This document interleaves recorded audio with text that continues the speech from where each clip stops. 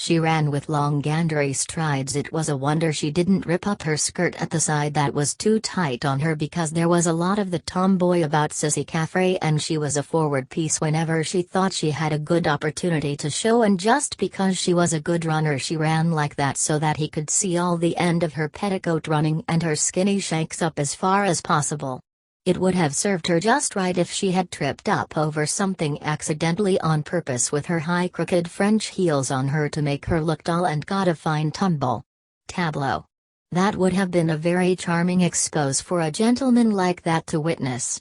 Queen of angels, queen of patriarchs, queen of prophets, of all saints, they prayed, queen of the most holy rosary. And then Father Conroy handed the thurible to Canon O'Hanlon, and he put in the incense and sensed the blessed sacrament, and Sissy Caffrey caught the two twins, and she was itching to give them a ringing good clip on the ear, but she didn't because she thought he might be watching. But she never made a bigger mistake in all her life, because Gertie could see without looking that he never took his eyes off of her. And then Canon O'Hanlon handed the thurible back to Father Conroy and knelt down looking up at the blessed sacrament, and the choir began to sing the Tantum Ergo, and she just swung her foot in and out in time as the music rose and fell to the Tantum Ergo Sacramentum. 3:11 she paid for those stockings in Sparrows of George's Street on the Tuesday, no the Monday before Easter, and there wasn't a brack on them, and that was what he was looking at, transparent, and not at her insignificant ones that had neither shape nor form, the cheek of her, because he had eyes in his head to see the difference for himself. Sissy came up along the Strand with the two twins and their ball with her hat anyhow on her to one side after her run, and she did look a streel tugging the two kids along with the flimsy blouse she bought only a fortnight before like a rag on her back, and a bit of her petticoat hanging like a caricature. Gertie just took off her hat for a moment to settle her hair, and a prettier, a daintier head of nut-brown dresses was never seen on a girl's shoulders, a radiant little vision, in sooth, almost maddening in its sweetness. You would have to travel many a long mile before you found a head of hair the like of that. She could almost see the swift answering flash of admiration in his eyes that set her tingling in every nerve. She put on her hat so that she could see from underneath the brim, and swung her buckled shoe faster, for her breath caught as she caught the expression in his eyes. He was eyeing her as a snake eyes its prey. Her woman's instinct told her that she had raised the devil in him, and at the thought a burning scarlet swept from throat to brow till the lovely color of her face became a glorious rose. Eddie Boardman was noticing it too, because she was squinting at Gertie, half smiling, with her specs like an old maid, pretending to nurse the baby. Irritable little gnat she was and always would be, and that was why no one could get on with her poking her nose into what was no concern of hers.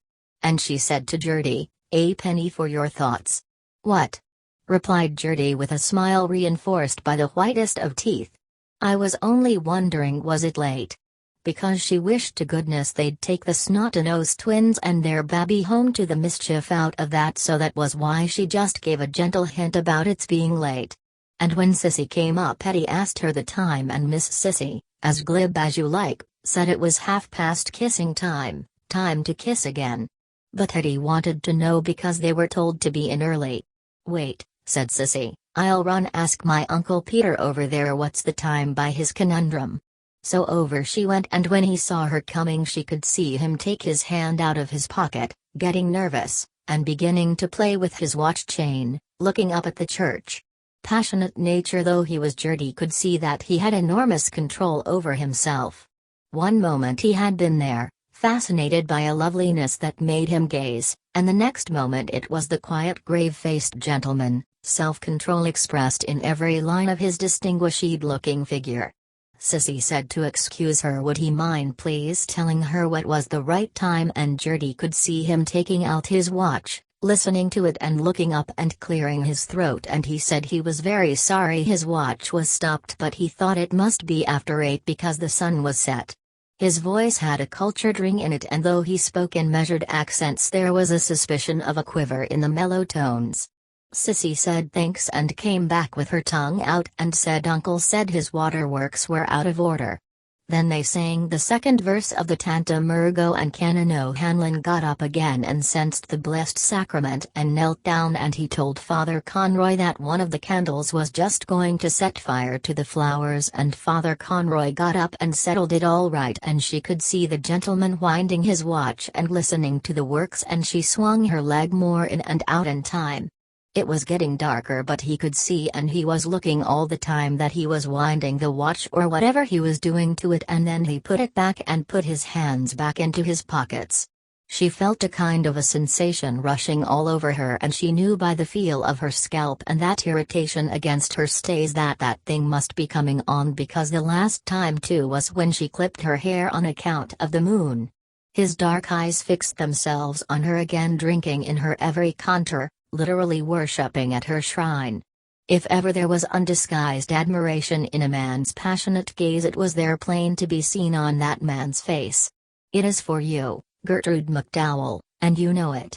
Eddie began to get ready to go, and it was high time for her, and Gertie noticed that that little hint she gave had had the desired effect, because it was a long way along the Strand to where there was the place to push up the pushcar, and Sissy took off the twins' caps and tidied their hair to make herself attractive, of course, and Canon O'Hanlon stood up with his coat poking up at his neck, and Father Conroy handed him the card to read off, and he read out "Panem de Coelho Prestitisty eyes," and Eddie and Sissy were talking about the time all the time and asking her, but Gertie could pay them back in their own coin, and she just answered with scathing politeness when Eddie asked her was she heartbroken about her best boy throwing her over.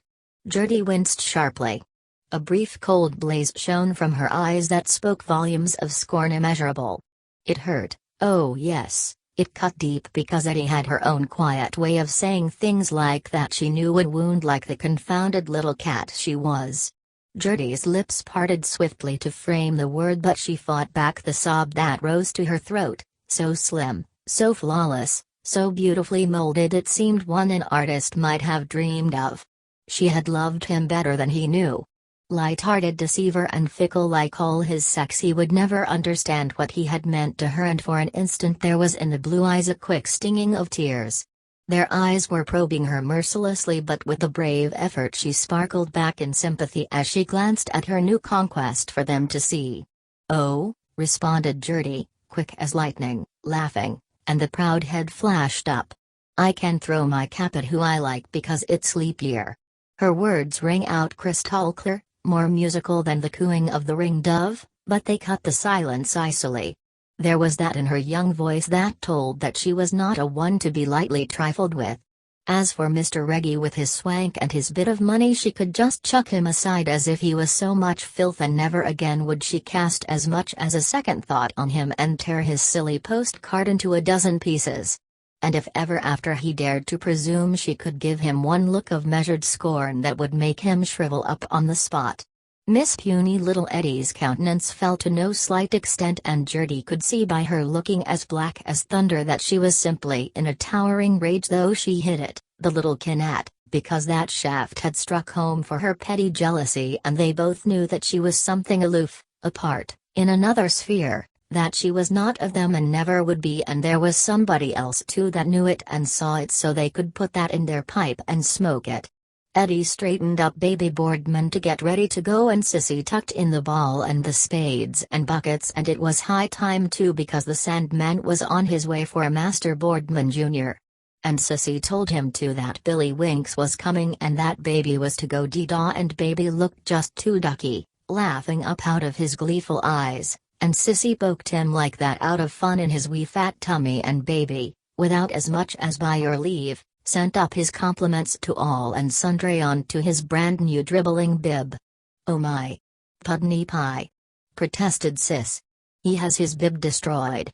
The slight contretemps claimed her attention, but in tutu she set that little matter to rights.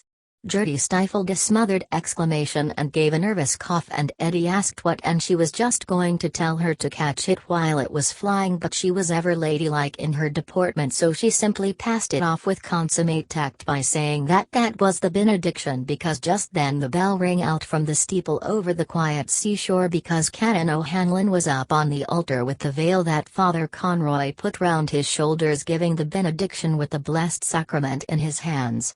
How moving the scene there in the gathering twilight, the last glimpse of Erin, the touching chime of those evening bells, and at the same time a bat flew forth from the ivied belfry through the dusk, hither, thither, with a tiny lost cry.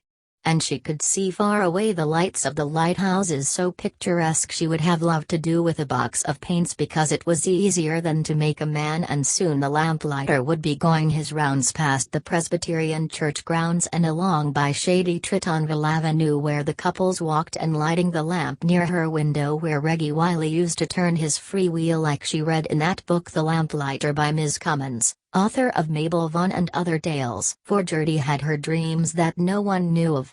She loved to read poetry, and when she got a keepsake from Bertha Supple of that lovely confession album with the coral pink cover to write her thoughts in, she laid it in the drawer of her toiletable, which, though it did not err on the side of luxury, was scrupulously neat and clean.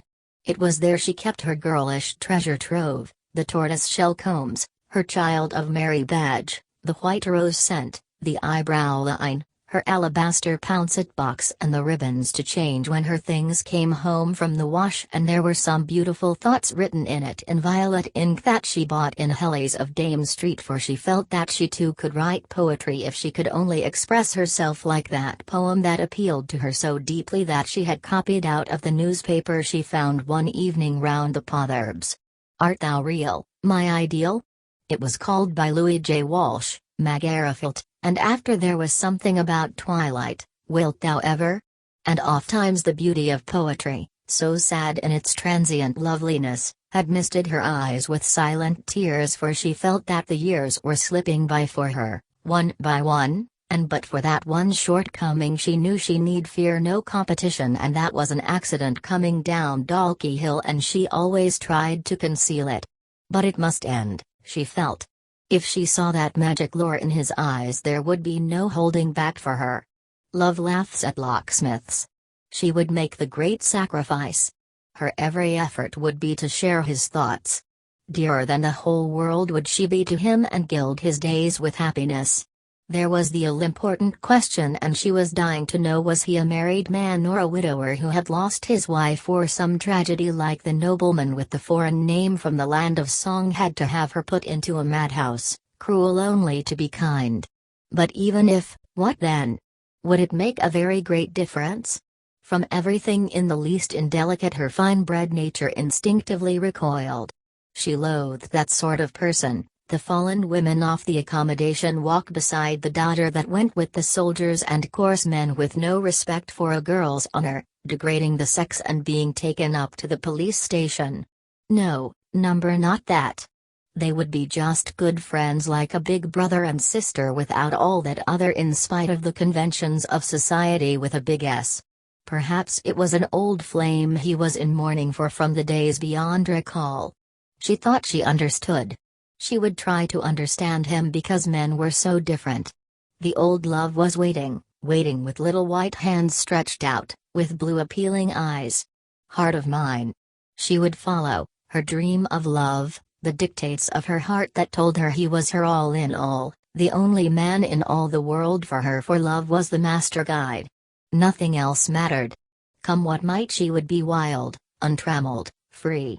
Canon O'Hanlon put the Blessed Sacrament back into the tabernacle and genuflected, and the choir sang Laudate Dominum Omnes Gens, and then he locked the tabernacle door because the benediction was over, and Father Conroy handed him his hat to put on, and Crosscat Eddie asked wasn't she coming, but Jackie Caffrey called out, "Oh, look, sissy." And they all looked. Was it sheet lightning? But Tommy saw it too over the trees beside the church, blue and then green and purple. "It's fireworks," Sissy Caffrey said. And they all ran down the Strand to see over the houses and the church, helter-skelter, Eddie with the push-car with baby Boardman in it, and Sissy holding Tommy and Jackie by the hand so they wouldn't fall running. "Come on, Gertie," Sissy called. "It's the bazaar fireworks." But Gertie was adamant. She had no intention of being at their beck and call. If they could run like Rossi, she could sit, so she said she could see from where she was. The eyes that were fastened upon her set her pulses tingling. She looked at him a moment, meeting his glance, and a light broke in upon her. White-hot passion was in that face, passion silent as the grave, and it had made her his. At last they were left alone without the others to pry and pass remarks, and she knew he could be trusted to the death, steadfast, a sterling man, a man of inflexible honor to his fingertips. His hands and face were working and a tremor went over her. She leaned back far to look up where the fireworks were, and she caught her knee in her hands so as not to fall back looking up, and there was no one to see, only him and her, when she revealed all her graceful beautifully shaped legs like that, supply soft and delicately rounded, and she seemed to hear the panting of his heart, his hoarse breathing, because she knew too about the passion of men like that, hot-blooded, because Bertha Supple told her once in dead secret and made her swear she'd never, about the gentleman lodger that was staying with them out of the congested districts board that had pictures cut out of papers of those skirt dancers and highkickers, and she said he used to do something not very nice that you could imagine sometimes in the bed.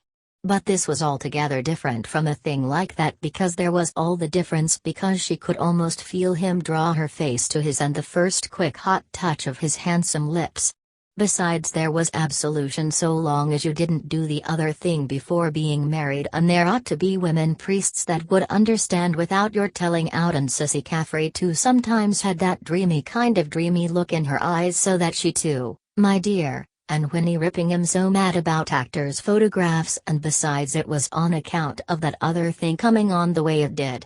And Jackie Caffrey shouted to look. There was another, and she leaned back, and the garters were blue to match on account of the transparent, and they all saw it and they all shouted to look, look, there it was, and she leaned back ever so far to see the fireworks, and something queer was flying through the air, a soft thing, to and fro, dark.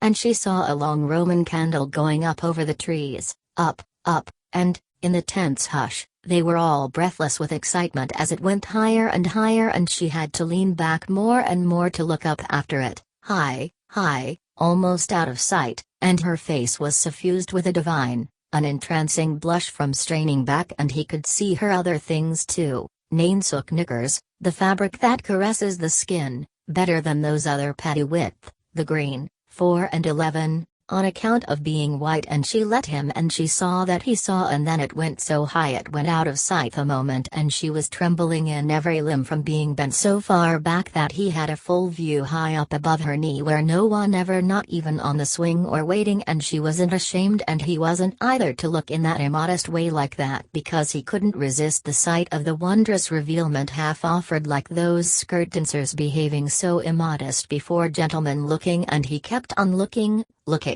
She would fain have cried to him chokingly, held out her snowy slender arms to him to come, to feel his lips laid on her white brow, the cry of a young girl's love, a little strangled cry, wrung from her, that cry that has rung through the ages. And then a rocket sprang and bang shot blind blank, and oh! Then the Roman candle burst, and it was like a sigh of oh! And everyone cried oh! Oh! In raptures, and it gushed out of it a stream of rain gold hair threads, and they shed, and ah! They were all greeny dewy stars falling with golden, oh so lovely, oh, soft, sweet, soft. Then all melted away dewily in the grey air, all was silent. Ah! She glanced at him as she bent forward quickly, a pathetic little glance of piteous protest, of shy reproach, under which he colored like a girl. He was leaning back against the rock behind. Leopold Bloom, for it is he, stands silent, with bowed head before those young guileless eyes. What a brute he had been! At it again? A fair unsullied soul had called to him, and, wretch that he was, how had he answered? An utter cad he had been. He of all men. But there was an infinite store of mercy in those eyes, for him too, a word of pardon, even though he had erred, unsinned, and wandered. Should a girl tell? No. 1,000 times no. That was their secret, only theirs, alone in the hiding twilight, and there was none to know or tell save the little bat that flew so softly through the evening to and fro, and little bats don't tell. Sissy Caffrey whistled, imitating the boys in the football field to show what a great person she was, and then she cried, Gertie. Gertie. We're going. Come on. We can see from farther up. Gertie had an idea. One of Love's little ruses. She slipped a hand into her kerchief pocket and took out the wadding and waved in reply, of course, without letting him, and then slipped it back. Wonder if he's too far to. She rose. Was it goodbye? No. She had to go, but they would meet again, there, and she would dream of that till then, tomorrow, of her dream of yestereve. She drew herself up to her full height. Their souls met in a last lingering glance, and the eyes that reached her heart, full of a strange shining, hung enraptured on her sweet flower-like face. She half smiled at him wanly, a sweet forgiving smile, a smile that verged on tears, and then they parted. Slowly, without looking back, she went down the uneven strand to Sissy, to Eddie, to Jackie and Tommy Caffrey, to little baby Boardman. It was darker now, and there were stones and bits of wood on the strand and slippy seaweed. She walked with a certain quiet dignity characteristic of her, but with care and very slowly, because Gertie McDowell was, tight boots. No. She's lame. Oh. Mr. Bloom watched her as she limped away. Poor girl. That's why she's left on the shelf, and the others did a sprint. Thought something was wrong by the cut of her jib. Jilted beauty. A defect is 10 times worse in a woman. But makes them polite. Glad I didn't know it when she was on show. Hot little devil all the same. I wouldn't mind. Curiosity like a nun or a negress or a girl with glasses. That squinty one is delicate. Near her monthlies, I expect, makes them feel ticklish. I have such a bad headache today. Where did I put the letter? Yes, all right. All kinds of crazy longings. Licking pennies. Girl in Tranquilla Convent, that nun told me liked to smell rock oil. Virgins go mad in the end, I suppose. Sister? How many women in Dublin have it today? Martha, she. Something in the air. That's the moon. But then why don't all women menstruate at the same time with the same moon, I mean? Depends on the time they were born, I suppose. Or all start scratch then get out of step. Sometimes Molly and Millie together. Anyhow, I got the best of that. Damned glad I didn't do it in the bath this morning over her silly "I will punish you" letter. Made up for that tram driver this morning. That gouger McCoy stopping me to say nothing. And his wife engagement in the country valise, voice like a pickaxe. Thankful for small mercies. Cheap too. Yours for the asking. Because they want it themselves. Their natural craving. Shoals of them every evening poured out of offices. Reserve better. Don't want it, they throw it at you. Catch 'em alive, oh pity they can't see themselves. A dream of well-filled hose. Where was that? Ah, yes. Mutoscope pictures in Capel Street, for men only. Peeping Tom. Willie's hat and what the girls did with it. Do they snapshot those girls or is it all a fake? Lingerie does it. Felt for the curves inside her decibel. Excites them also when they're "I'm all clean, come undirty me." And they like dressing one another for the sacrifice. Millie delighted with Molly's new blouse. At first. Put them all on to take them all off. Molly. Why, I bought her the violet garters. Us too, the tie he wore, his lovely socks and her kneed-up trousers. He wore a pair of gaiters the night that first we met. His lovely shirt was shining beneath his what? Of jet. Say a woman loses a charm with every pin she takes out. Pin together. Oh, Mary lost the pin of her. Dressed up to the nines for somebody. Fashion part of their charm. Just changes when you're on the track of the secret. Except the East, Mary, Martha, now as then. No reasonable offer refused. She wasn't in a hurry either. Always off to a fellow when they are. They never forget an appointment. Out on spec probably. They believe in chance because like themselves. And the others inclined to give her an odd dig. Girlfriends at school, arms round each other's necks or with 10 fingers locked, kissing and whispering secrets about nothing in the convent garden. Nuns with whitewashed faces, cool coiffes and their rosaries going up and down, vindictive too for what they can't get. Barbed wire. Be sure now and write to me. And I'll write to you. Now won't you? Molly and Josie Powell. Till Mr. Right comes along, then meet once in a blue moon. Tableau. Oh, look who it is, for the love of God. How are you at all? What have you been doing with yourself? Kiss and delighted to see you. Picking holes in each other's appearance. You're looking splendid. Sister souls.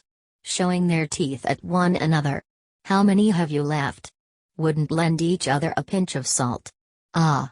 Devils they are when that's coming on them. Dark devilish appearance. Molly often told me feel things a ton weight. Scratch the sole of my foot. Oh, that way. Oh, that's exquisite. Feel it myself too. Good to rest once in a way. Wonder if it's bad to go with them then. Safe in one way. Turns milk, makes fiddle strings snap. Something about withering plants I read in the garden. Besides they say if the flower withers she wears she's a flirt. All are. Dare say she felt one. When you feel like that you often meet what you feel. Liked me or what?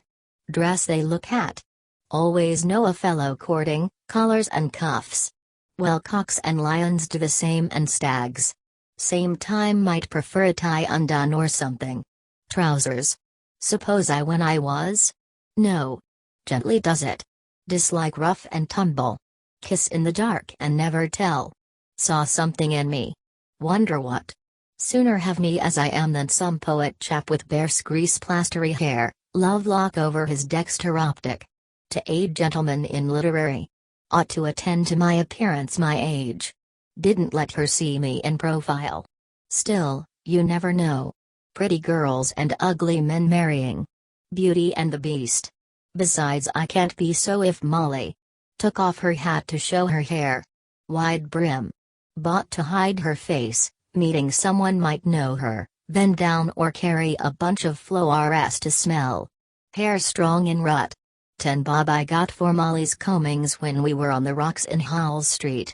Why not? Suppose he gave her money. Why not? All a prejudice. She's worth 10, 15, more, a pound. What? I think so. All that for nothing. Bold hand, Mrs. Marion. Did I forget to write address on that letter like the postcard I sent to Flynn? And the day I went to Drimmy's without a necktie. Wrangle with Molly it was put me off. No, I remember. Richie Goulding, he's another. Weighs on his mind. Funny my watch stopped at 4:30. Dust. Shark liver oil they use to clean. Could do it myself. Save. Was that just when she? Oh, he did. Into her. She did. Done. Ah. Mr. Bloom with careful hand recomposed his wet shirt. Oh Lord, that little limping devil. Begins to feel cold and clammy. After effect not pleasant. Still you have to get rid of it some way. They don't care. Complimented perhaps. Go home to nicey bread and milky and say night prayers with the kiddies. Well, aren't they? See her as she is, spoil all. Must have the stage setting, the rouge, costume, position, music. The name too. Amours of actresses. Nell Gwynn, Mrs. Bracegirdle, Maud Branscombe. Curtain up. Moonlight silver effulgence. Maiden discovered with pensive bosom. Little sweetheart come and kiss me. Still, I feel the strength it gives a man. That's the secret of it. Good job I let off there behind the wall coming out of Dignam's. Cider that was. Otherwise I couldn't have. Makes you want to sing after. Locasis and Territera. Suppose I spoke to her. What about? Bad plan however if you don't know how to end a conversation. Ask them a question they ask you another. Good idea if you're stuck. Gain time. But then you're in a cart. Wonderful of course if you say, good evening, and you see she's on for it, good evening. Oh but the dark evening in the Appian Way I nearly spoke to Mrs. Clencho thinking she was. Phew. Girl in Meath Street that night. All the dirty things I made her say. All wrong of course. My arcs she called it. It's so hard to find one who. Oh. If you don't answer when they solicit must be horrible for them till they harden. And kissed my hand when I gave her the extra 2 shillings. Parrots. Press the button and the bird will squeak. Wish she hadn't called me sir. Oh, her mouth in the dark. And you a married man with a single girl. That's what they enjoy. Taking a man from another woman. Or even hear of it. Different with me. Glad to get away from mother chap's wife. Eating off his cold plate. Chap in the Burton today spitting back gum chewed gristle. French letters still in my pocketbook. Cause of half the trouble. But might happen sometime, I don't think. Come in, all is prepared. I dreamt. What? Worst is beginning. How they change the venue when it's not what they like. Ask you do you like mushrooms because she once knew a gentleman who. Or ask you what someone was going to say when he changed his mind and stopped. Yet if I went the whole hog, say, I want to, something like that. Because I did. She too. Offend her. Then make it up. Pretend to want something awfully, then cry off for her sake. Flatters them. She must have been thinking of someone else all the time. What harm? Must since she came to the use of reason, he and he. First kiss does the trick. The propitious moment. Something inside them goes pop. Mushy like, tell by their eye, on the sly. First thoughts are best. Remember that till their dying day. Molly, Lieutenant Mulvey that kissed her under the Moorish wall beside the gardens. 15 she told me. But her breasts were developed. Fell asleep then. After Glencree dinner that was when we drove home. Featherbed Mountain. Gnashing her teeth in sleep. Lord Mayor had his eye on her too. Valgillan. Apoplectic. There she is with them down there for the fireworks. My fireworks. Up like a rocket, down like a stick. And the children, twins they must be, waiting for something to happen. Want to be grown-ups. Dressing in mother's clothes. Time enough, understand all the ways of the world. And the dark one with the mop head and the nigger mouth. I knew she could whistle. Mouth made for that. Like Molly. Why that high-class whore in Jamets wore her veil only to her nose. Would you mind, please, telling me the right time? I'll tell you the right time up a dark lane. Say prunes and prisms 40 times every morning, cure for fat lips. Caressing the little boy too. Onlookers see most of the game. Of course they understand birds, animals, babies. In their line. Didn't look back when she was going down the Strand. Wouldn't give that satisfaction. Those girls, those lovely seaside girls. Fine eyes she had, clear. It's the white of the eye brings that out, not so much the pupil. Did she know what eye? Course. Like a cat sitting beyond a dog's jump. Women never meet one like the T. Wilkins in the high school drawing a picture of Venus with all his belongings on show. Call that innocence. Poor idiot. His wife has her work cut out for her. Never see them sit on a bench marked wet paint. Eyes all over them. Look under the bed for what's not there. Longing to get the fright of their lives. Sharp as needles they are. When I said to Molly the man at the corner of Cuff Street was good looking, thought she might like, twigged that once he had a false arm. Had, too. Where do they get that? Typist going up Roger Green's stairs 2 at a time to show her understandings. Handed down from father to, mother to daughter, I mean. Bred in the bone. Millie for example drying her handkerchief on the mirror to save the ironing. Best place for an ad to catch a woman's eye on a mirror. And when I sent her for Molly's paisley shawl to Prescott's by the way that ad I must, carrying home the change in her stocking. Clever little minx. I never told her. Neat way she carries parcels too. Attract men, small thing like that. Holding up her hand, shaking it, to let the blood flow back when it was red.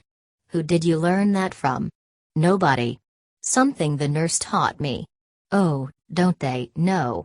3 years old she was in front of Molly's dressing table, just before we left Lombard Street West. Me have a nice pace. Mullinger. Who knows?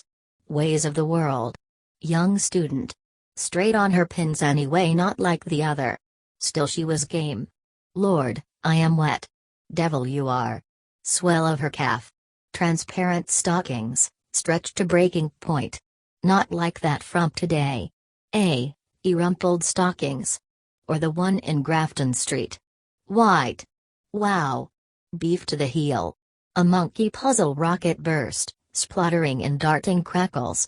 Zrads and zrads, zrads, zrads. And Sissy and Tommy and Jackie ran out to see and Eddie after with the pushcar and then Gertie beyond the curve of the rocks. Will she? Watch. Watch. See. Looked round. She smelt an onion. Darling, I saw all. Lord. Did me good all the same. Off color after Kiernan's, Dignam's. For this relief much thanks. In Hamlet, that is. Lord. It was all things combined. Excitement. When she leaned back, felt an ache at the butt of my tongue. Your head it simply swirls. He's right. Might have made a worse fool of myself however. Instead of talking about nothing.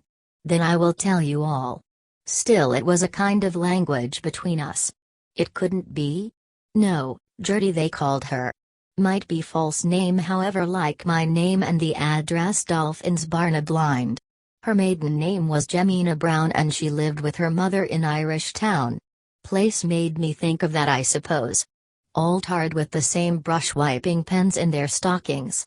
But the ball rolled down to her as if it understood. Every bullet has its billet. Course I never could throw anything straight at school. Crooked as a ram's horn. Sad however because it lasts only a few years till they settle down to potwalloping and Papa's pants will soon fit Willie and Fuller's earth for the baby when they hold him out to do no soft job. Saves them. Keeps them out of harm's way. Nature. Washing child, washing corpse. Dignam. Children's hands always round them. Coconut skulls, monkeys, not even closed at first, sour milk in their swaddles and tainted curds. Oughtn't to have given that child an empty teat to suck. Fill it up with wind. Mrs. Beaufoy, Purifoy. Must call to the hospital. Wonder is Nurse Callan there still? She used to look over some nights when Molly was in the Coffee Palace. That young Dr. O'Hare I noticed her brushing his coat. And Mrs. Breen and Mrs. Dignam once like that too, marriageable. Worst of all at night Mrs. Duggan told me in the City Arms. Husband rolling in drunk, stink of pub off him like a polecat. Have that in your nose in the dark, whiff of stale booze. Then ask in the morning, was I drunk last night? Bad policy however to fault the husband. Chickens come home to roost. They stick by one another like glue. Maybe the women's fault also. That's where Molly can knock spots off them. It's the blood of the South. Moorish. Also the form, the figure. Hands felt for the opulent. Just compare for instance those others. Wife locked up at home, skeleton in the cupboard. Allow me to introduce my. Then they trot you out some kind of a nondescript, wouldn't know what to call her. Always see a fellow's weak point in his wife. Still there's destiny in it, falling in love. Have their own secrets between them. Chaps that would go to the dogs if some woman didn't take them in hand. Then little chits of girls, height of a shilling in coppers, with little highs. As God made them he matched them. Sometimes children turn out well enough. Twice not makes one. Or old rich chap of 70 and blushing bride. Marry in May and repent in December. This wet is very unpleasant. Stuck. Well the foreskin is not back. Better detach. Ow. Other hand a 6-footer with a wifey up to his watch pocket. Long and the short of it. Big he and little she. Very strange about my watch. Wristwatches are always going wrong. Wonder is there any magnetic influence between the person because that was about the time he. Yes, I suppose, at once. Cat's away, the mice will play. I remember looking in Pill Lane. Also that now is magnetism. Back of everything magnetism.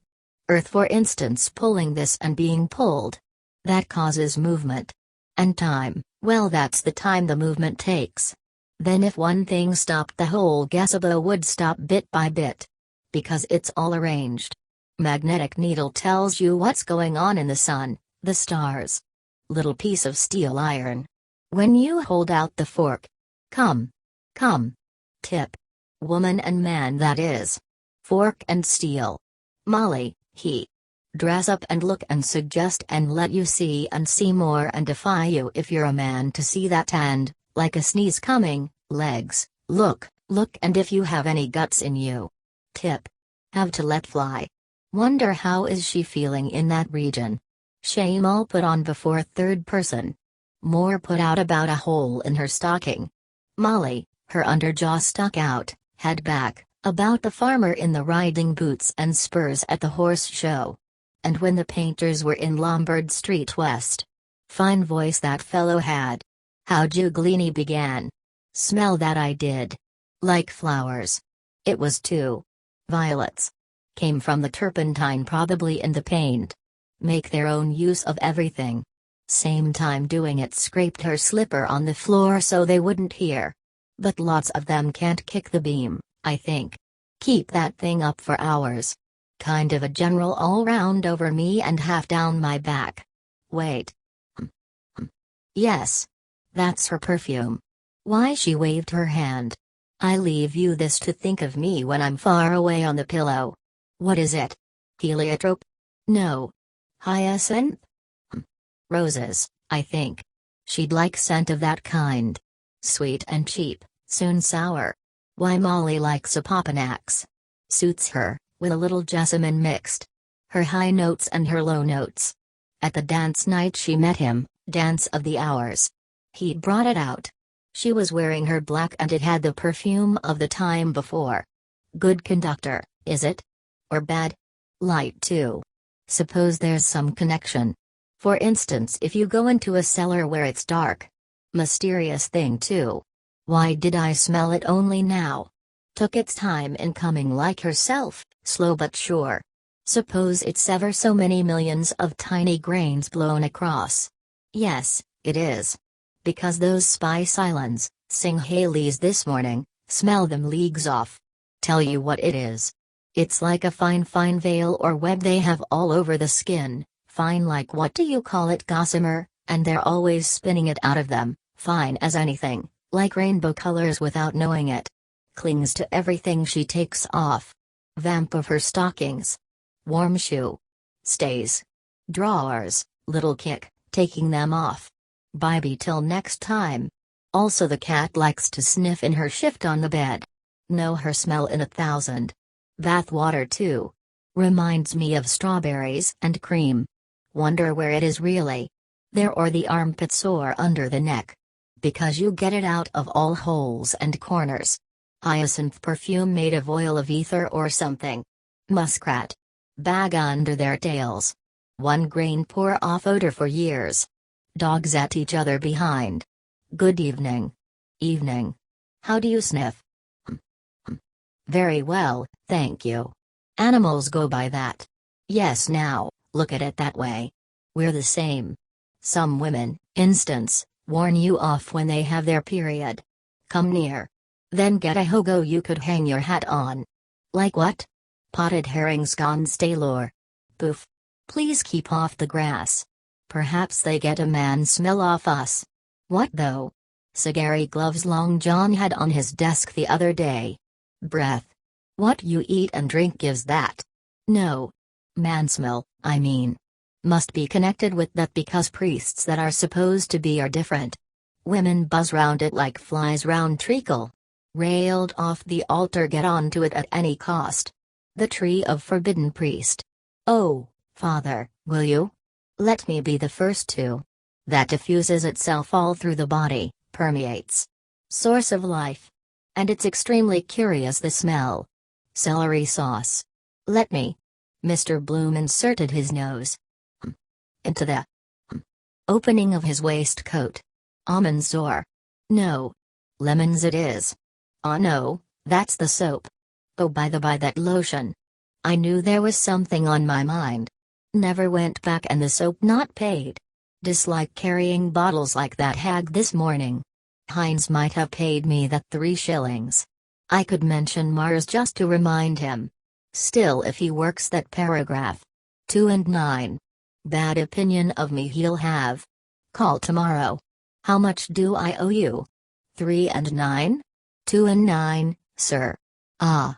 Might stop him giving credit another time. Lose your customers that way. Pubs do. Fellows run up a bill on the slate and then slinking around the back streets into somewhere else. Here's this nobleman passed before. Blown in from the bay. Just went as far as turn back. Always at home at dinner time.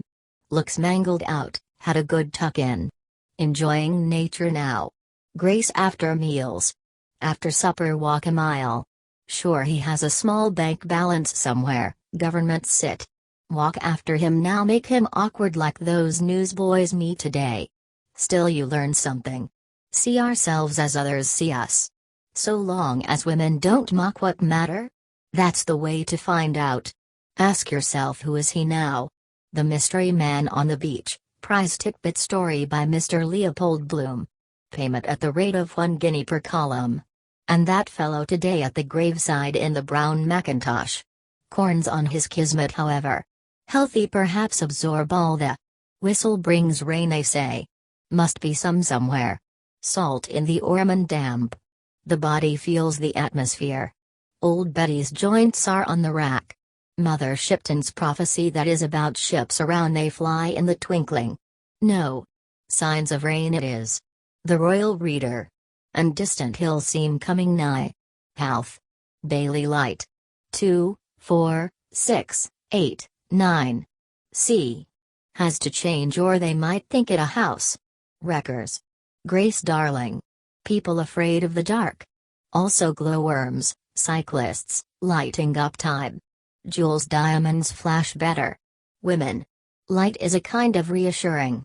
Not going to hurt you. Better now of course than long ago. Country roads. Run you through the small guts for nothing. Still two types there are you bob against. Scowl or smile. Pardon. Not at all. Best time to spray plants too in the shade after the sun. Some light still. Red rays are longest. Roy Bivens taught us, red, orange, yellow, green, blue, indigo, violet. A star I see.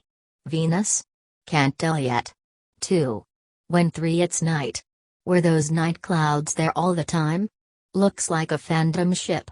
No. Wait. Trees are they? An optical illusion. Mirage. Land of the setting sun this. Homerule sun setting in the southeast. My native land, good night. Dew falling. Bad for you, dear, to sit on that stone. Brings on white fluxions. Never have little baby then less he was big strong fight his way up through. Might get piles myself. Sticks too like a summer cold, sore on the mouth. Cut with grass or paper worst. Friction of the position. Like to be that rock she sat on. Oh sweet little, you don't know how nice you looked. I begin to like them at that age. Green apples. Grab at all that offer. Suppose it's the only time we cross legs, seated. Also the library today, those girl graduates. Happy chairs under them. But it's the evening influence. They feel all that. Open like flowers, know their hours, sunflowers, Jerusalem artichokes, in ballrooms, chandeliers, avenues under the lamps. Nightstock in Matt Dillon's garden where I kissed her shoulder. Wish I had a full-length oil painting of her then. June that was too I wooed. The year returns. History repeats itself. Ye crags and peaks I'm with you once again. Life, love, voyage round your own little world. And now? Sad about her lame of course but must be on your guard not to feel too much pity. They take advantage. All quiet on Howth now. The distant hills seem.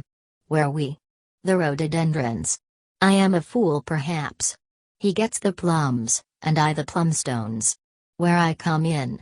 All that old hill has seen. Names change, that's all. Lovers, yum yum. Tired I feel now. Will I get up? Oh wait.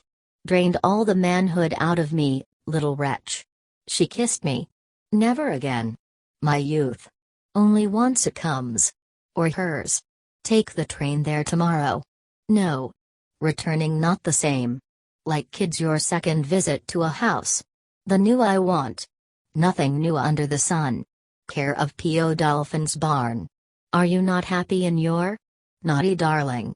At Dolphin's Barn charades in Luke Doyle's house.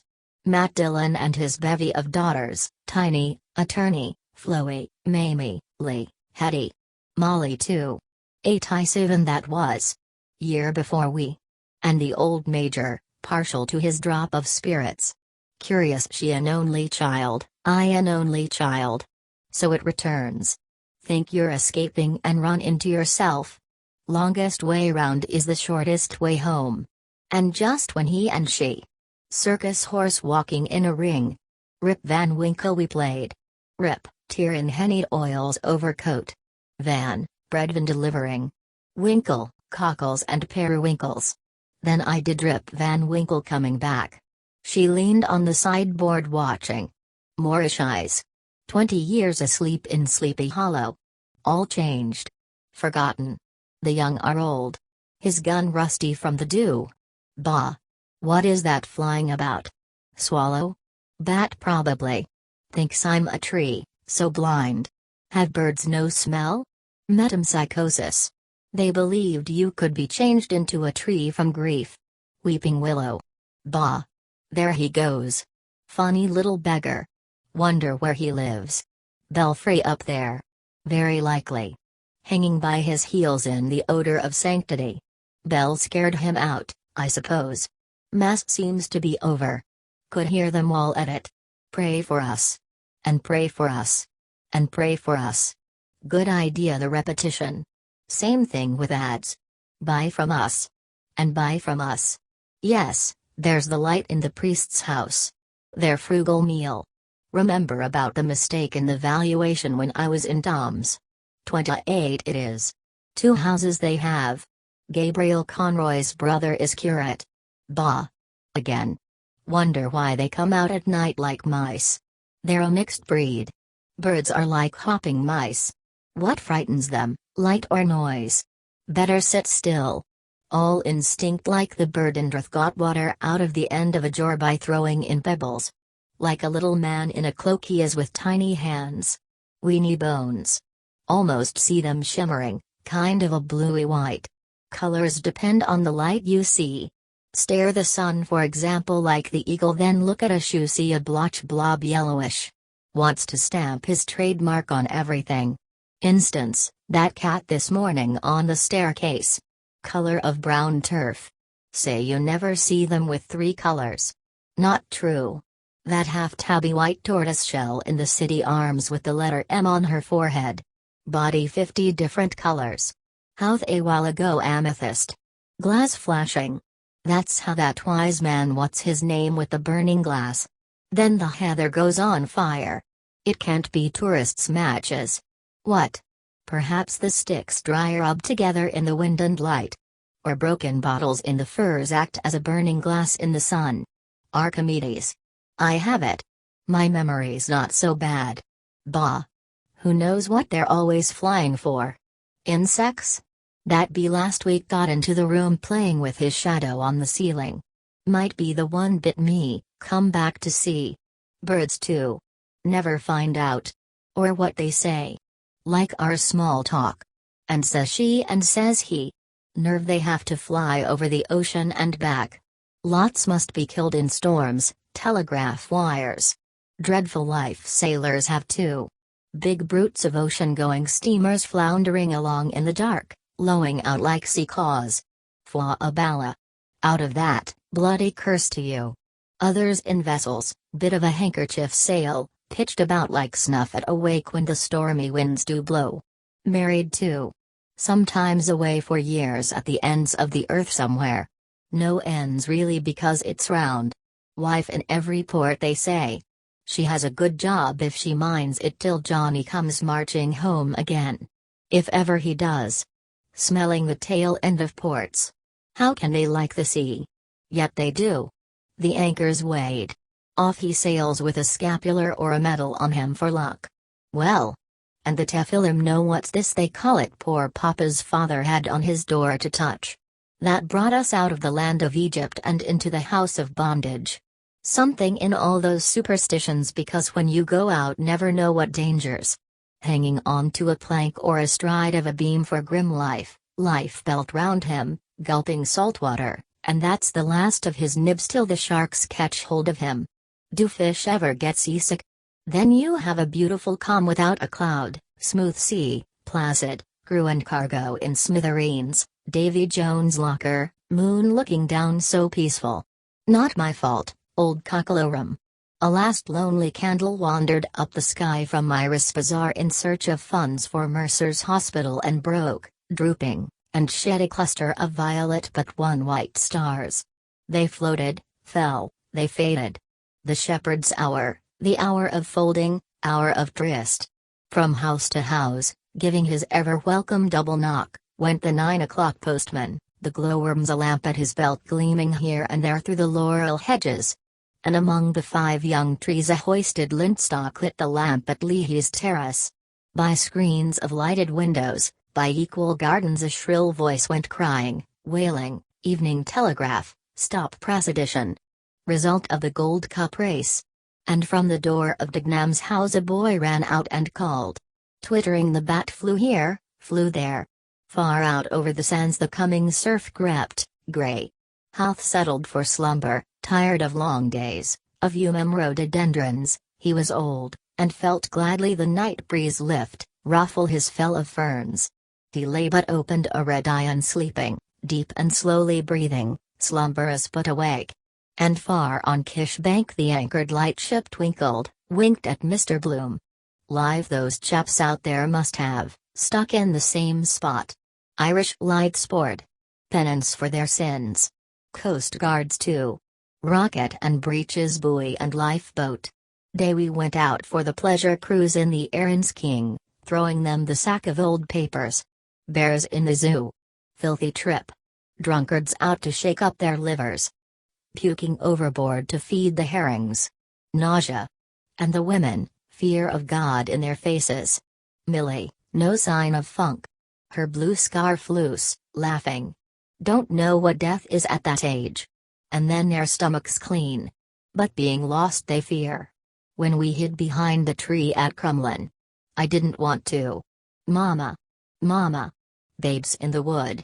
Frightening them with masks too. Throwing them up in the air to catch them. I'll murder you. Is it only half fun? Or children playing battle? Whole earnest. How can people aim guns at each other? Sometimes they go off. Poor kids. Only troubles wildfire and nettle rash. Calomel purge I got her for that. After getting better asleep with Molly. Very same teeth she has. What do they love? Another themselves? But the morning she chased her with the umbrella. Perhaps so as not to hurt. I felt her pulse. Ticking. Little hand it was, now big. Dearest Papley. All that a hand says when you touch. Loved to count my waistcoat buttons. Her first stays I remember. Made me laugh to see. Little paps to begin with. Left one is more sensitive, I think. Mine too. Nearer the heart? Patting themselves out if fat is in fashion. Her growing pains at night, calling, wakening me. Frightened she was when her nature came on her first. Poor child. Strange moment for the mother too. Brings back her girlhood. Gibraltar. Looking from Buena Vista. O'Hara's Tower. The seabirds screaming. Old Barbary ape that gobbled all his family. Sundown, gunfire for the men to cross the lines. Looking out over the sea she told me. Evening like this, but clear, no clouds. I always thought I'd marry a lord or a rich gentleman coming with a private yacht. Buenas noches, señorita. El hombre ama la macaca hermosa. Why me? Because you were so foreign from the others. Better not stick here all night like a limpet. This weather makes you dull. Must be getting on for 9 by the light. Go home. Too late for Leah, Lily of Killarney. No. Might be still up. Call to the hospital to see. Hope she's over. Long day I've had. Martha, the bath, funeral, house of keys, museum with those goddesses, Daedalus song. Then that baller in Barney Kiernan's. Got my own back there. Drunken Randers what I said about his god made him wince. Mistake to hit back. Or? No. Ought to go home and laugh at themselves. Always want to be swilling in company. Afraid to be alone like a child of 2. Suppose he hit me. Look at it other way round. Not so bad then. Perhaps not to hurt he meant. 3 cheers for Israel. 3 cheers for the sister-in-law he hawked about, 3 fangs in her mouth. Same style of beauty. Particularly nice old party for a cup of tea. The sister of the wife of the wild man of Borneo has just come to town. Imagine that in the early morning at close range. Everyone to his taste, as Morris said when he kissed the cow. But the Gnams put the boots on it. Houses of mourning so depressing because you never know. Anyhow, she wants the money. Must call to those Scottish widows as I promised. Strange name. Takes it for granted we're going to Papa first. That widow on Monday was it outside Kramer's that looked at me. Buried the poor husband but progressing favorably on the premium. Her widow's mite. Well? What do you expect her to do? Must wheedle her way along. Widower I hate to see. Looks so forlorn. Poor man O'Connor, wife and 5 children poisoned by mussels here. The sewage. Hopeless. Some good matronly woman in a pork pie hat to mother him. Take him in tow, platter face and a large apron. Ladies' grey flannel at Bloomers, 3 shillings a pair, astonishing bargain. Plain and loved, loved forever, they say. Ugly, no woman thinks she is. Love, lie and be handsome for tomorrow we die. See him sometimes walking about trying to find out who played the trick. Up. Fate that is. He, not me. Also a shop often noticed. Curse seems to dog it. Dreamt last night? Wait. Something confused. She had red slippers on. Turkish. Wore the breeches. Suppose she does? Would I like her in pajamas? Damned hard to answer. Nanetti's gone. Mailboat. Near Holyhead by now. Must nail that ad of Keyes's. Work Hines and Crawford. Petticoats for Molly. She has something to put in them. What's that? Might be money. Mr. Bloom stooped and turned over a piece of paper on the strand. He brought it near his eyes and peered. Letter? No. Can't read. Better go. Better. I'm tired to move. Page of an old copybook. All those holes and pebbles. Who could count them? Never know what you find.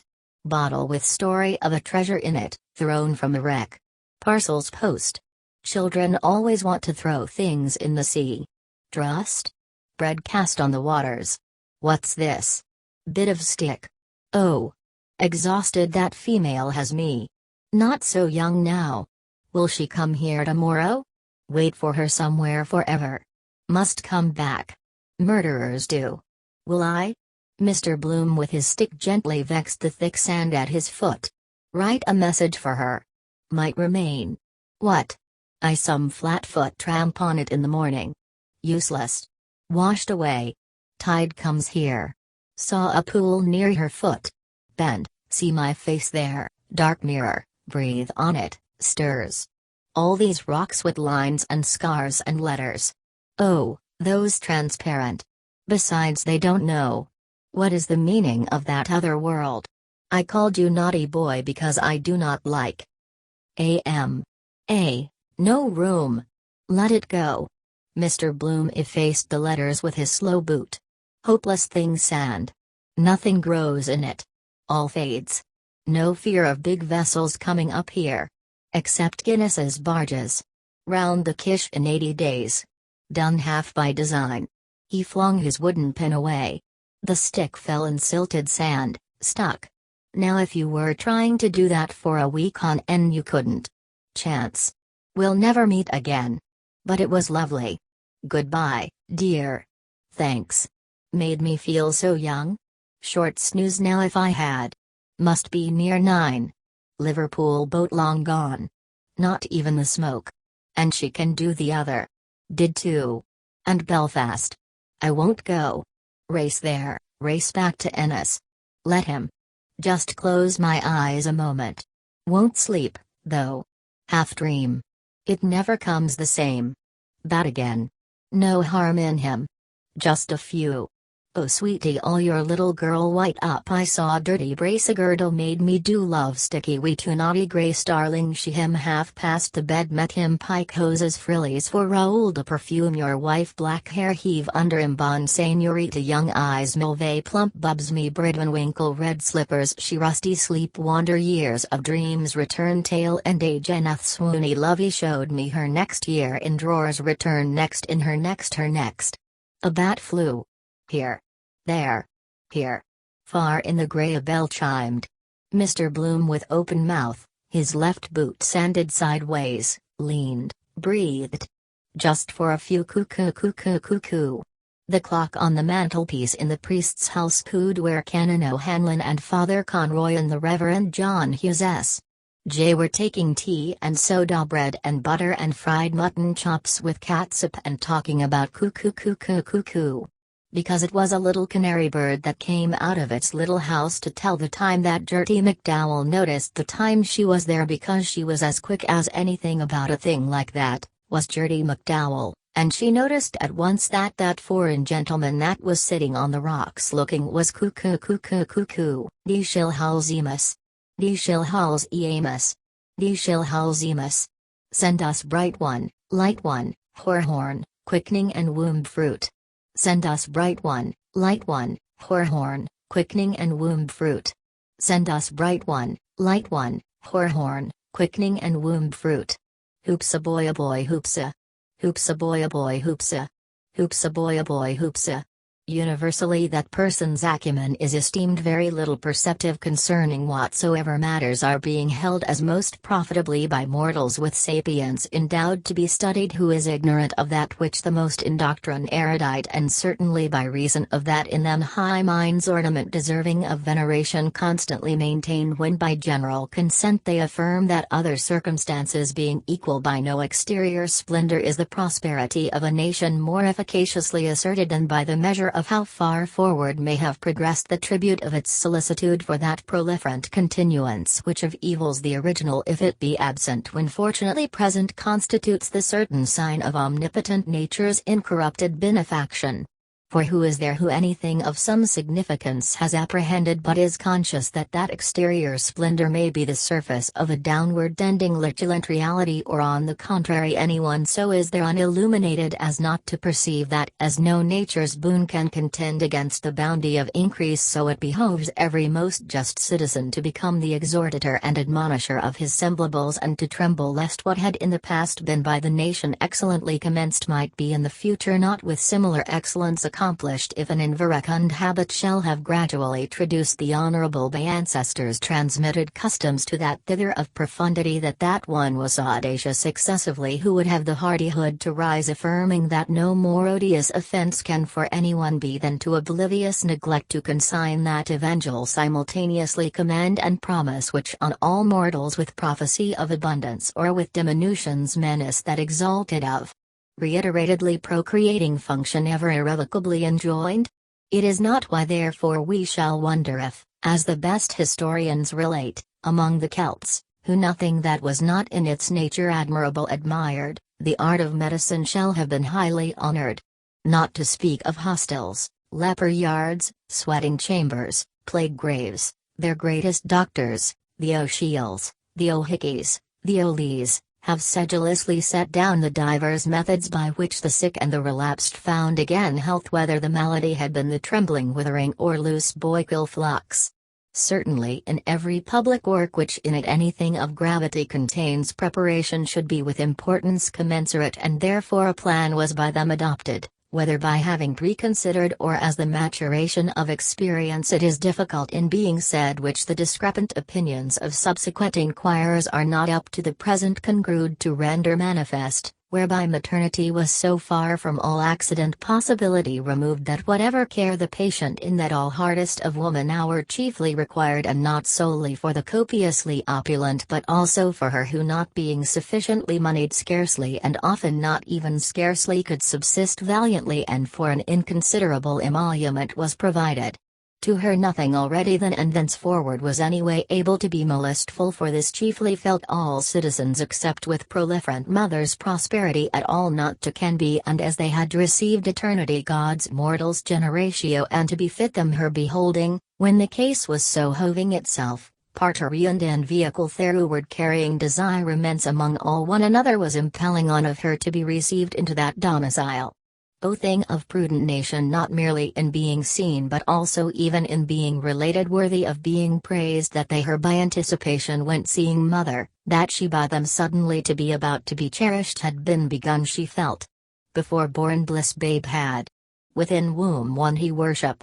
Whatever in that one case uncommodiously done was a couch by midwives attended with wholesome food reposeful, cleanest swaddles as though forth-bringing were now done and by wise foresight set, but to this no less of what drugs there is need and surgical implements which are pertaining to her case, not omitting aspect of all very distracting spectacles in various latitudes by our terrestrial orb offered together with images, divine and human, the cogitation of which by sejunct females is to tumescence conducive or eases issue in the high sun-bright well-built fair home of mothers when, ostensibly far gone and reproductive, it is come by her thereto to lion, her term up. Some man that wayfaring was stood by housey door at night saw coming. Of Israel's folk was that man that on earth wandering far had fared. Stark ruth of man his errand that him lone led till that house. Of that house a horn is lord. 70 beds keeps he there, teeming mothers are wont that they lie for to thole and bring forth bairns hail, so God's angel to Mary quoth. Watchers twa there walk, white sisters in ward sleepless. Smarts they still, sickness soothing, in 12 moons thrice an hundred. Truest bed thanes they twain are, for horn holding wariest ward. In ward wary the watcher hearing come that man mild-hearted trising with swire impled to him her gate wide undid. Lo, 11 leaping lightens in blink Ireland's westward welkin. Full she dragged that God the wreaker all mankind would fordo with water for his evil sins. Christ's rood made she on breastbone and him drew that he would rathe in fair under her thatch. That man her will wotting worthful went in Horn's house. Loath to irk in Horn's hall hat holding the seeker stood. On her stow he ere was living with dear wife and lovesome daughter that then over land and sea floor 9 years had long outwandered. Once her in town hith meeting he to her bow had not doffed. Her to forgive now he craved with good ground of her allowed that of him swift seen face, hers, so young then had looked. Light swift her eyes kindled, bloom of blushes his word winning. As her eyes then on get his weed swart therefore sorrow she feared. Glad after she was that ere dread was. Her he asked if O'Hare doctor tidings sent from far coast, and she with grameful sigh him answered that O'Hare doctor in heaven was. Sad was the man that word to hear, that him so heavied in bowels ruthful. All she there told him, ruing death for friend so young, algate sore unwilling God's right wiseness to withsay. She said that he had a fair sweet death through God his goodness, with mass priest to be shriven, holy housel and sick men's oil to his limbs. The man then right earnest asked the nun of which death the dead man was died, and the nun answered him and said that he was died in Mona Island through Bay Crab 3 year agone come childermas, and she prayed to God the All-Ruthful to have his dear soul in his undeathliness. He heard her sad words, in held hat sad staring. So stood they there both a while in one hope, sorrowing one with other. Therefore, every man, look to that last, and that is thy death, and the dust that gripeth on every man that is born of woman, for as he came naked forth from his mother's womb, so naked shall he wend him at the last for to go as he came. The man that was come into the house then spoke to the nursing woman, and he asked her how it fared with the woman that lay there in childbed.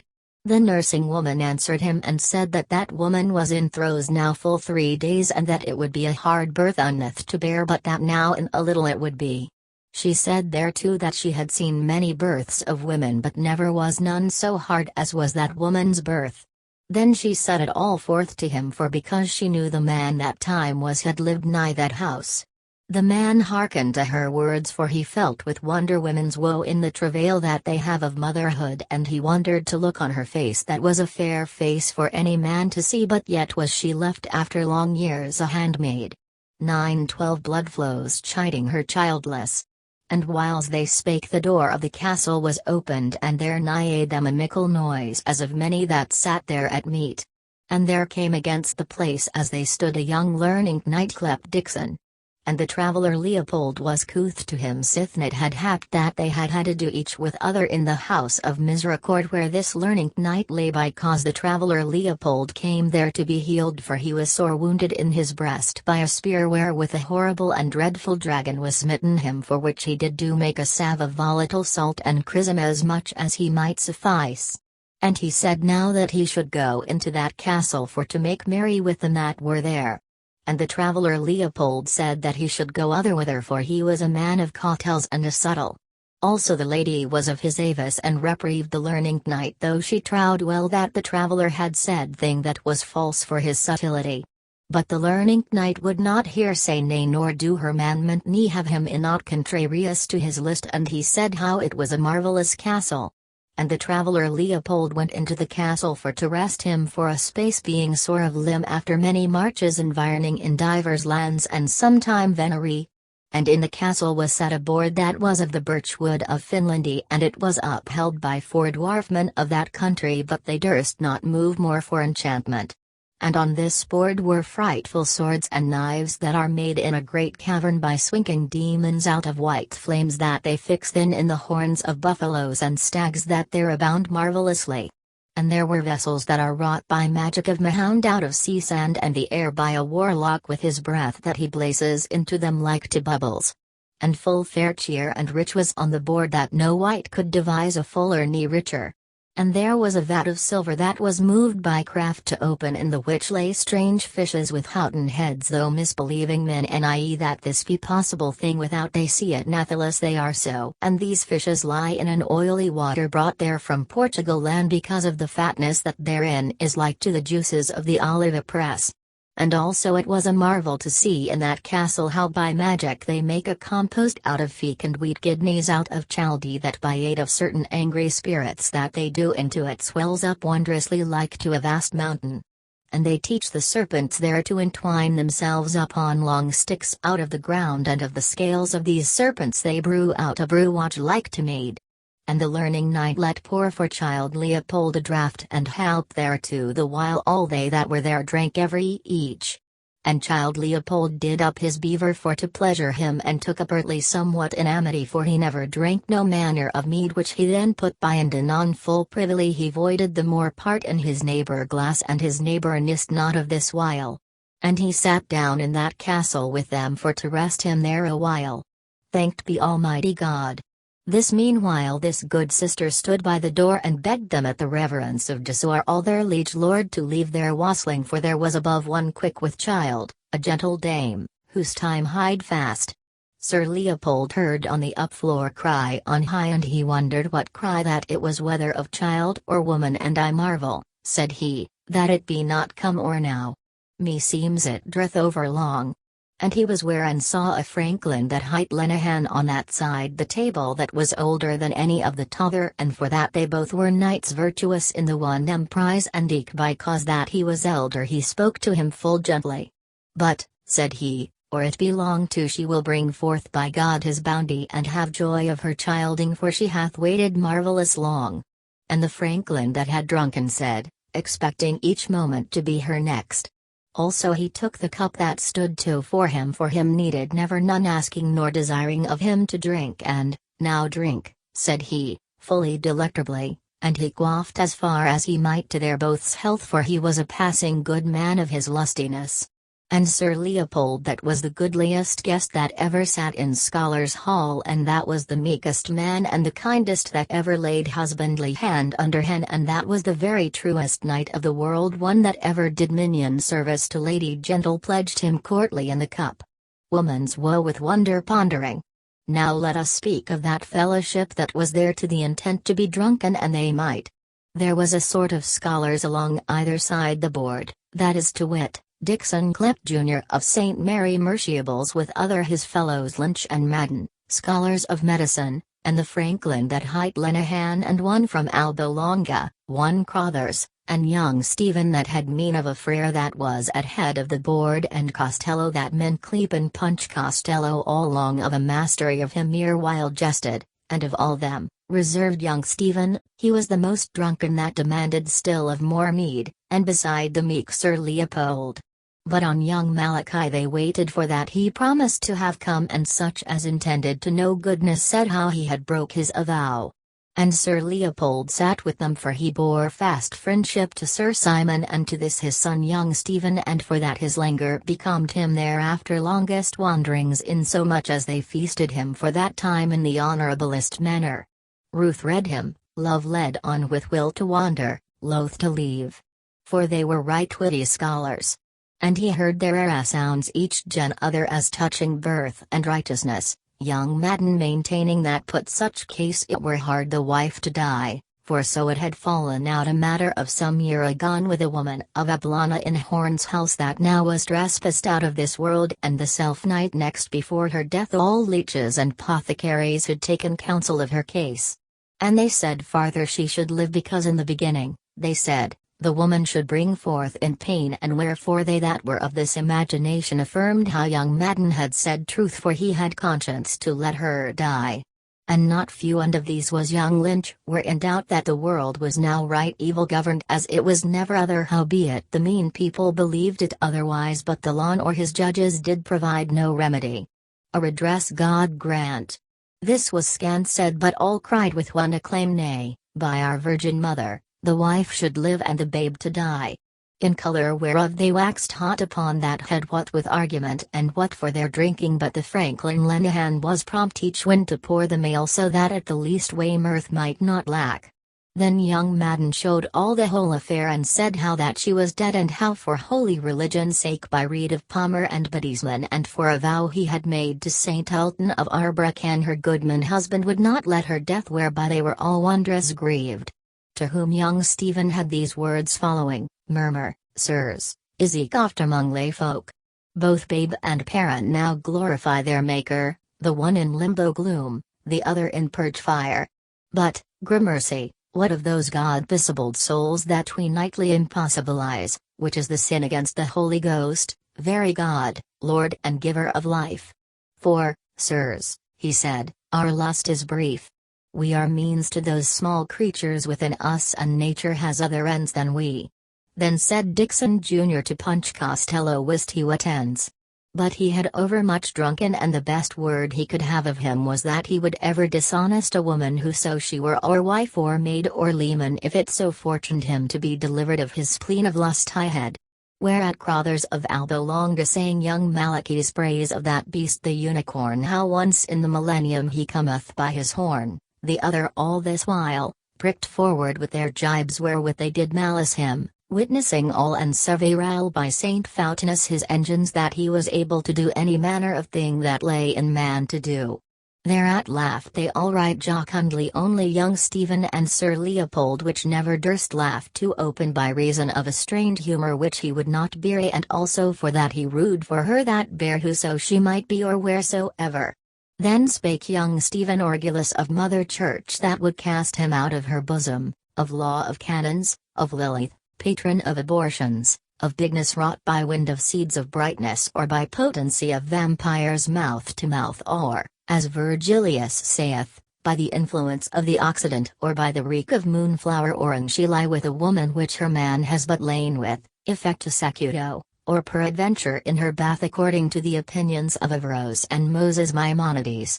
He said also how at the end of the second month a human soul was infused, and how in all our Holy Mother foldeth ever souls for God's greater glory, whereas that earthly mother which was but a dam to bear beastly should die by canon, for so saith he that holdeth the fisherman's seal, even that blessed Peter on which rock was Holy Church for all ages founded. All they bachelors then asked of Sir Leopold would he in like case so jeopard her person as risk life to save life. A wariness of mind he would answer as fitted all, and, laying hand to jaw, he said dissembling, as his wont was, that as it was informed him, who had ever loved the art of physic as might a layman, and agreeing also with his experience of so seldom seen an accident it was good for that mother church belike at one blow had birth and death pence and in such sort deliverly he scaped their questions. "That is truth, pardy," said Dixon, "and, or I err, a pregnant word."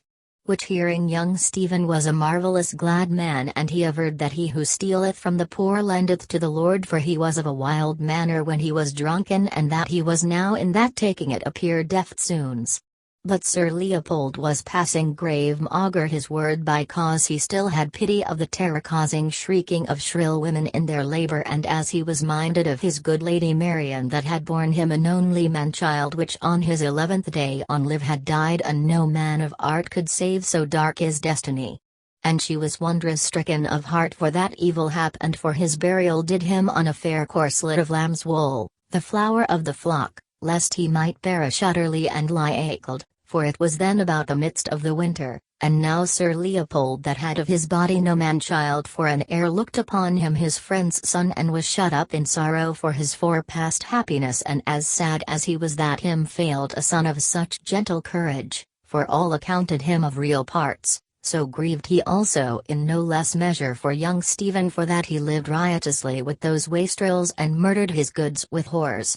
About that present time young Stephen filled all cups that stood empty, so as there remained but little mo if the prudenter had not shadowed their approach from him that still plied it very busily, who, praying for the intentions of the sovereign pontiff, he gave them for a pledge the vicar of Christ, which also as he said is vicar of Bray.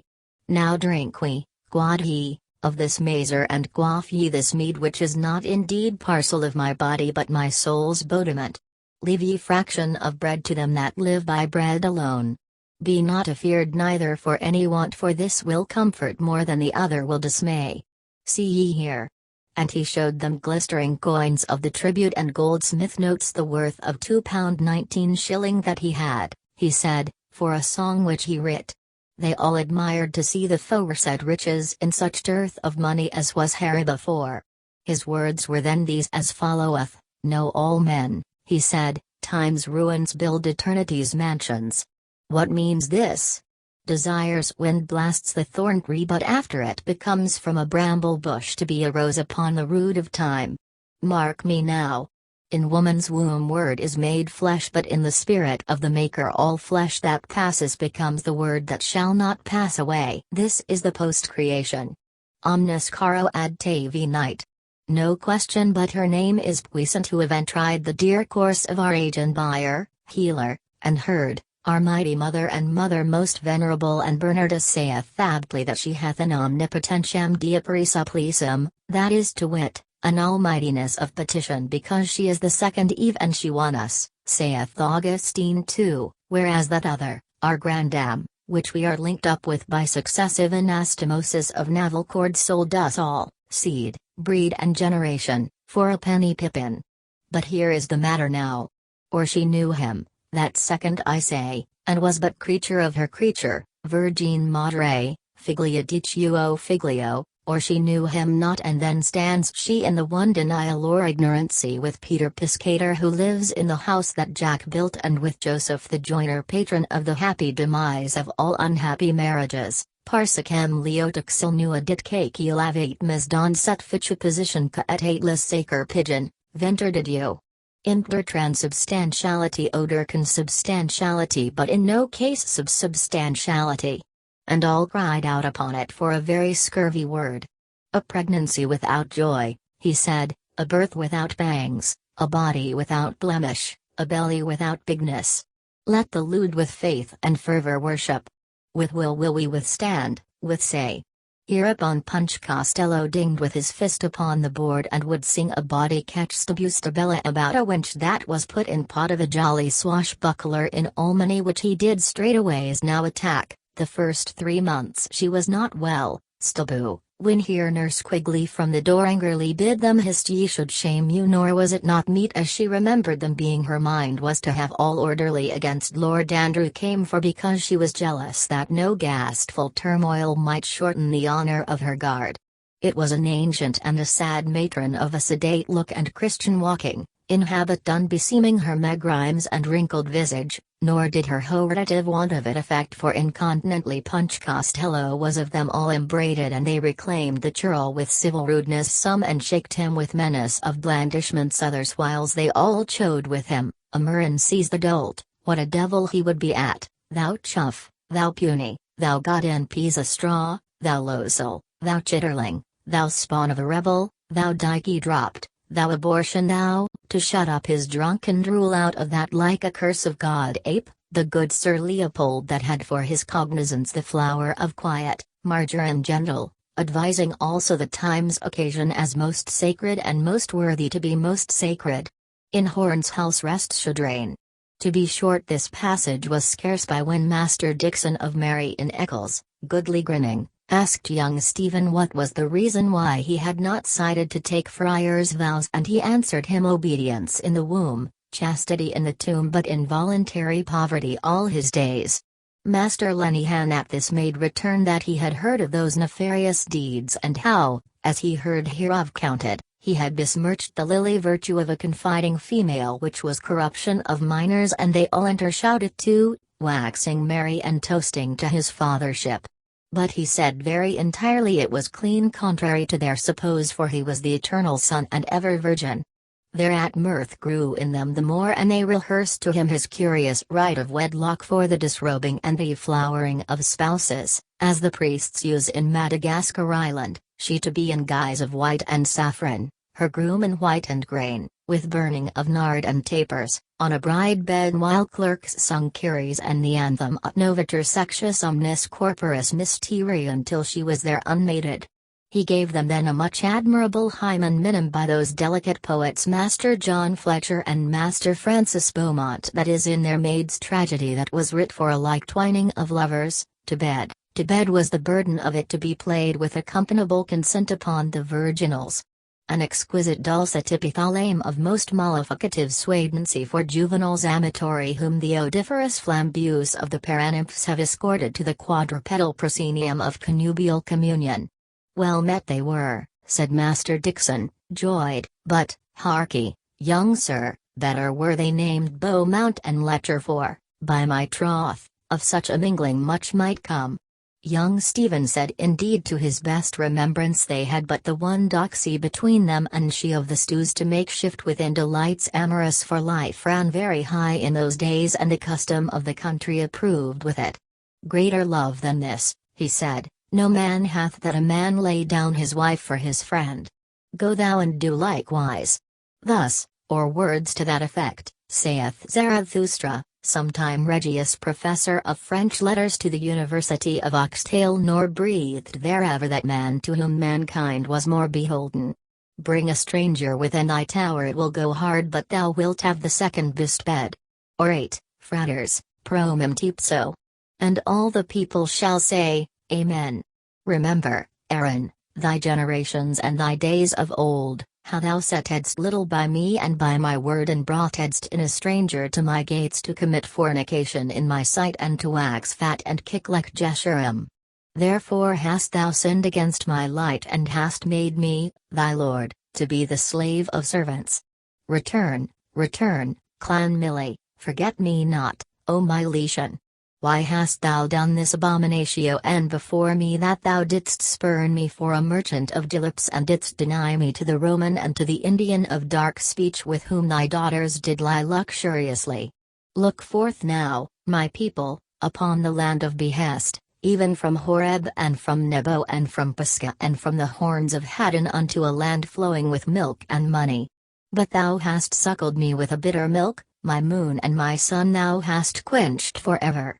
And thou hast left me alone for ever in the dark ways of my bitterness, and with a kiss of ashes hast thou kissed my mouth. This tenebrosity of the interior, he proceeded to say, hath not been illumined by the wit of the Septuagint, nor so much as mentioned for the Orient from on high, which break hell's gates visited a darkness that was foraneous. A suefaction minorates atrocities, as Tully saith of his darling Stoics, and Hamlet his father showeth the prince noblister of combustion. The Atiaphane in the noon of life is an Egypt's plague which in the nights of pre-nativity and post-mortemity is their most proper ubi and quimodo. And as the ends and ultimates of all things accord in some mean and measure with their inceptions and originals, that same multiplicit concordance which leads forth growth from birth accomplishing by a retrogressive metamorphosis that minishing and ablation towards the final which is agreeable unto nature, so is it with our subsolar being. The aged sisters draw us into life, we wail, batten, sport, clip, clasp, sunder, dwindle, die, over us dead they bend. First, saved from waters of old Nile, among bulrushes, a bed of fasciated wattles, at last the cavity of a mountain, an occulted sepulchre amid the conclamation of the hill-cat and the ossifrage. And as no man knows the ubicity of his tumulus nor to what processes we shall thereby be ushered nor whether to Tophet or to Edenville in the like way is all hidden when we would backward see from what region of remoteness the watness of our Honus hath fetched his whenceness. Thereto Punch Costello roared out mainly and chanson, but he loudly bid them, Lo, wisdom hath built herself a house, this vast majestic long-stablished vault, the crystal palace of the Creator, all in Appleby order, a penny for him who finds the pea. Behold the mansion reared by Deedle Jack, see the malt stored in many a refluent sack, in the proud cirque of Jack Jones' bivouac. A black crack of noise in the street here, alack, bawled back. Loud on left Thor thundered, in anger awful the hammer hurler. Came now the storm that hissed his heart. And Master Lynch bade him have a care to flout and Whittington as the god self was angered for his helprate and paganry. And he that had erst challenged to be so doughty waxed wan as they might all mark and shrink together on his pitch that was before so hot uplift was now of a sudden quite plucked down, and his heart shook within the cage of his breast as he tasted the rumor of that storm. Then did some mock and some jeer, and Punch Costello fell hard again to his Yale, which Master Lenihan vowed he would do after, and he was indeed but a word and a blow on any the least colour. But the braggart boaster cried that an old Nobo daddy was in his cups, it was much indifferent, and he would not lag behind his lead. But this was only to dye his desperation as cowed he crouched in Horns Hall. He drank indeed at one draught to pluck up a heart of any grace, for it thundered long rumblingly over all the heavens, so that Master Madden, being godly certain whiles, knocked him on his ribs upon that crack of doom, and Master Bloom, at the braggart's side, spoke to him calming words to slumber his great fear, advertising how it was no other thing but a hubbub noise that he heard, the discharge of fluid from the thunderhead, look you, having taken place, and all of the order of a natural phenomenon. But was young Boasthard's fear vanquished by calmer's words? No, for he had in his bosom a spike named bitterness which could not by words be done away. And was he then neither calm like the one nor godly like the other? He was neither as much as he would have liked to be either.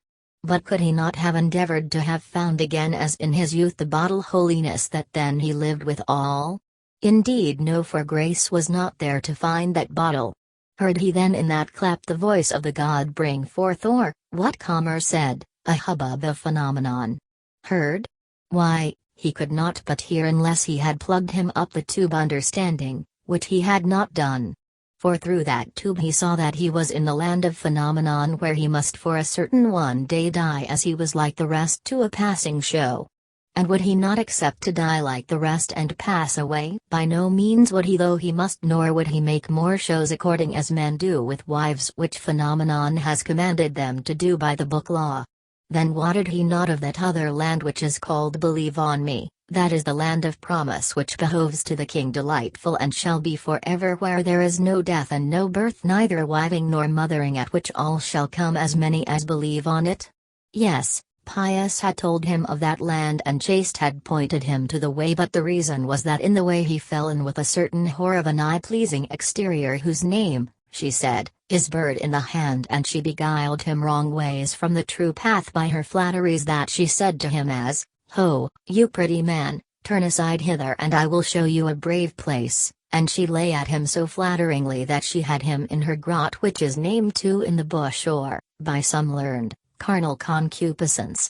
This was it what all that company that sat there at commons in manse of mothers the most lusted after, and if they met with this whore bird in the hand, which was within all foul plagues, monsters and a wicked devil, they would strain the last but they would make at her and know her. For regarding believe on me they said it was naught else but notion, and they could conceive no thought of it, for, first, too in the bush whither she ticed them was the very goodliest grot, and in it were 4 pillows on which were 4 tickets with these words printed on them, Pickleback and Topsy-Turvy and Shameface and Cheek by Jowl, and, second, for that foul plague Alpox and the monsters they cared not for them, for preservative had given them a stout shield of oxengate, and, third, that they might take no hurt neither from offspring that was that wicked devil by virtue of this same shield which was named Killchild. So were they all in their blind fancy, Mr. Cavil and Mr. Sometimes Godly, Mr. Apeswill Lol, Mr. False Franklin, Mr. Dainty Dixon, young Boastard and Mr. Cautious Comer. Wherein, O wretched company, were ye all deceived, for that was the voice of the god that was in a very grievous rage that he would presently lift his arm up and spill their souls for their abuses and their spillings done by them contrariwise to his word which forth to bring brenningly biddeth. So Thursday 16th June Patrick Dignam laid in clay of an apoplexy, and after hard drought, please God, rained, a bargema and coming in by water of 50 mile or thereabout with turf, saying the seed won't sprout, fields athirst, very sad colored and stunk mightily, the quags and tofts too. Hard to breathe, and all the young quicks clean consumed without sprinkle this long while back, as no man remembered to be without. The rosy buds all gone brown and spread out blobs, and on the hills naught but dry flag and faggots that would catch at first fire. All the world saying, for aught they knew, the big wind of last February, a year that did havoc the land so pitifully, a small thing beside this barrenness. But by and by, as said, this evening after sundown, the wind sitting in the west, biggish swollen clouds to be seen as the night increased, and the weatherwise pouring up at them, and some sheet lightnings at first and after, past 10 of the clock, one great stroke with a long thunder, and in a brace of shakes all scamper pell-mell within door for the smoking shower, the men making shelter for their straws with a cloud or kerchief, women folk skipping off with kirtles catched up soon as the pour came. In Ely Place, Bagget Street, Duke's Lawn, thence through Marion Green up to Howell Street, a swash of water flowing that was before Bonadry, and not one chair or coach or fiacre seen about, but no mo re-crack after that first. Over against the Right Honourable Mr. Justice Fitzgibbon's door, that is to sit with Mr. Healy the lawyer upon the college lands, Mulligan, a gentleman's gentleman that had but come from Mr. Moore's the writer's, that was a papish but is now, folk say, a good Williamite, chanced against Alec Bannon in a cut bob, which are now in with dance cloaks of Kendall Green, that was new got to town from Mullingar with the stage where his cause, and Moll M's brother will stay a month yet till St. Swithin, and asks what in the earth he does there. He bound home, and he to Andrew Horns being stayed for to crush a cup of wine, so he said, but would tell him of a skittish heifer, big of her age and beef to the heel, and all this while poured with rain, and so both together onto Horns. There lay up Bloom of Crawford's Journal sitting snug with a covey of wags, likely bringling fellows, Dixon June, scholar of My Lady of Mercies, Van Lynch, a Scots fellow, Will Madden, D. Lenehan, very sad about a racer he fancied, and Stephen D. Leop. Bloom therefore a languor he had, but was now better, be having dreamed tonight a strange fancy of his dame Mrs. Moll with red slippers on in a pair of turkey trunks, which is thought by those in Kent to be for a change, and Mistress Purifoy there, that got in through pleading her belly, and now on the stools, poor body, 2 days past her term, the midwives sore put to it and can't deliver, she queasy for a bowl of rice slop that is a shrewd dryer up of the insides, and her breath very heavy, more than good, and should be a bully boy from the knocks, they say, but God give her soon issue. 'Tis her 9th chick to live, I hear, and Lady Day bit off her last chick's nails that was then a 12-month, and with other 3 all breastfed that died, written out in a fair hand in the King's Bible. her hub 50-odd and a Methodist, but takes the sacrament and is to be seen any fair Sabbath with a pair of his boys off Bullock Harbour dapping on the Sound with a heavy brake reel, or in a punt he has trailing for flounder and pollock, and catches a fine bag, I hear. In some an infinite great fall of rain, and all refreshed, and will much increase the harvest. Yet those in Kent say after wind and water fire shall come, for a prognostication of Malachi's almanac. And I hear that Mr. Russell has done a prophetical charm of the same just out of the Hindustanish for his Farmer's Gazette, to have 3 things in all, but this a mere fetch without bottom of reason for old crones and bairns, yet sometimes they are found in the right guess with their quiddities, no telling how. With this came up Lenehan to the feet of the table to say how the letter was in that night's Gazette, and he made a show to find it about him, for he swore with an oath that he had been at pains about it, but on Stephen's persuasion he gave over the search and was bidden to sit nearby, which he did mighty brisk. He was a kind of sport gentleman that went for a merry andrew or honest pickle, and what belonged of women, horseflesh or hot scandal he had it pat. To tell the truth, he was mean in fortunes, and for the most part hankered about the coffee houses and low taverns with crimps, ostlers, bookies, Paul's men, runners, flatcaps, waistcoateers, ladies of the bagnio, and other rogues of the game, or with a chankeable catchpole or a tipstaff, often at nights till broad day, of whom he picked up between his sackbesets much loose gossip. He took his ordinary at a boiling cook's, and if he had but gotten into him a mess of broken victuals or a platter of tripes with a bear tester in his purse, he could always bring himself off with his tongue, some randy quip he had from a punk or what not, that every mother's son of them would burst their sides. The other, Costello that is, hearing this talk, asked was it poetry or a tale. Faith, no, he says, Frank, that was his name. 'Tis all about carry cows that are to be butchered along of the plague. But they can go hang, says he with a wink, for me with their bully beef, a pox on it. There's as good fish in this tin as ever came out of it, and very friendly he offered to take of some salty sprats that stood by, which he had eyed wishly in the meantime, and found the place, which was indeed the chief design of his embassy, as he was sharp set. Mort aux vaches, says Frank then in the French language that had been indentured to a brandy shipper that has a wine lodge in Bordeaux, and he spoke French like a gentleman too. From a child this Frank had been a donnout that his father, a Hedborough, who could ill keep him to school to learn his letters and the use of the globes, matriculated at the university to study the mechanics, but he took the bit between his teeth like a raw colt, and was more familiar with the justiciary and the parish beadle than with his volumes. One time he would be a play actor, then a sutler or a welsher, then naught would keep him from the bear pit and the cocking main, then he was for the ocean sea, or to hoof it on the roads with the Romany folk, kidnapping a squire's heir by favor of moonlight, or fecking maid's linen, or choking chicken behind a hedge. He had been off as many times as a cat has lives, and back again with naked pockets as many more, to his father the Hedborough, who shed a pint of tears as often as he saw him. What, says Mr. Leopold with his hands across, that was earnest to know the drift of it, will they slaughter all? I protest I saw them but this day morning going to the Liverpool boats, says he. I can scarce believe 'tis so bad, says he. And he had experience of the like brood beasts and of springers, greasy hoggets and wither wool, having been some years before actuary for Mr. Joseph Cuff, a worthy salesmaster that drove his trade for livestock and meadow auctions hard by Mr. Gavin Lowe's yard in Prussia Street. I question with you there, says he. More like 'tis the hoose or the timber tongue.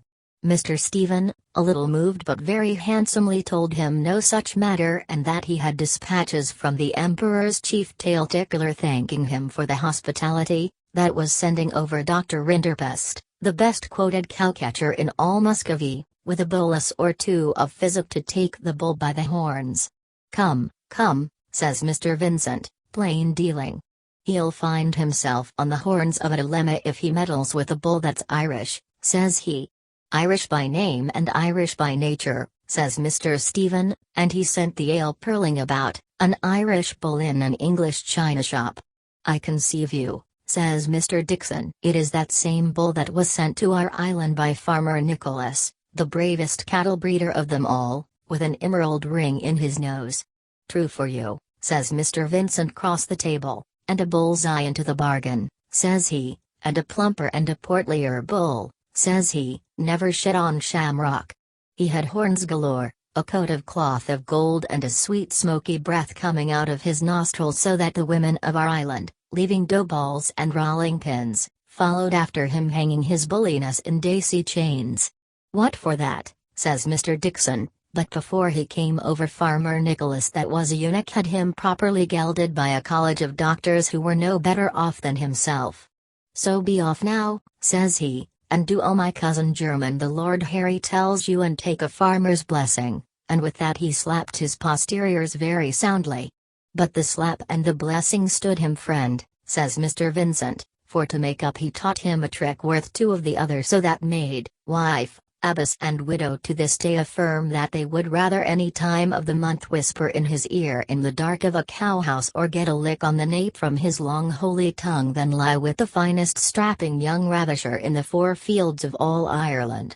Another then put in his word, and they dressed him, says he, in a point shift and petticoat with a tippet and girdle and ruffles on his wrists and clipped his forelock and rubbed him all over with spermaceti oil and built stables for him at every turn of the road with a gold manger in each full of the best hay in the market so that he could doss and dung to his heart's content. By this time the father of the faithful, for so they called him, was grown so heavy that he could scarce walk to pasture.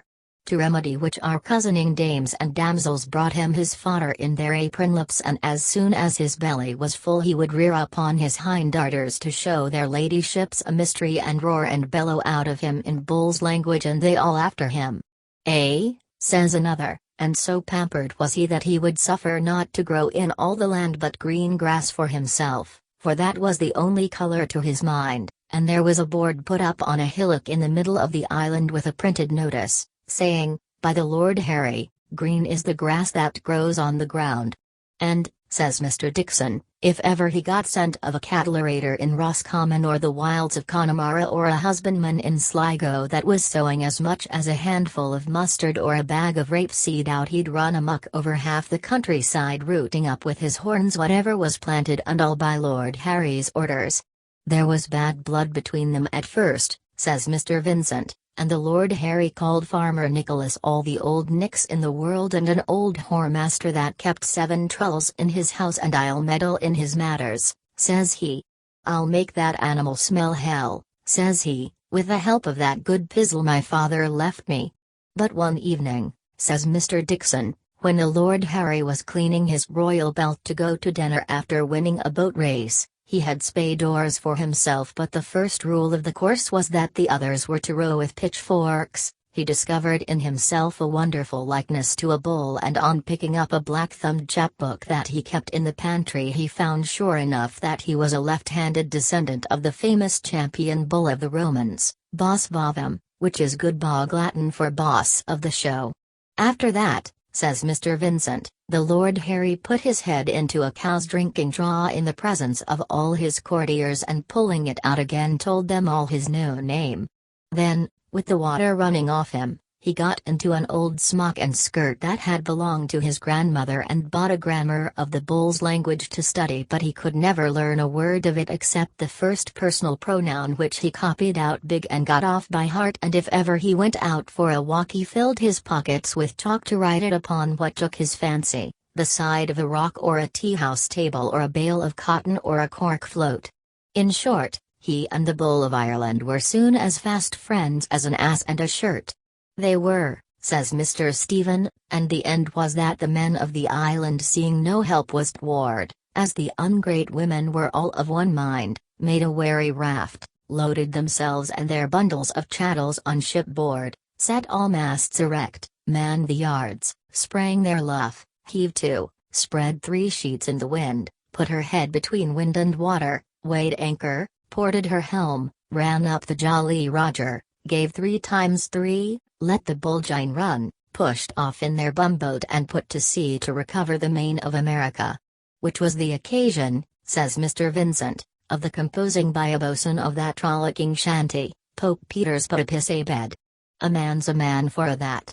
Our worthy acquaintance Mr. Malachi Mulligan now appeared in the doorway as the students were finishing their apologue, accompanied with a friend whom he had just rencountered, a young gentleman, his name Alec Bannon, who had late come to town, it being his intention to buy a colour or a cornetcy in the fencibles and list for the wars.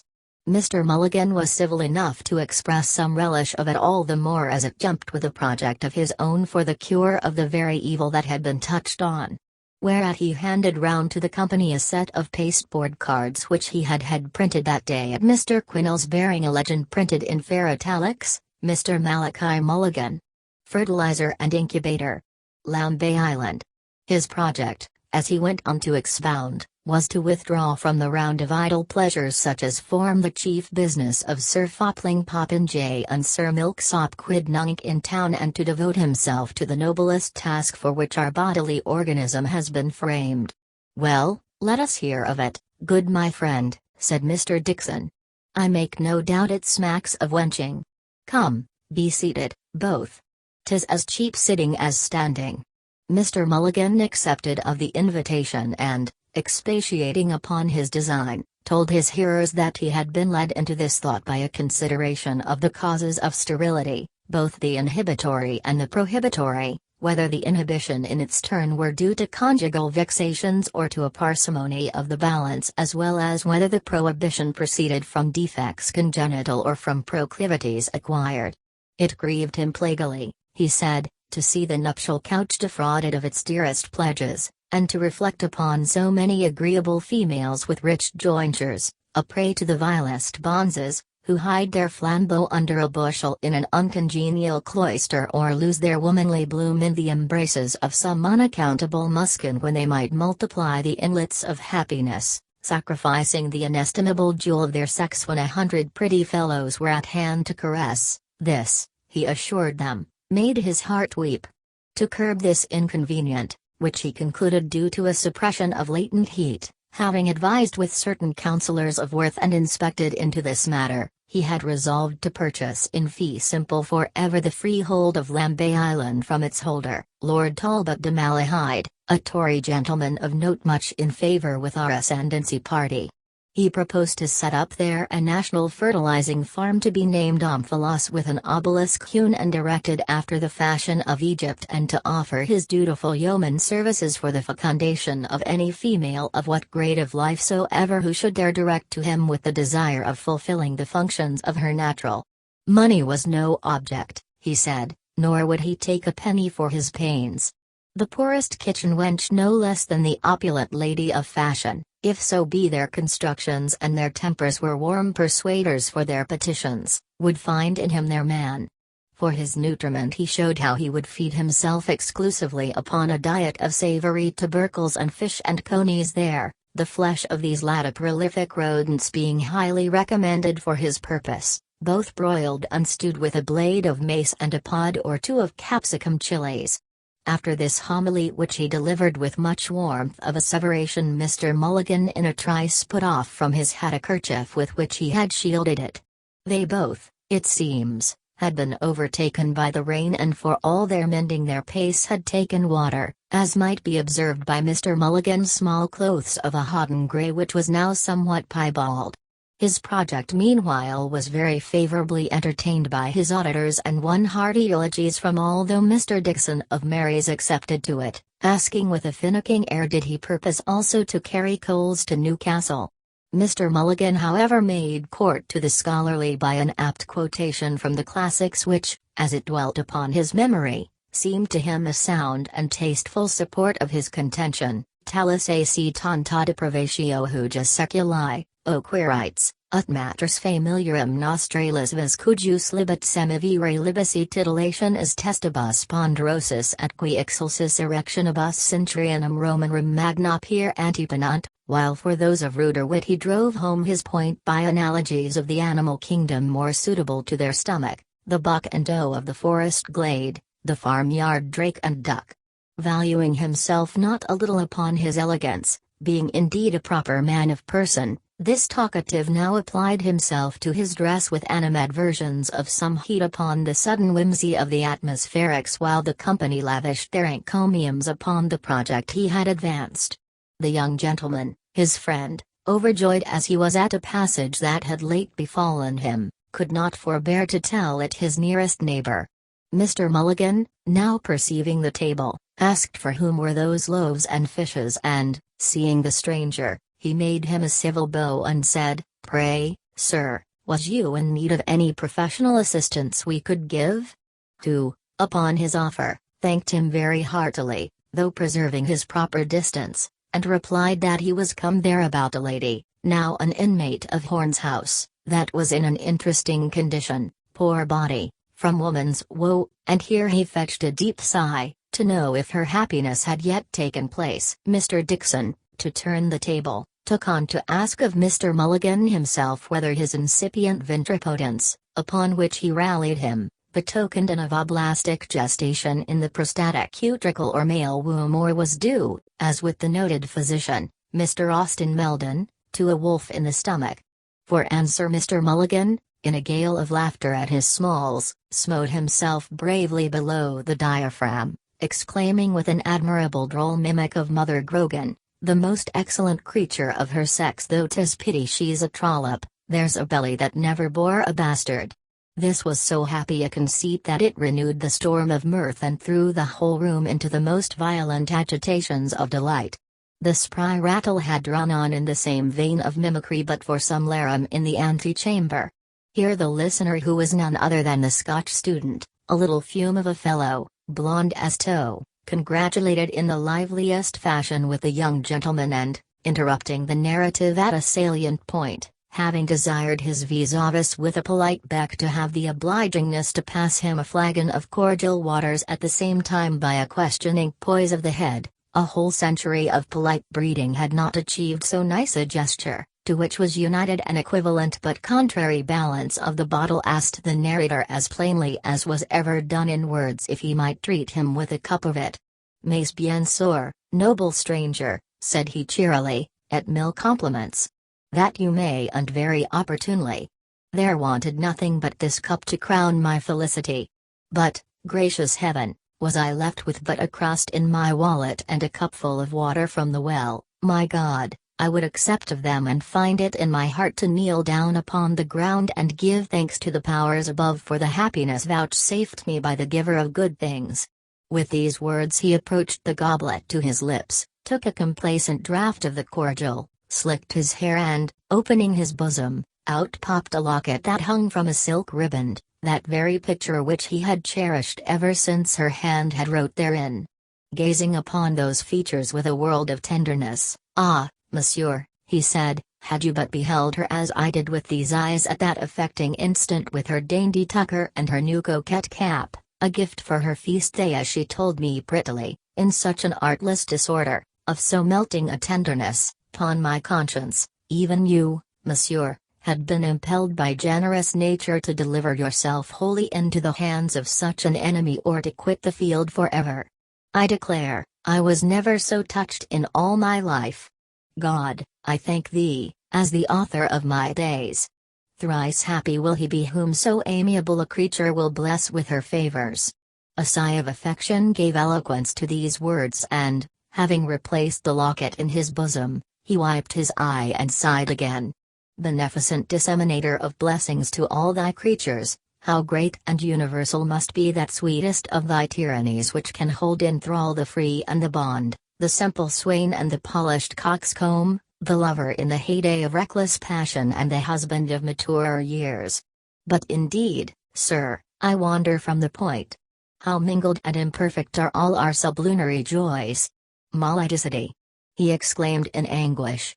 "Would to God that foresight had but remembered me to take my cloak along. I could weep to think of it. Then, though it had poured 7 showers, we were neither of us a penny the worse. But beshrew me," he cried, clapping hand to his forehead, "tomorrow will be a new day and, thousand thunders, I know of a marquand de capotes, Monsieur Points, from whom I can have for a lever as snug a cloak of the French fashion as ever kept a lady from wetting." "Tut, tut! cries Le Fecundator, tripping in, "My friend Monsieur Moore, that most accomplished traveler, I have just cracked a half bottle of Eclui in a circle of the best wits of the town, is my authority that in Cape Horn, Venterbach, they have a rain that will wet through any, even the stoutest cloak. A drenching of that violence, he tells me, sans blague, has sent more than one luckless fellow in good earnest post haste to another world." "Pooh! A lever!" cries Monsieur Lynch. "The clumsy things are dear at a sou. One umbrella, were it no bigger than a fairy mushroom, is worth 10 such stopgaps. No woman of any wit would wear one. My dear Kitty told me today that she would dance in a deluge before ever she would starve in such an ark of salvation for, as she reminded me, blushing piquantly and whispering in my ear though there was none to snap her words but giddy butterflies, Dame Nature, by the divine blessing, has implanted it in our hearts and it has become a household word that Eoia do chooses for which the innocence of our original garb, in other circumstances a breach of the proprieties, is the fittest, nay, the only garment. The first," said she, "and hear my pretty philosopher, as I handed her to her tilbury, to fix my attention, gently tipped with her tongue the outer chamber of my ear, the first is a bath, but at this point a bell tinkling in the hall cut short a discourse which promised so bravely for the enrichment of our store of knowledge. Amid the general vacant hilarity of the assembly a bell rang and, while all were conjecturing what might be the cause, Miss Callan entered and, having spoken a few words in a low tone to young Mr. Dixon, retired with a profound bow to the company. The presence even for a moment among a party of debauchees of a woman endued with every quality of modesty and not less severe than beautiful refrained the humorous sallies even of the most licentious, but her departure was the signal for an outbreak of ribaldry. "Strike me silly," said Costello, a low fellow who was fuddled. "A monstrous fine bit of cow flesh. I'll be sworn she has rendezvoused you." "What, you dog? Have you a way with them?" "Gad's bud, immensely so," said Mr. Lynch. "The bedside manner it is that they use in the Mater Hospice. Dem, does not Dr. O'Gargle chuck the nuns there under the chin? As I look to be saved I had it from my Kitty who has been ward maid there any time these 7 months. Lawks a mercy, doctor," cried the young blood in the primrose vest, feigning a womanish simper and with immodest squirmings of his body, "how you do tease a body. Drat the man. Bless me, I'm all of a wibbly wobbly. Why, you're as bad as dear little Father Catechism, that you are." "May this pot of 4 half choke me," cried Costello, "if she ate in the family way. I knows a lady what's got a white swelling quick as I claps eyes on her." The young surgeon, however, rose and begged the company to excuse his retreat as the nurse had just then informed him that he was needed in the ward. Merciful Providence had been pleased to put a period to the sufferings of the lady who was enceinte, which she had borne with a laudable fortitude, and she had given birth to a bouncing boy. "I want patience," said he, "with those who, without wit to enliven or learning to instruct, revile an ennobling profession which, saving the reverence due to the deity, is the greatest power for happiness upon the earth. I am positive when I say that if need were I could produce a cloud of witnesses to the excellence of her noble exercitations which, so far from being a byword, should be a glorious incentive in the human breast. I cannot away with them." "What? Malign such an one, the amiable Miss Callan, who is the lustre of her own sex and the astonishment of ours. And at an instant the most momentous that can befall a puny child of clay? Perish the thought. I shudder to think of the future of a race where the seeds of such malice have been sown and where no right reverence is rendered to mother and maid in house of Horn." Having delivered himself of this rebuke he saluted those present on the by and repaired to the door. A murmur of approval arose from all and some were for rejecting the low soaker without more ado, a design which would have been effected nor would he have received more than his bare deserts had he not abridged his transgressio and by affirming with a horrid imprecation, for he swore a round hand, that he was as good a son of the true fold as ever drew breath. "Stap my vitals," said he, them was always the sentiments of honest Frank Costello, which I was bred up most particular to honor thy father and thy mother, that had the best hand to a really pulley or a hasty pudding as you ever see, what I always looks back on with a loving heart. To revert to Mr. Bloom, who, after his first entry, had been conscious of some impudent mocks which he however had borne with as being the fruits of that age upon which it is commonly charged that it knows not pity. The young sparks, it is true, were as full of extravagancies as overgrown children. The words of their tumultuary discussions were difficultly understood and not often nice. Their testiness and outrageous mow were such that his intellects result from, nor were they scrupulously sensible of the proprieties, though their fund of strong animal spirits spoke in their behalf. But the word of Mr. Costello was an unwelcome language for him, for he nauseated the wretch that seemed to him a crop-eared creature of a misshapen gibbosity, born out of wedlock and thrust like a crookback-toothed and feet first into the world, which the dint of the surgeon's pliers in his skull lent indeed a colour to, so as to put him in thought of that missing link of creation's chain desiderated by the late ingenious Mr. Darwin. It was now for more than the middle span of our allotted years that he had passed through the thousand vicissitudes of existence, and, being of a wary ascendancy and self a man of rare forecast, he had enjoined his heart to repress all motions of a rising choler and, by intercepting them with the readiest precaution, foster within his breast that plenitude of sufferance which base minds jeer at, rash judgers scorn, and all find tolerable and but tolerable. To those who create themselves wits at the cost of feminine delicacy, a habit of mind which he never did hold with, to them he would concede neither to bear the name nor to inherit the tradition of a proper breeding, while for such that, having lost all forbearance, can lose no more, there remained the sharp antidote of experience to cause their insolency to beat a precipitate and inglorious retreat. Not but what he could feel with meddlesome youth which, caring not for the mouths of dotards or the grundlings of the severe, is ever, as the chaste fancy of the holy writer expresses it, for eating of the tree forbid it, yet not so far forth as to pretermit humanity upon any condition soever towards a gentlewoman when she was about her lawful occasions. To conclude, while from the sister's words he had reckoned upon a speedy delivery, he was, however, it must be owned, not a little alleviated by the intelligence that the issue so auspicated after an ordeal of such duress now testified once more to the mercy as well as to the bounty of the Supreme Being.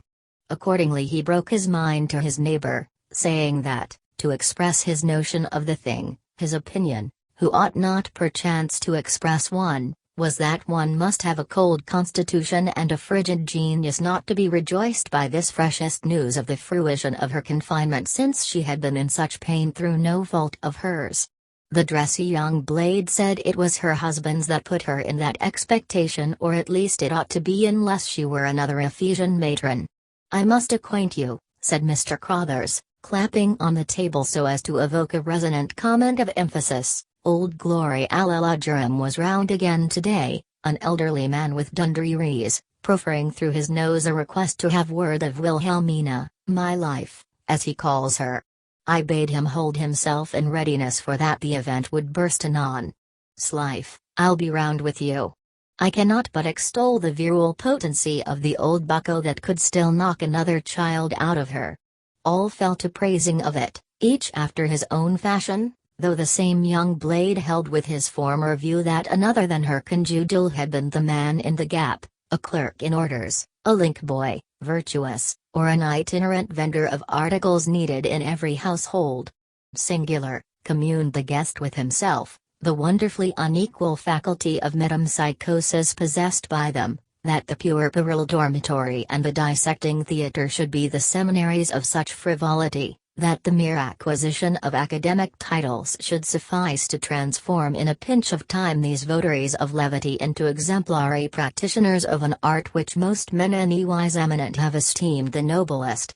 But, he further added, it is mayhap to relieve the pent-up feelings that in common oppress them, for I have more than once observed that birds of a feather laugh together. But with what fitness, let it be asked of the noble lord, his patron, has this alien, whom the concession of a gracious prince has admitted to civic rights, constituted himself the lord paramount of our internal polity? Where is now that gratitude which loyalty should have counseled? During the recent war, whenever the enemy had a temporary advantage with his granados, did this traitor to his kind not seize that moment to discharge his piece against the empire of which he is a tenant at will, while he trembled for the security of his 4%? Has he forgotten this as he forgets all benefits received? Or is it that from being a deluder of others he has become at last his own dupe, as he is, if report belie him not, his own and his only enjoyer? Far be it from candor to violate the bedchamber of a respectable lady, the daughter of a gallant major, or to cast the most distant reflections upon her virtue, but if he challenges attention there, as it was indeed highly his interest not to have done, then be it so.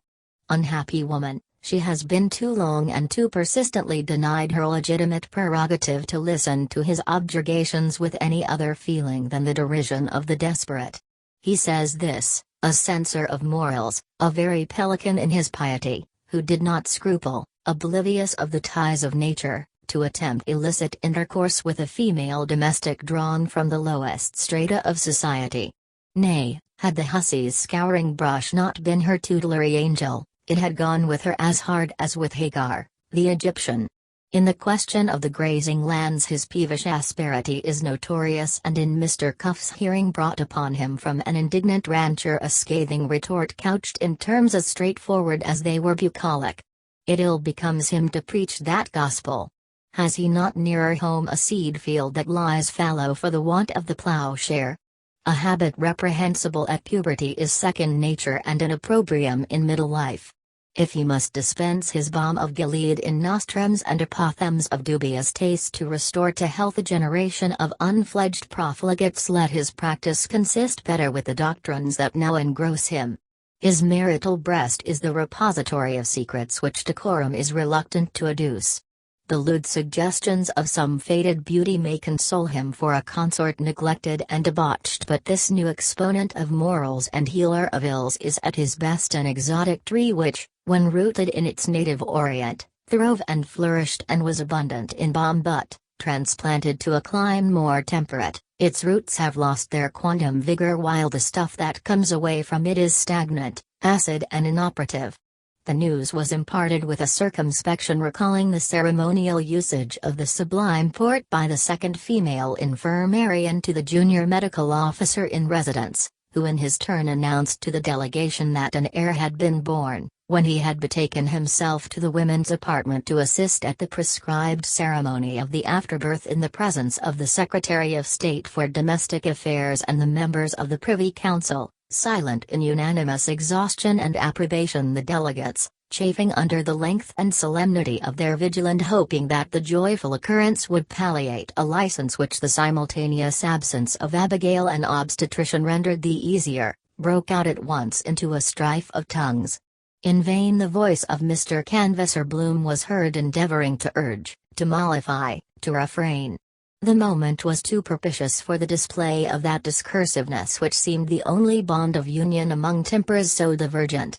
Every phase of the situation was successively eviscerated, the prenatal repugnance of uterine brothers, the Caesarean section, posthumity with respect to the father and, that rarer form, with respect to the mother, the fratricidal case known as the child's murder and rendered memorable by the impassioned plea of Mr. Advocate Bush which secured the acquittal of the wrongfully accused, the rights of primogeniture and king's bounty touching twins and triplets, miscarriages and infanticides, simulated or dissimulated, the acardiac fetus in fetuande prosopia due to a congestion, the agnathia of certain chinless Chinamen, cited by Mr. Candidate Mulligan, in consequence of defective reunion of the maxillary knobs along the medial line so that, as he said, one ear could hear what the other spoke, the benefits of anesthesia or twilight sleep, the prolongation of labor pains in advanced gravidancy by reason of pressure on the vein,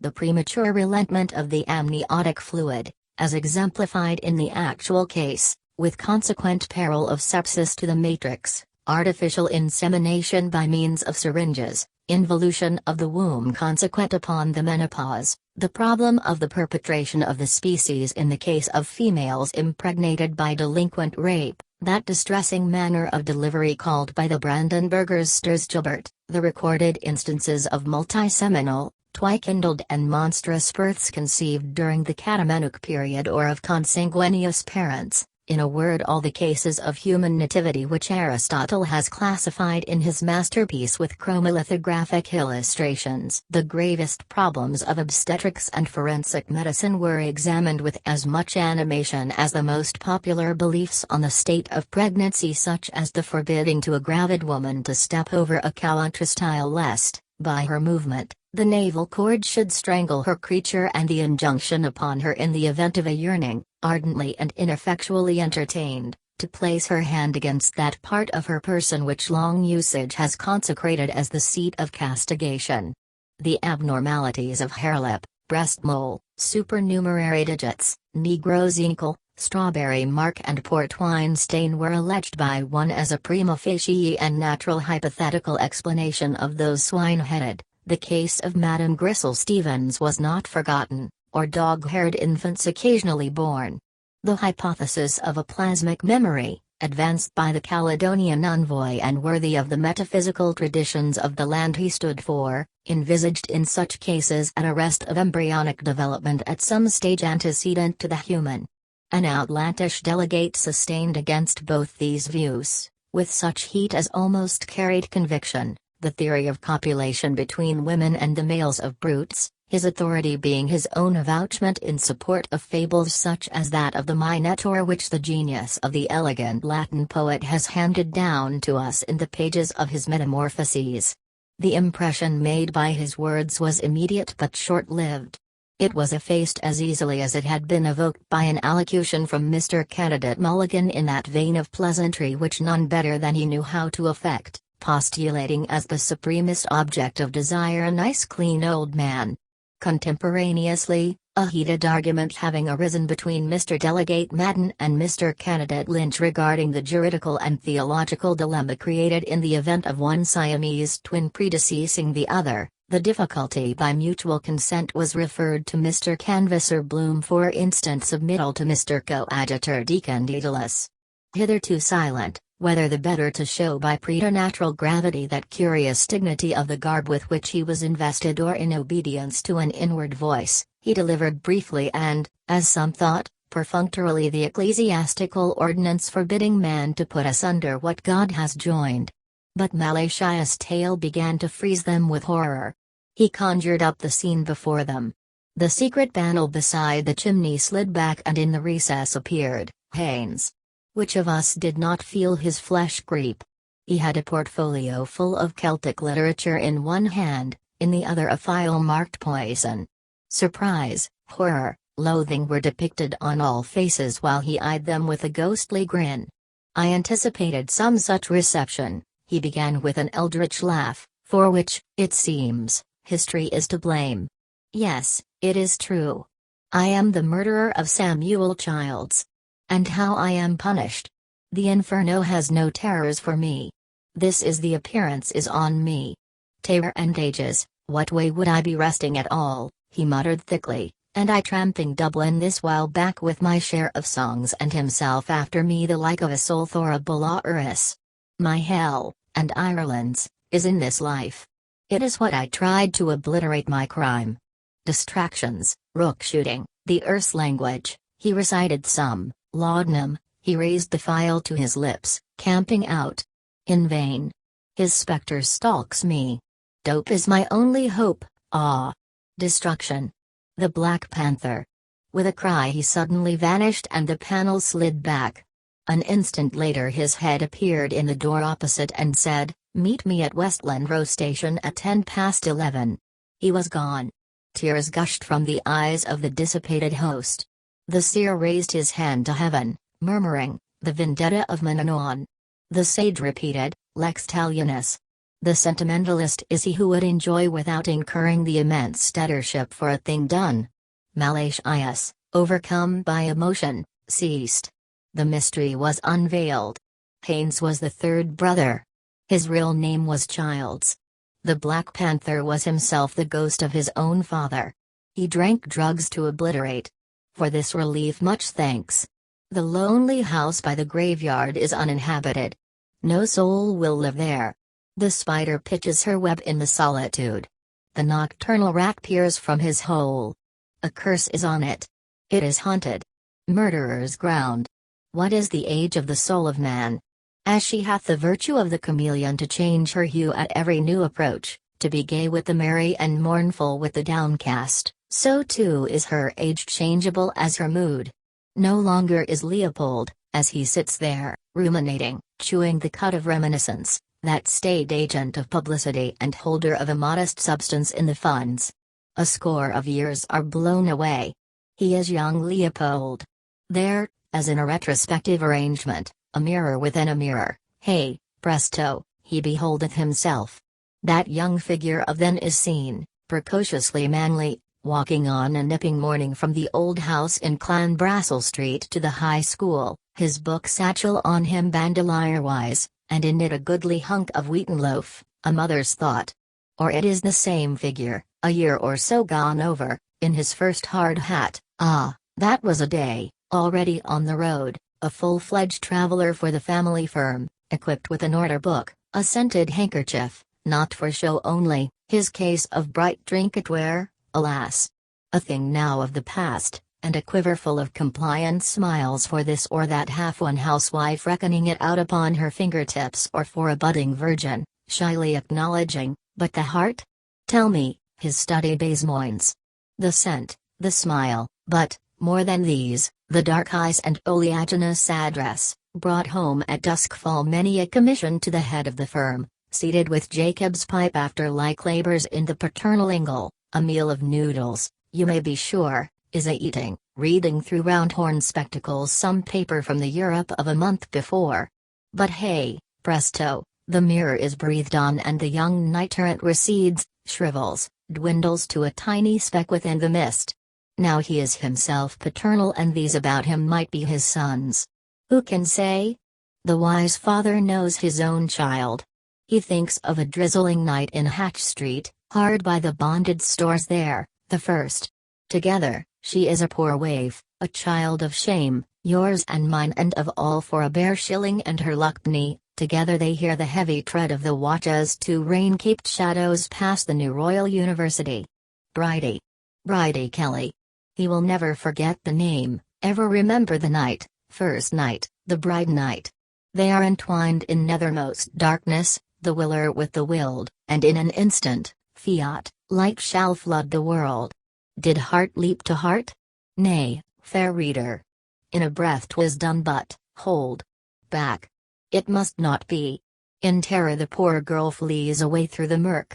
She is the bride of darkness, a daughter of night. She dare not bear the sunny golden babe of day. No, Leopold. Name and memory solace thee not. That youthful illusion of thy strength was taken from thee, and in vain. No son of thy loins is by thee. There is none now to be for Leopold, what Leopold was for Rudolph.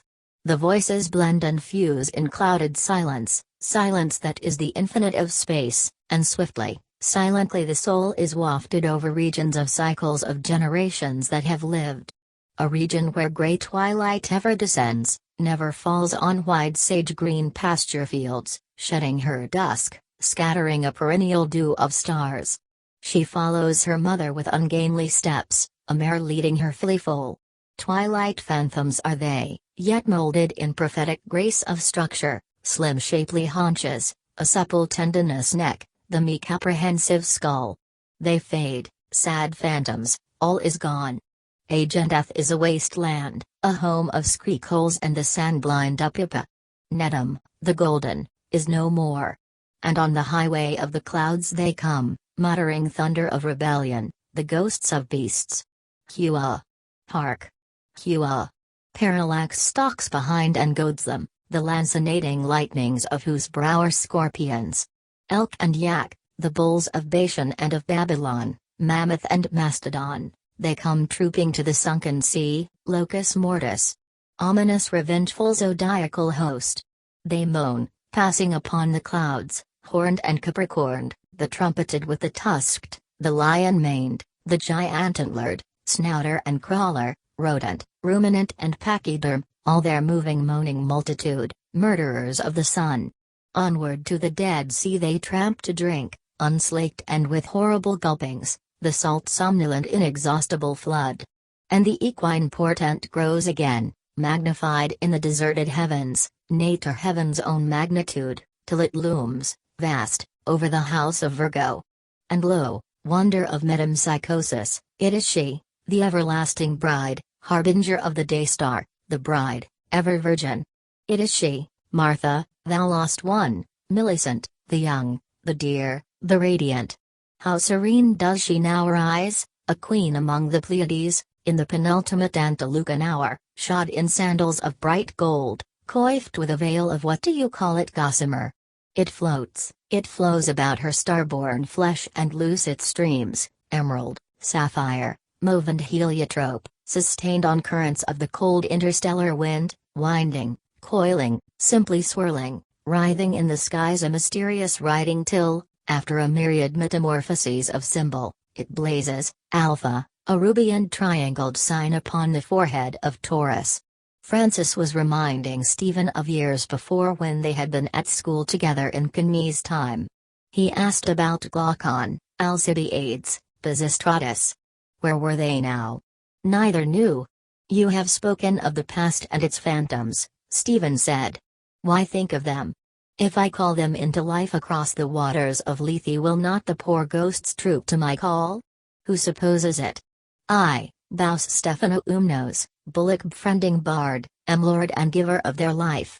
He encircled his gadding hair with a coronal of vine leaves, smiling at Vincent.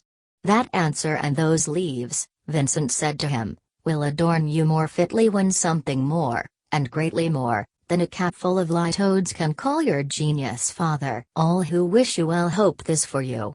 All desire to see you bring forth the work you meditate, to acclaim you Stephaneforos. I heartily wish you may not fail them. Oh no, Vincent Lenehan said, laying a hand on the shoulder near him. Have no fear. He could not leave his mother an orphan. The young man's face grew dark. All could see how hard it was for him to be reminded of his promise and of his recent loss. He would have withdrawn from the feast had not the noise of voices allayed the smart. Madden had lost 5 drachmas on Scepter for a whim of the writer's name, Lenehan as much more. He told them of the race. The flag fell and, hua! Off, scamper, the mare ran out freshly with 0. Madden up. She was leading the field. All hearts were beating. Even Phyllis could not contain herself. She waved her scarf and cried, Hussa! Scepter wins. But in the straight on the run home when all were in close order the dark horse throwaway drew level, reached, outstripped her. All was lost now. Phyllis was silent, her eyes were sad anemones. Juno, she cried, I am undone. But her lover consoled her and brought her a bright casket of gold in which lay some oval sugar plums which she partook. A tear fell, one only. A whacking fine whip, said Lenehan, is W. Lane. 4 whiners yesterday and 3 today. What rider is like him? Mount him on the camel or the boisterous buffalo, the victory in a hack canter is still his. But let us bear it as was the ancient wont. Mercy on the luckless. Poor Scepter. He said with a light sigh. She is not the filly that she was. Never, by this hand, shall we behold such another. By gad, sir, a queen of them. Do you remember her, Vincent? I wish you could have seen my queen today, Vincent said. How young she was and radiant, Lilage were scarce fair beside her, in her yellow shoes and frock of muslin, I do not know the right name of it. The chestnuts that shaded us were in bloom, the air drooped with their persuasive odor and with pollen floating by us. In the sunny patches one might easily have cooked on a stone a batch of those buns with Corinth fruit in them that Periplopons sells in his booth near the bridge. But she had not for her teeth but the arm with which I held her, and in that she nibbled mischievously when I pressed too close. A week ago she lay ill, 4 days on the couch, but today she was free, blithe, mocked at Beryl. She is more taking than her posie's tool mad romp that she is, She had pulled her fill as we reclined together.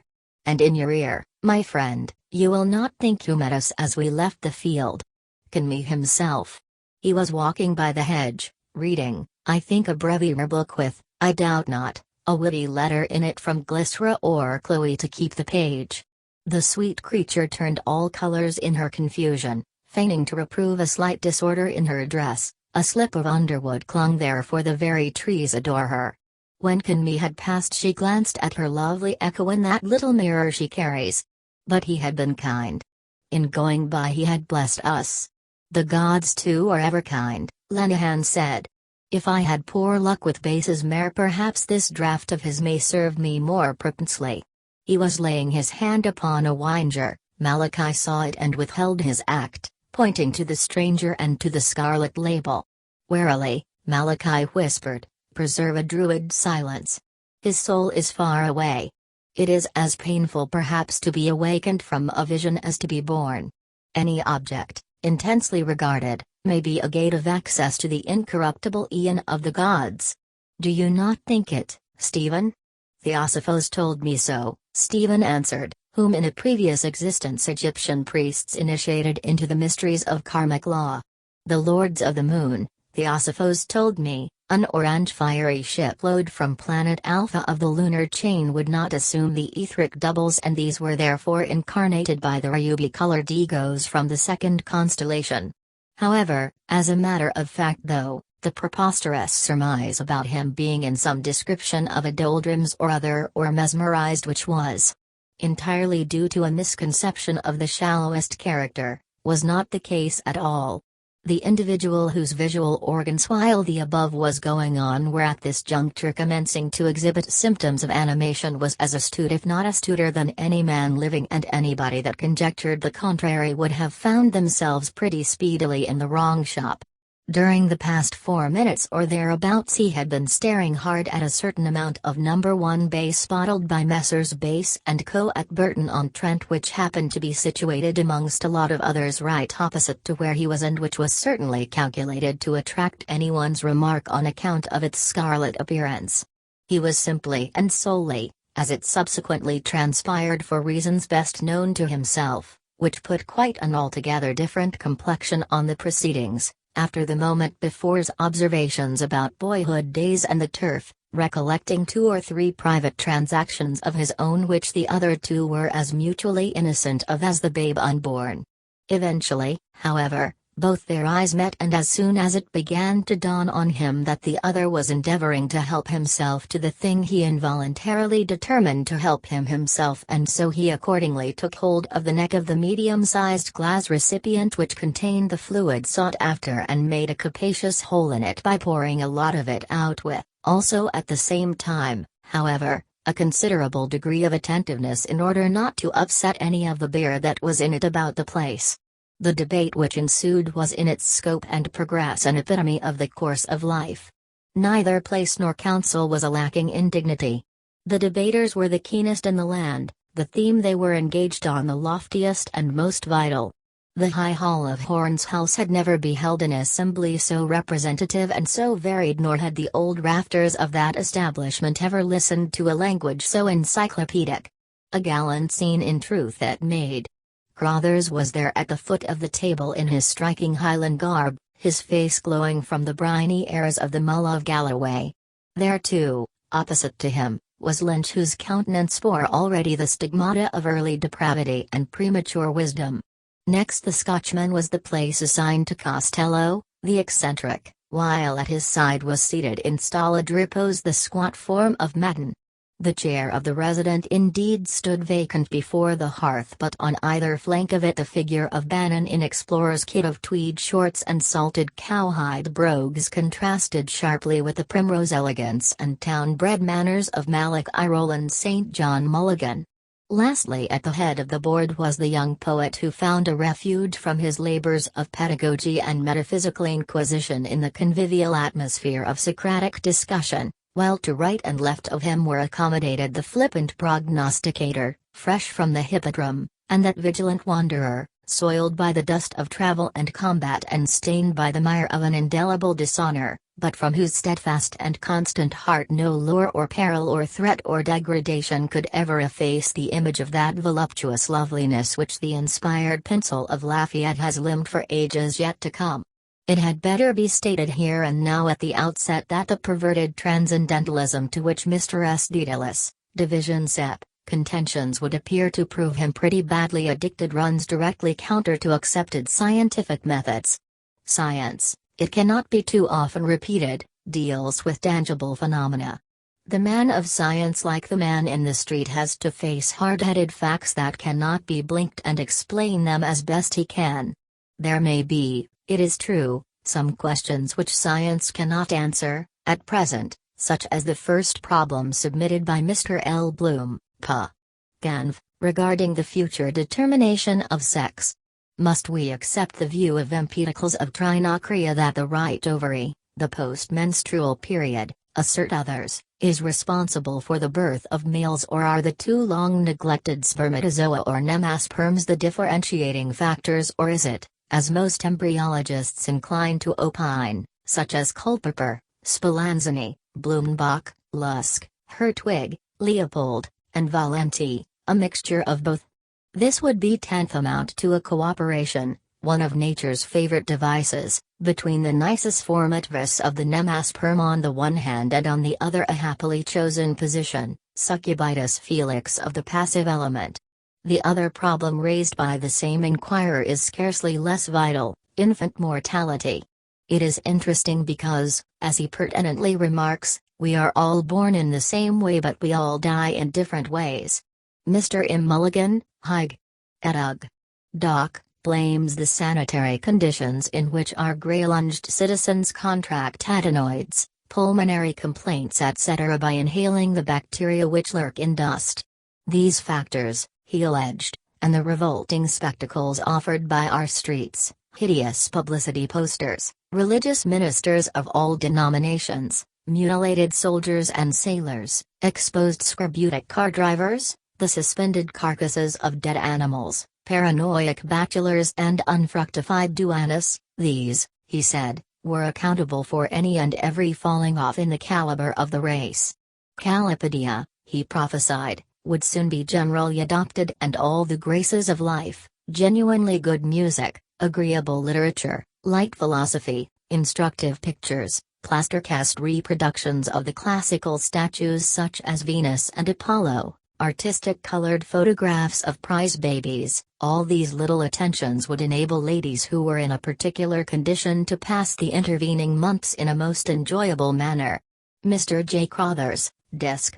Back, attributes some of these demises to abdominal trauma in the case of women workers subjected to heavy labors in the workshop and to marital discipline in the home, but by far the vast majority to neglect, private or official, culminating in the exposure of newborn infants, the practice of criminal abortion, or in the atrocious crime of infanticide. Although the former, we are thinking of neglect, is undoubtedly only too true, the case he cites of nurses forgetting to count the sponges in the peritoneal cavity is too rare to be normative. In fact, when one comes to look into it, the wonder is that so many pregnancies and deliveries go off so well as they do, all things considered, and in spite of our human shortcomings which often balk nature in her intentions. An ingenious suggestion is that thrown out by Mr. V. Lynch, Back. That both natality and mortality, as well as all other phenomena of evolution, tidal movements, lunar phases, blood temperatures, diseases in general, everything, in fine, in nature's vast workshop, from the extinction of some remote sun to the blossoming of one of the countless flowers which beautify our public parks, is subject to a law of numeration as yet unascertained. Still, the plain straightforward question why a child of normally healthy parents and seemingly a healthy child and properly looked after succumbs unaccountably in early childhood, though other children of the same marriage do not, must certainly, in the poet's words, give us pause. Nature, we may rest assured, has her own good and cogent reasons for whatever she does, and in all probability such deaths are due to some law of anticipation by which organisms in which morbus germs have taken up their residence. Modern science has conclusively shown that only the plasmic substance can be said to be immortal, tend to disappear at an increasingly earlier stage of development, an arrangement which, though productive of pain to some of our feelings, notably the maternal, is nevertheless, some of us think, in the long run beneficial to the race in general in securing thereby the survival of the fittest. Mr. S. Daedalus, Division Sep, remark, or should it be called an interruption? That an omnivorous being which can masticate, deglute, digest and apparently pass through the ordinary channel with pluperfect imperturbability such multifarious aliments as cancrenous females emaciated by parturition, corpulent professional gentlemen, not to speak of jaundiced politicians and chlorotic nuns, might possibly find gastric relief in an innocent collation of staggering bob, reveals as naught else could and in a very unsavory light the tendency above alluded to. For the enlightenment of those who are not so intimately acquainted with the minutiae of the municipal abattoir as this morbid-minded aesthete and embryo-philosopher who for all his overweening bumptiousness in things scientific can scarcely distinguish an acid from an alkali prides himself on being, it should perhaps be stated that staggering bob in the vile parlance of our lower-class licensed victuallers signifies the cookable and eatable flesh of a calf newly dropped from its mother. In a recent public controversy with Mr. L. Bloom, Pa. Ganv, which took place in the Commons Hall of the National Maternity Hospital, 29, 30 and 31 Howells Street, of which, as is well known, Dr. A. Horn, Lic. In Med. F. K. Q. C. P. I. is the able and popular master. He is reported by eyewitnesses as having stated that once a woman has let the cat into the bag, an aesthete's allusion, presumably, to one of the most complicated and marvelous of all nature's processes, the act of sexual congress. She must let it out again or give it life, as he phrased it, to save her own. At the risk of her own, was the telling rejoinder of his interlocutor, none the less effective for the moderate and measured tone in which it was delivered. Meanwhile the skill and patience of the physician had brought about a happy accouchement. It had been a weary while both for patient and doctor. All that surgical skill could do was done and the brave woman had manfully helped. She had fought the good fight and now she was very happy. Those who have passed on, who have gone before, are happy too as they gaze down and smile upon the touching scene.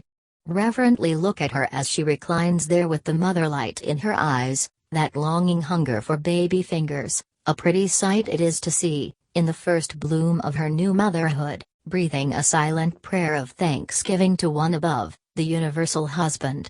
And as her loving eyes behold her babe she wishes only one blessing more, to have her dear Dodie there with her to share her joy, to lay in his arms that mite of God's clay, the fruit of their lawful embraces. He is older now, you and I may whisper it, and a trifle stooped in the shoulders yet in the whirligig of years a grave dignity has come to the conscientious second accountant of the Ulster Bank, College Green branch. O Dodie, loved one of old, faithful life mate now, it may never be again, that far off time of the roses. With the old shake of her pretty head she recalls those days. God! How beautiful now across the mist of years!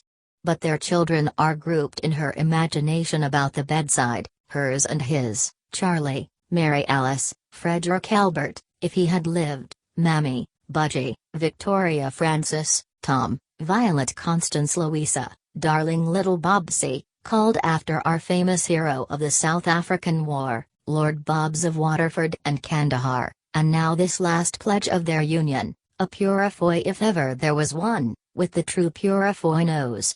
Young hopeful will be christened Mortimer Edward after the influential third cousin of Mr. Purifoy in the Treasury Remembrancer's office, Dublin Castle. And so time wags on, but Father Cronion has dealt lightly here. No, let no sigh break from that bosom, dear gentle Mina. And Dodie, knock the ashes from your pipe, the seasoned briar you still fancy when the curfew rings for you, may it be the distant day, and out the light whereby you read in the sacred book for the oil too has run low, and so with a tranquil heart to bed, to rest. He knows and will call in his own good time. You two have fought the good fight and played loyally your man's part. Sir, to you my hand. Well done, thou good and faithful servant. There are sins, or, let us call them as the world calls them, evil memories which are hidden away by man in the darkest places of the heart, but they abide there and wait. He may suffer their memory to grow dim, let them be as though they had not been, and all but persuade himself that they were not, or at least were otherwise. Yet a chance word will call them forth suddenly, and they will rise up to confront him in the most various circumstances, a vision or a dream, or while timbrel and harp soothe his senses, or amid the cool silver tranquility of the evening, or at the feast, at midnight, when he is now filled with wine. Not to insult over him will the vision come as over one that lies under her wrath, not for vengeance to cut him off from the living, but shrouded in the piteous vesture of the past, silent, remote, reproachful. The stranger still regarded on the face before him a slow recession of that false calm there, imposed, as it seemed, by habit or some studied trick, upon words so embittered as to accuse in their speaker an unhealthiness, a flair, for the cruder things of life. A scene disengages itself in the observer's memory, evoked, it would seem, by a word of so natural a homeliness, as if those days were really present there, as some thought, with their immediate pleasures. A shaven space of lawn one soft May evening, the well-remembered grove of lilacs at Round Town, purple and white, fragrant slender spectators of the game, but with much real interest in the pellets as they run slowly forward over the sward or collide and stop, one by its fellow, with a brief alert shock. And yonder about that grey urn where the water moves at times in thoughtful irrigation you saw another as fragrant sisterhood, Floey, attorney, Tiny, and their darker friend with I know not what of a resting in her pose then, Our Lady of the Cherries, a comely brace of them pendant from an ear, bringing out the foreign warmth of the skin so daintily against the cool ardent fruit. A lad of 4 or 5 in linsey woolsey, blossom time, but there will be cheer in the kindly hearth when ere long the bowls are gathered and hutched, is standing on the urn secured by that circle of girlish fond hands.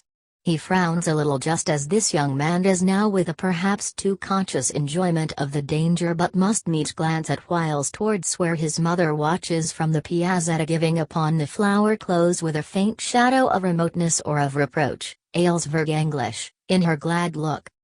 Mark this farther and remember. The end comes suddenly. Enter that antechamber of birth where the studious are assembled, and note their faces.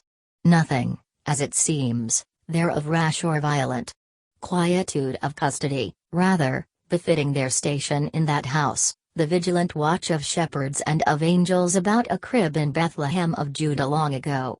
But as before the lightning, the serried storm clouds, heavy with preponderant excess of moisture, in swollen masses turgidly distended, compass earth and sky in one vast slumber, impending above parched field and drowsy oxen and blighted growth of shrub and verdure, till in an instant a flash rives their centers, and with the reverberation of the thunder the cloud burst pours its torrent, so and not otherwise was the transformation, violent and instantaneous, upon the utterance of the word. Berks. Out flings my Lord Stephen, giving the cry, and a tag and bobtail of all them after, cockerel, jackanapes, welsher, pill doctor, punctual Bloom at heels with a universal grabbing at headgear, ash plants, bilbos, Panama hats and scabbards, Zermatt alpenstocks and what not. A daedal of lusty youth, noble every student there.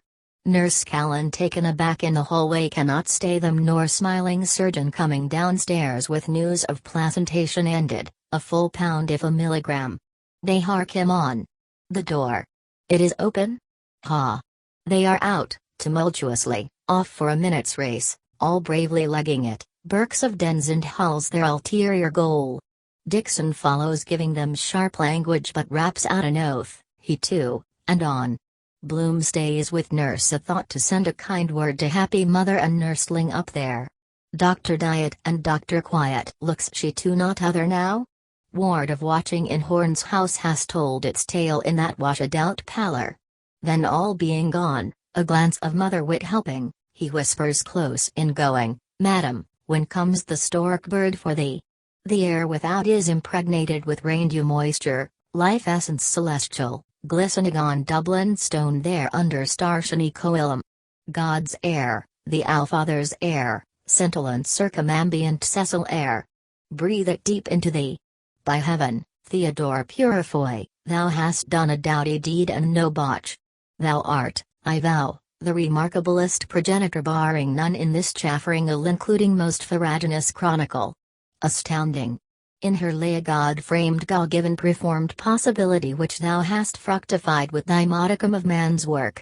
Cleave to her. Serve.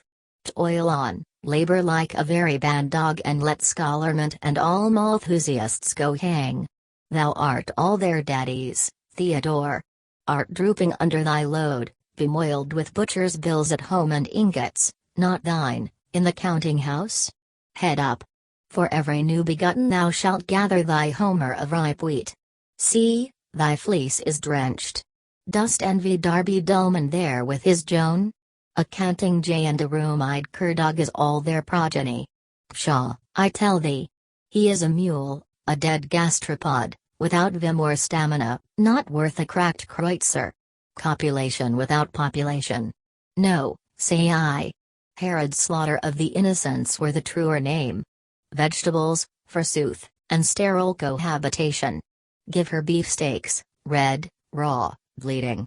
She is a hoary pandemonium of ills, enlarged glands, mumps, quinsy, bunions, hay fever, bed sores, ringworm, floating kidney, Derbyshire neck, warts, bilious attacks, gallstones, cold feet, varicose veins. A truce to Thurns and Trendles and Jeremies and all such congenital defunctive music. 20 years of it, regret them not. With thee it was not as with many that will and would and wait and never do. Thou sawest thy America, thy life task, and didst charge to cover like the transpontine bison. How saith Zarathustra? Dieinque trubsel milkus do. None drinks to disus milch deuters. See. It displodes for thee in abundance. Drink, man, an udderful. Mother's milk, Purefoy, the milk of human kin, milk too of those burgeoning stars overhead rutlant in thin rain vapor, punch milk, such as those rioters will quaff in their guzzling den, milk of madness, the honey milk of Canaan's land. Thy cow's dug was tough, what? Eh, but her milk is hot and sweet and fattening. No dollop this but thick rich bonny clabber. To her, old patriarch. Pap. Per diem partulum et per tundem nunca state bibendum. All off for a buster, Armstrong, hollering down the street. Bnifits. Where you slept last night. Timothy of the battered nin.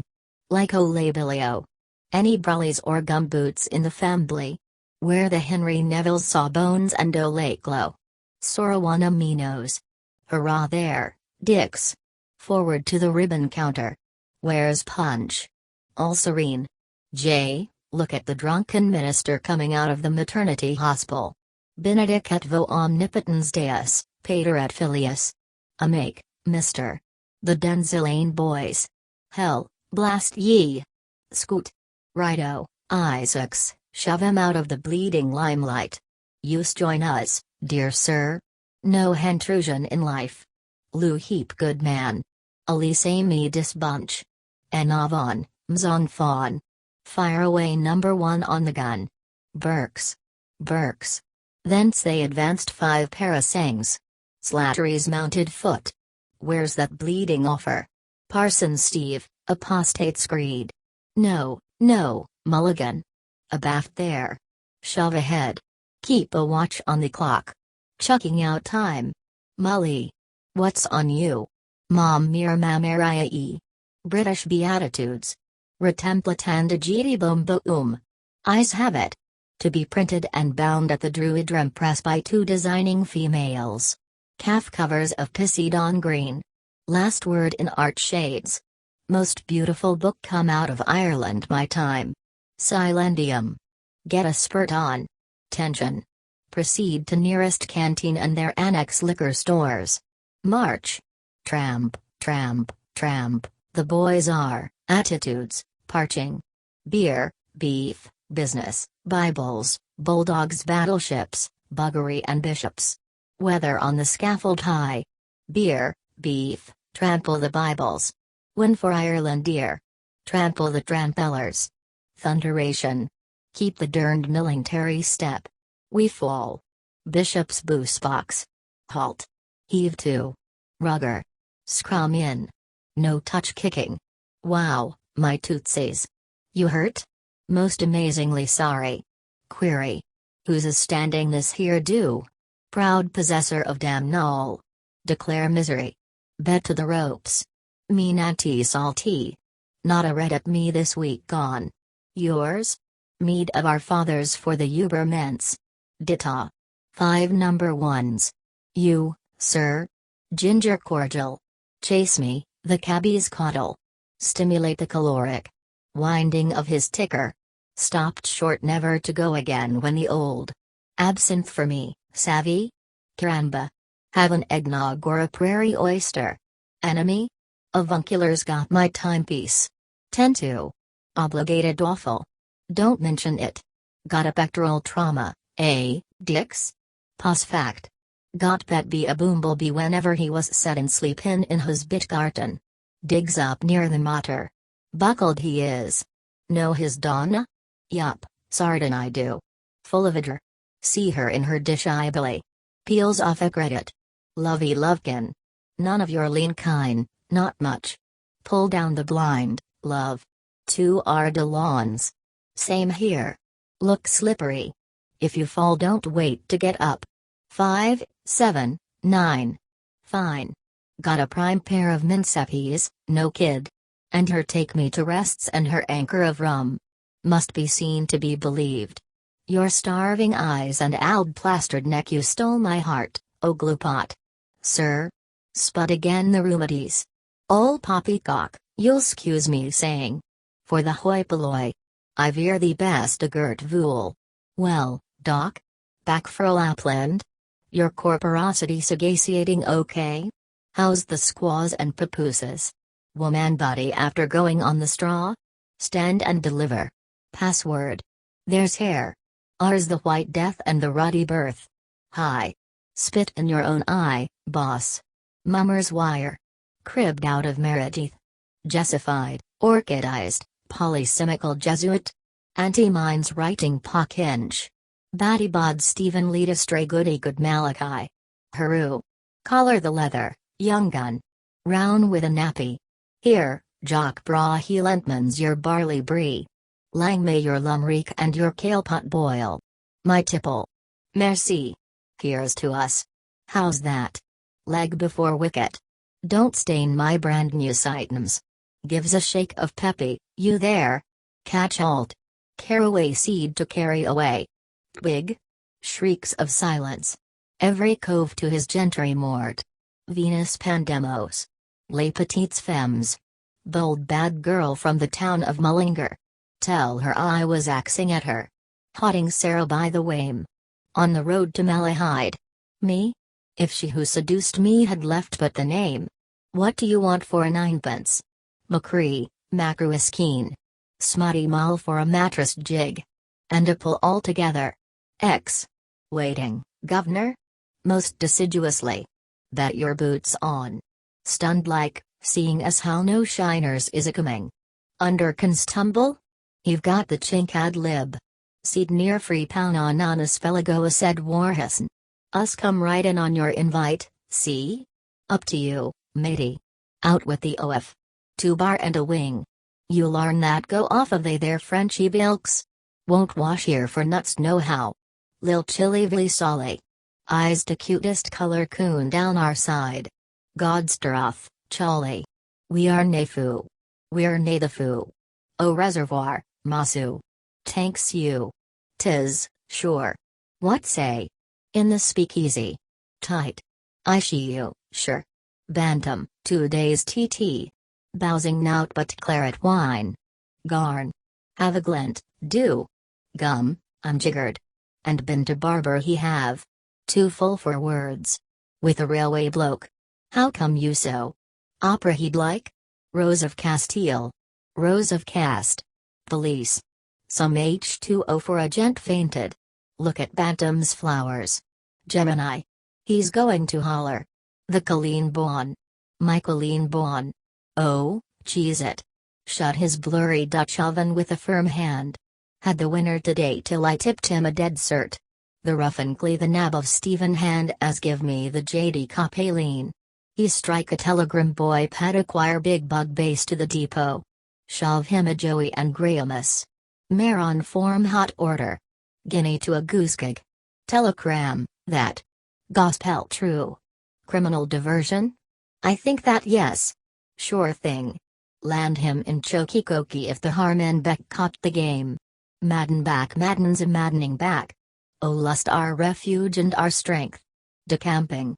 Must you go? Off to mammy. Stand by. Hide my blushes someone.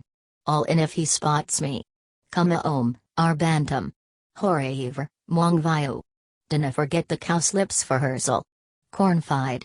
Wajev ye thon cold. Pal to pal. Janek. Of John Thomas, her spouse. No fake, old ma in Leo. Selp me, honest Injun. Shiver my timbers if I had.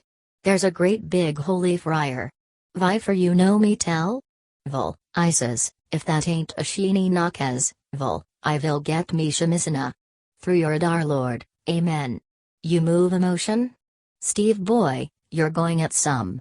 More bluggy drunkables? Will immensely splendiferous stander permit one stutter of most extreme poverty and one large-size grandacious thirst to terminate one expensive inaugurated libation? Gives a breather. Landlord, have you good wine, staboo? Hoots, moan, a wee drap to pre. Cut and come again. Right. Boniface. Absinthe the lot. Nos omnes vibrimus viridum toxicum diabolus capiat posteriori in Austria. Closing time, gents. Eh? Rombus for the Blumentopf. I hear you say onions? Blue. Cadges ads. Photos papley, by all that's gorgeous. Play low, pardner. Slide.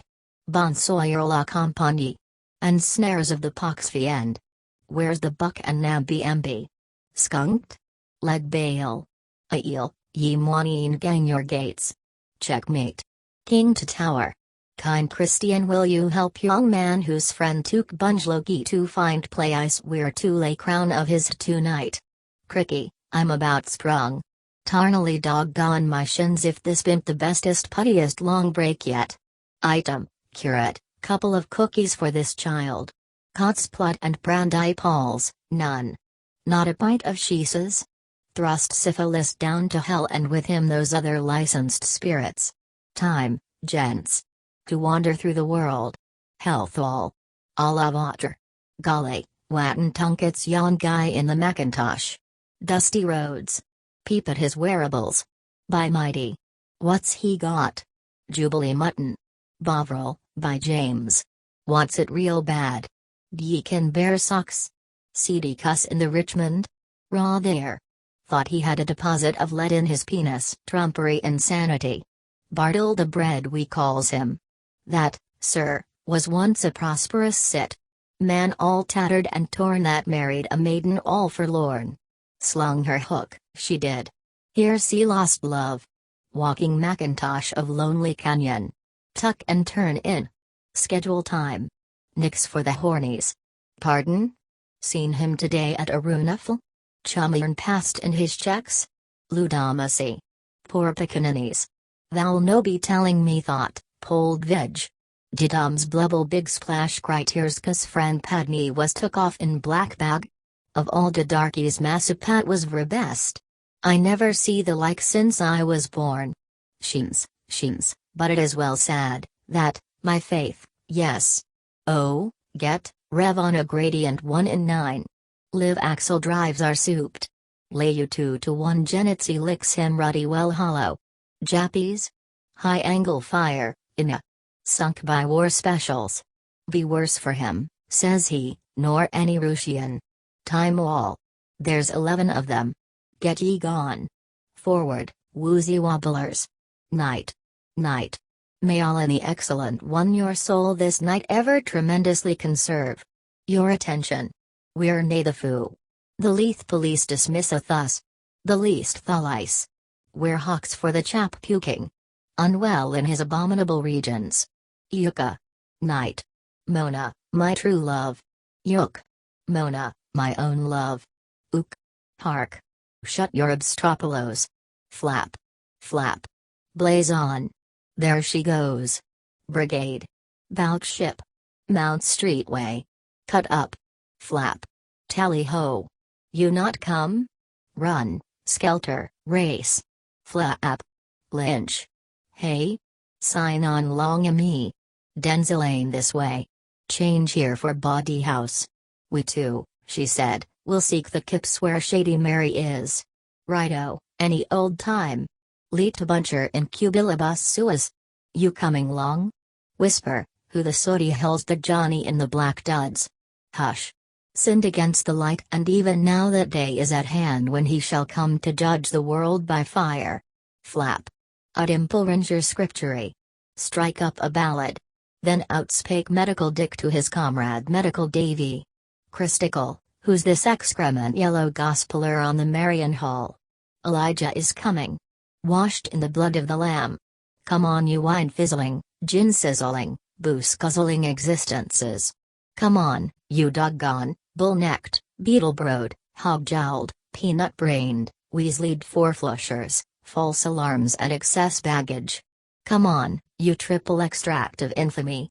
Alexander J. Christ Dowie, that's my name, that's yanked to glory most half this planet from Frisco Beach to Vladivostok.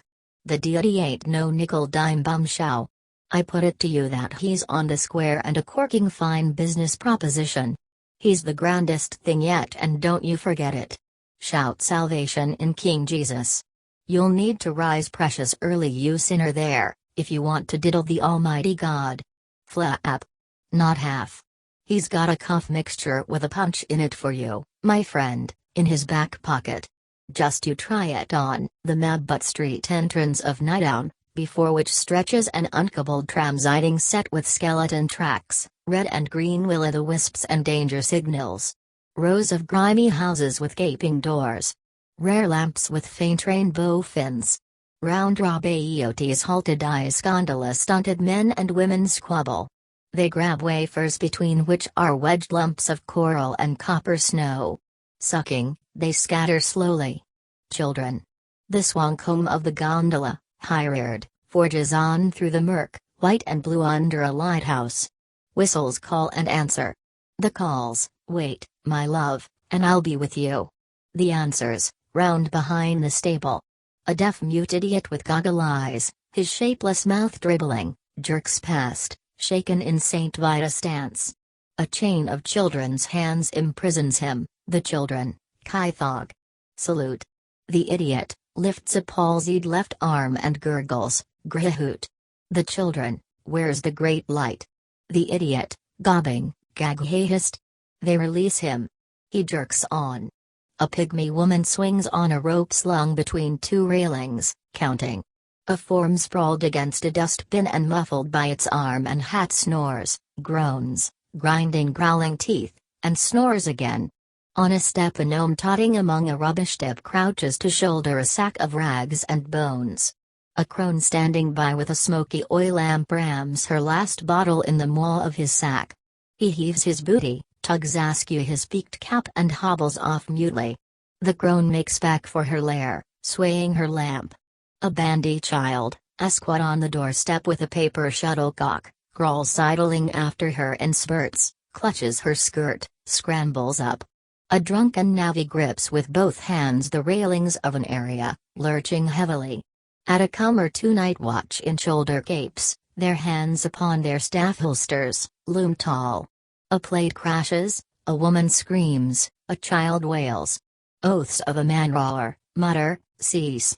Figures wander, lurk, peer from warrens. In a room lit by a candle stuck in a bottleneck, a slut combs out the tats from the hair of a scrofulous child. Sissy Caffrey's voice, still young, sings shrill from a lane. Sissy Caffrey, I gave it to Molly because she was jolly, the leg of the duck, the leg of the duck. Private Carr and Private Compton, swagger sticks tight in their oxters, as they march unsteadily right about face and burst together from their mouths a volleyed fart. Laughter of men from the lane. A hoarse virago retorts, the virago, Signs on you, hairy ass. More power the Cavan girl. Sissy Caffrey, more luck to me. Cavan, Coothil, and Belturbet. She sings, I gave it to Nellie to stick in her belly, the leg of the duck, the leg of the duck. Private Carr and Private Compton turn and counter-retort, their tunics blood bright in a lamp glow, black sockets of caps on their blonde cropped poles. Stephen Dedalus and Lynch pass through the crowd close to the redcoats. Private Compton jerks his finger, way for the parson. Private Carr turns and calls, what ho, parson. Sissy Caffrey, her voice soaring higher, she has it, she got it, wherever she put it, the leg of the duck. Stephen, flourishing the ash plant in his left hand, chants with joy the introit for Paschal time. Lynch, his jockey cap low on his brow, attends him, a sneer of discontent wrinkling his face. Stephen, vidi aqua me gredientum de templo latera dextro. Alleluia. The famished snaglet tusks of an elderly bod protrude from a doorway, the bod, her voice whispering huskily, SST. Come here till I tell you. Maidenhead inside. SST. Stephen, Elsha Salatnchilam, et omnes ad quos pervina aqua ista. The bod, spits in their trail her jet of venom, Trinity Medicals. Fallopian tube. All prick and no pence. Eddie Boardman, sniffling, crouched with Bertha supple, draws her shawl across her nostrils. Eddie Boardman, bickering, and says the one, I seen you up Faithful Place with your square pusher, the greaser off the railway, in his Comto bag hat. Did you, says I. That's not for you to say, says I. You never seen me in the man trap with a married Highlander, says I. The likes of her. Stag that one is. Stubborn as a mule. Enter walking with two fellows the one time, Kilbride, the engine driver, and Lance Corporal Oliphant. Stephen, triumphalator, solvi factisant. He flourishes his ash plant, shivering the lamp image, shattering light over the world. A liver and white spaniel on the prowl slinks after him, growling. Lynch scares it with a kick. Lynch, so that? Stephen, looks behind, so that gesture, not music not odor, would be a universal language, the gift of tongues rendering visible not the lay sense but the first entelechy, the structural rhythm. Lynch, pornosophical philotheology. Metaphysics in Mecklenburg Street. Stephen, we have shrew-ridden Shakespeare and henpecked Socrates. Even the wisest stagey rite was bitted, bridled and mounted by a light of love. Lynch, bah. Stephen, anyway, who wants two gestures to illustrate a loaf and a jug? This movement illustrates the loaf and jug of bread or wine in Omar. Hold my stick. Lynch, damn your yellow stick. Where are we going? Stephen, lecherous links, to La Belle Dame Sans Merci, Georgina Johnson, ad diem qui lidificatu ventutum meme. Stephen thrusts the ash plant on him and slowly holds out his hands, his head going back till both hands are a span from his breast, downturned, in planes intersecting, the fingers about to part, the left being higher. Lynch, which is the jug of bread? It skills not. That or the custom house. Illustrate thou. Here, take your crutch and walk. They pass. Tommy Caffrey scrambles to a gas lamp and, clasping, climbs in spasms. From the top spur he slides down. Jackie Caffrey clasps to climb. The navy lurches against the lamp. The twins scuttle off in the dark. The navy, swaying, presses a forefinger against a wing of his nose and ejects from the farther nostril a long liquid jet of snot. Shouldering the lamp he staggers away through the crowd with his flaring cresset. Snakes of river fog creep slowly. From drains, clefts, cesspools, middens arise on all sides stagnant fumes. A glow leaps in the south beyond the seaward reaches of the river. The navy, staggering forward, cleaves the crowd and lurches towards the tram siding on the farther side under the railway bridge. Bloom appears, flushed, panting, cramming bread and chocolate into a side pocket.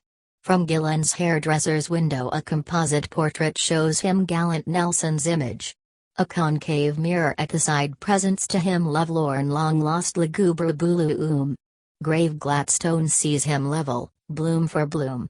He passes, struck by the stare of truculent Wellington, but in the convex mirror grin unstruck the Bonham eyes and fat Chuck-cheek cops of Jolly Poldy the Reichstagsdoldy. At Antonio Pabayotti's door Bloom halts, sweated under the bright arc lamp. He disappears. In a moment he reappears and hurries on, Bloom, fish and taters. N.G. Ah.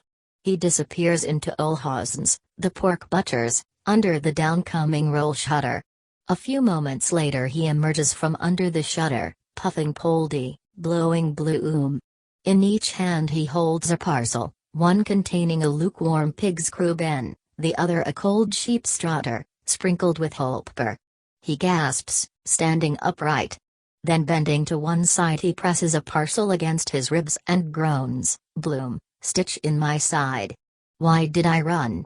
He takes breath with care and goes forward slowly towards the lampset siding. The glow leaps again, Bloom, what is that? A flasher?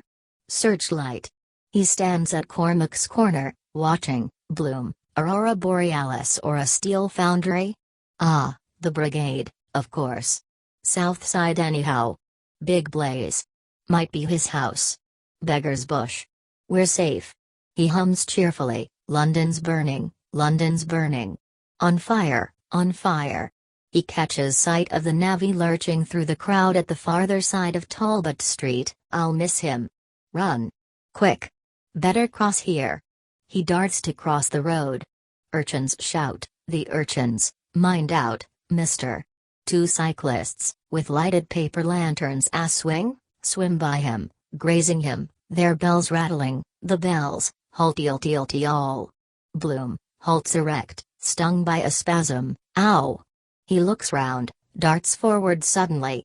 Through rising fog a dragon sandstruer, traveling at caution, slews heavily down upon him, its huge red headlight winking, its trolley hissing on the wire. The motorman bangs his foot gong, the gong, bang bang blah back blood bug blue. The brake cracks violently. Bloom, raising a policeman's white-gloved hand, blunders stiff-legged out of the track. The motorman, thrown forward, pug-nosed, on the guide wheel, yells as he slides past over chains and keys. The motorman, hey, shit breeches, are you doing the hat trick? Bloom trick leaps to the curbstone and halts again.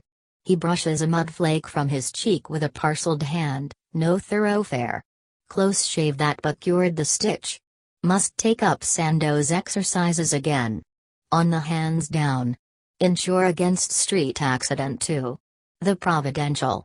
He feels his trouser pocket, poor mama's panacea. He'll easily catch in track or bootlays in a cog. Day the wheel of the Black Maria peeled off my shoe at Leonard's corner. Third time is the charm. Shoe trick. Insolent driver. I ought to report him. Tension makes them nervous. Might be the fellow balked me this morning with that horsey woman. Same style of beauty. Quick of him all the same. The stiff walk. True words spoken in jest. That awful cramp in Lad Lane. Something poisonous I ate. Emblem of luck. Why? Probably lost cattle. Mark of the beast. He closes his eyes an instant, bit light in the head. Monthly or effect of the other. Brain fog fag. That tired feeling. Too much for me now. Ow! A sinister figure leans on plated legs against O'Byrne's wall, a visage unknown, injected with dark mercury.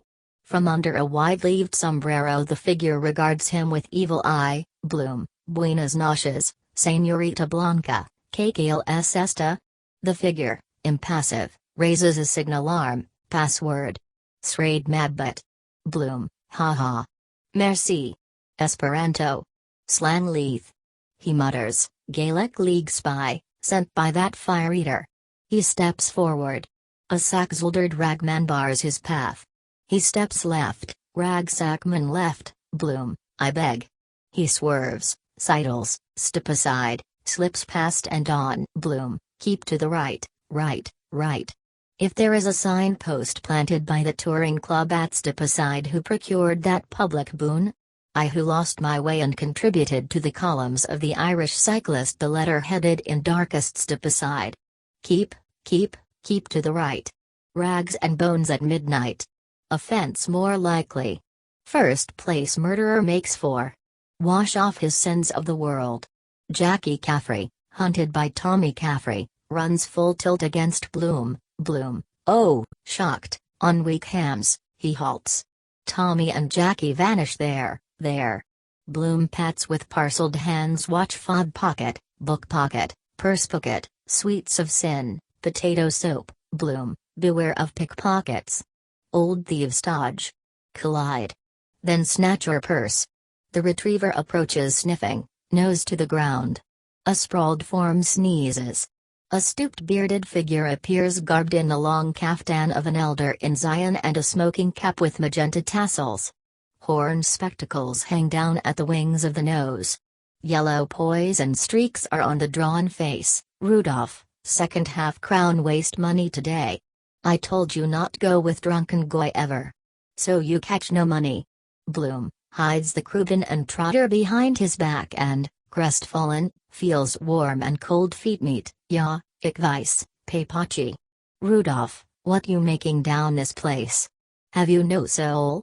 With feeble vulture talons he feels the silent face of Bloom. Are you not my son Leopold, the grandson of Leopold? Are you not my dear son Leopold who left the house of his father and left the God of his fathers Abraham and Jacob?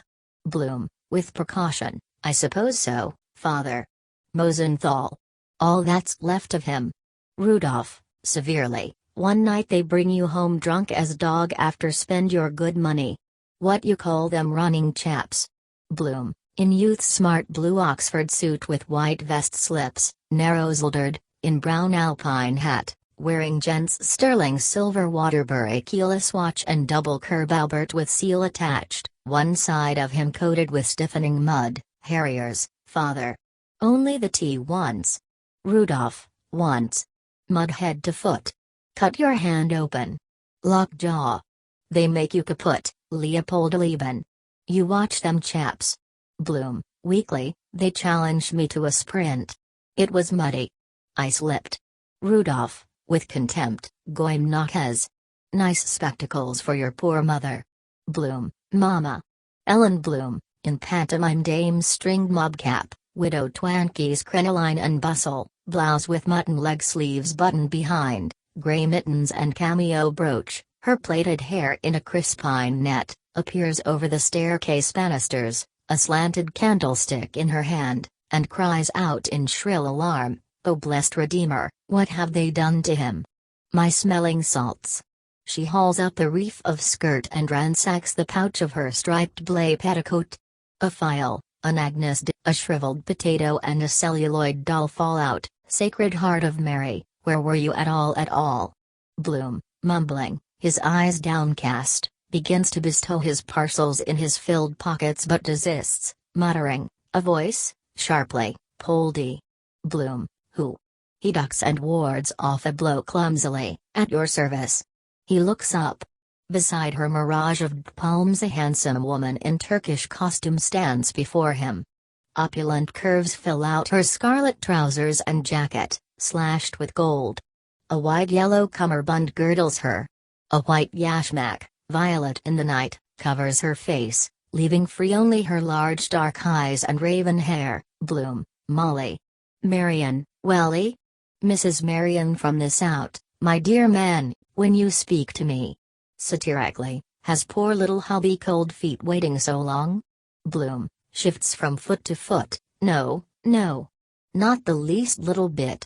He breathes in deep agitation, swallowing gulps of air, questions, hopes, Krubins for her supper, things to tell her, excuse, desire, spellbound. A coin gleams on her forehead. On her feet are jeweled toe rings. Her ankles are linked by a slender fetter chain. Beside her a camel, hooded with a turreting turban, waits. A silk ladder of innumerable rungs climbs to his bobbing howdah. He ambles near with disgruntled hindquarters. Fiercely she slaps his haunch, her gold curb wrist bangles angrilling, scolding him in Moorish, Marian, Nebrakada. Femininum. The camel, lifting a foreleg, plucks from a tree a large mango fruit, offers it to his mistress, blinking, in his cloven hoof, then droops his head and, grunting, With uplifted neck, fumbles to kneel. Bloom stoops his back for leapfrog. Bloom, I can give you, I mean as your business manager, Mrs. Marion, if you, Marion, so you notice some change? Her hands passing slowly over her trinketed stomacher, a slow friendly mockery in her eyes. Oh Poldy, you are a poor old stick in the mud. Go and see life. See the wide world. Bloom, I was just going back for that lotion Whiteaxe, orange flower water. Shop closes early on Thursday. But the first thing in the morning. He pats Diver's pockets, this moving kidney. Ah. He points to the south, then to the east. A cake of new clean lemon soap arises, diffusing light and perfume. The soap, we're a capital couple are Bloom and I. He brightens the earth. I polish the sky. The freckled face of Swanee, the druggist, appears in the disk of the soapsun. Swanee, 3 and a penny, please. Bloom, yes. For my wife. Mrs. Marion. Special recipe. Marion, softly, Poldy. Bloom, yes, ma'am. Marion, tea trima on poco il car. In disdain she saunters away, plump as a pampered pouter pigeon, humming the duet from Don Giovanni. Bloom, are you sure about that Voglio? I mean the pronunciati. He follows, followed by the sniffing terrier. The elderly bod seizes his sleeve, the bristles of her chin mole glittering. The bod, 10 shillings a maidenhead. Fresh thing was never touched. 15. There's no one in it, only her old father that's dead drunk. She points. In the gap of her dark den furtive, rain-bedraggled, Bridie Kelly stands. Bridie, Hatch Street. Any good in your mind? With a squeak she flaps her bat shawl and runs. A burly rough pursues with booted strides. He stumbles on the steps, recovers, plunges into gloom. Weak squeaks of laughter are heard, weaker, the bod, her wolf eyes shining, he's getting his pleasure. You won't get a virgin in the flash houses. 10 shillings. Don't be all night before the police in plain clothes sees us. 6/7 is a bitch. Leering, Gertie McDowell limps forward. She draws from behind, ogling, and shows coyly her bloodied clout. Gertie, with all my worldly goods I thee and thou. She murmurs, you did that. I hate you. Bloom, I? When? You're dreaming. I never saw you. The bod, leave the gentleman alone, you cheat. Writing the gentleman false letters. Street walking and soliciting. Better for your mother take this trap to you at the bedpost, hussy like you. Gertie, to Bloom, when you saw all the secrets of my bottom drawer. She paws his sleeve, slobbering, dirty married man. I love you for doing that to me. She glides away crookedly. Mrs. Breen in man's frieze overcoat with loose bellows pockets, stands in the causeway, her roguish eyes wide open, smiling in all her herbivorous buck teeth. Mrs. Breen, Mr. Bloom, coughs gravely, Madam, when we last had this pleasure by letter dated the 16th instant, Mrs. Breen, Mr. Bloom. You down here in the haunts of sin. I caught you nicely. Scamp. Bloom, hurriedly, not so loud my name. Whatever do you think of me? Don't give me away. Walls have ears. How do you do? It's ages since I. You're looking splendid. Absolutely it. Seasonable weather we are having this time of year. Black refracts heat. Shortcut home here. Interesting quarter. Rescue of fallen women. Magdalene Asylum. I am the secretary, Mrs. Breen, holds up a finger. Now, don't tell a big fib. I know somebody won't like that. Oh, just wait till I see Molly. Slyly, account for yourself this very minute or woe betide you. Bloom looks behind. She often said she'd like to visit. Slumming. The exotic, you see. Negro servants in livery too if she had money. Othello black brute. Eugene Stratton. Even the Bones and cornerman at the Livermore Christie's. Both brothers. Sweep for that matter. Tom and Sambo, colored coons in white duck suits, scarlet socks, upstarched Sambo chokers and large scarlet hasters in their buttonholes, leap out. Each has his banjo slung. Their paler smaller negroid hands jingle the twing-twang wires. Flashing white copper eyes and tusks, they rattle through a breakdown in clumsy clogs, twinging, singing, back to back, toe heel, heel toe, with smack fat clacking nigger lips. Tom and Sam, there's someone in the house with Dinah. There's someone in the house, I know, there's someone in the house with Dinah playing on the old banjo. They whisk black masks from raw babby faces, then, chuckling, chortling, trumming, twanging, they diddle cakewalk dance away. Bloom, with a sour tenderish smile, a little frivol, shall we, if you are so inclined? Would you like me perhaps to embrace you just for a fraction of a second? Mrs. Breen screams gaily, oh, you ruck. You ought to see yourself. Bloom, for old sake's sake. I only meant a square party, a mixed marriage mingling of our different little conjugals. You know I had a soft corner for you. Gloomily, 'twas I sent you that valentine of the dear gazelle. Mrs. Breen, Glory Alice, you do look a holy show. Killing simply. She puts out her hand inquisitively, what are you hiding behind your back? Tell us, there's a dear. Bloom seizes her wrist with his free hand. Josie Powell that was, prettiest Deb in Dublin. How time flies by.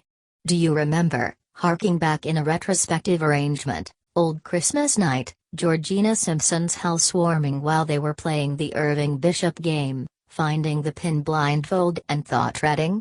Subject, what is in this snuff box?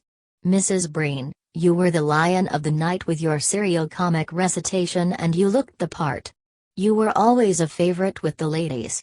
Bloom, Squire of Dames, in dinner jacket with water-red silk facings, blue Masonic badge in his buttonhole, black bow and mother of pearl studs, a prismatic champagne glass tilted in his hand. Ladies and gentlemen, I give you Ireland, home and beauty. Mrs. Breen, the dear dead days beyond recall. Love's old sweet song.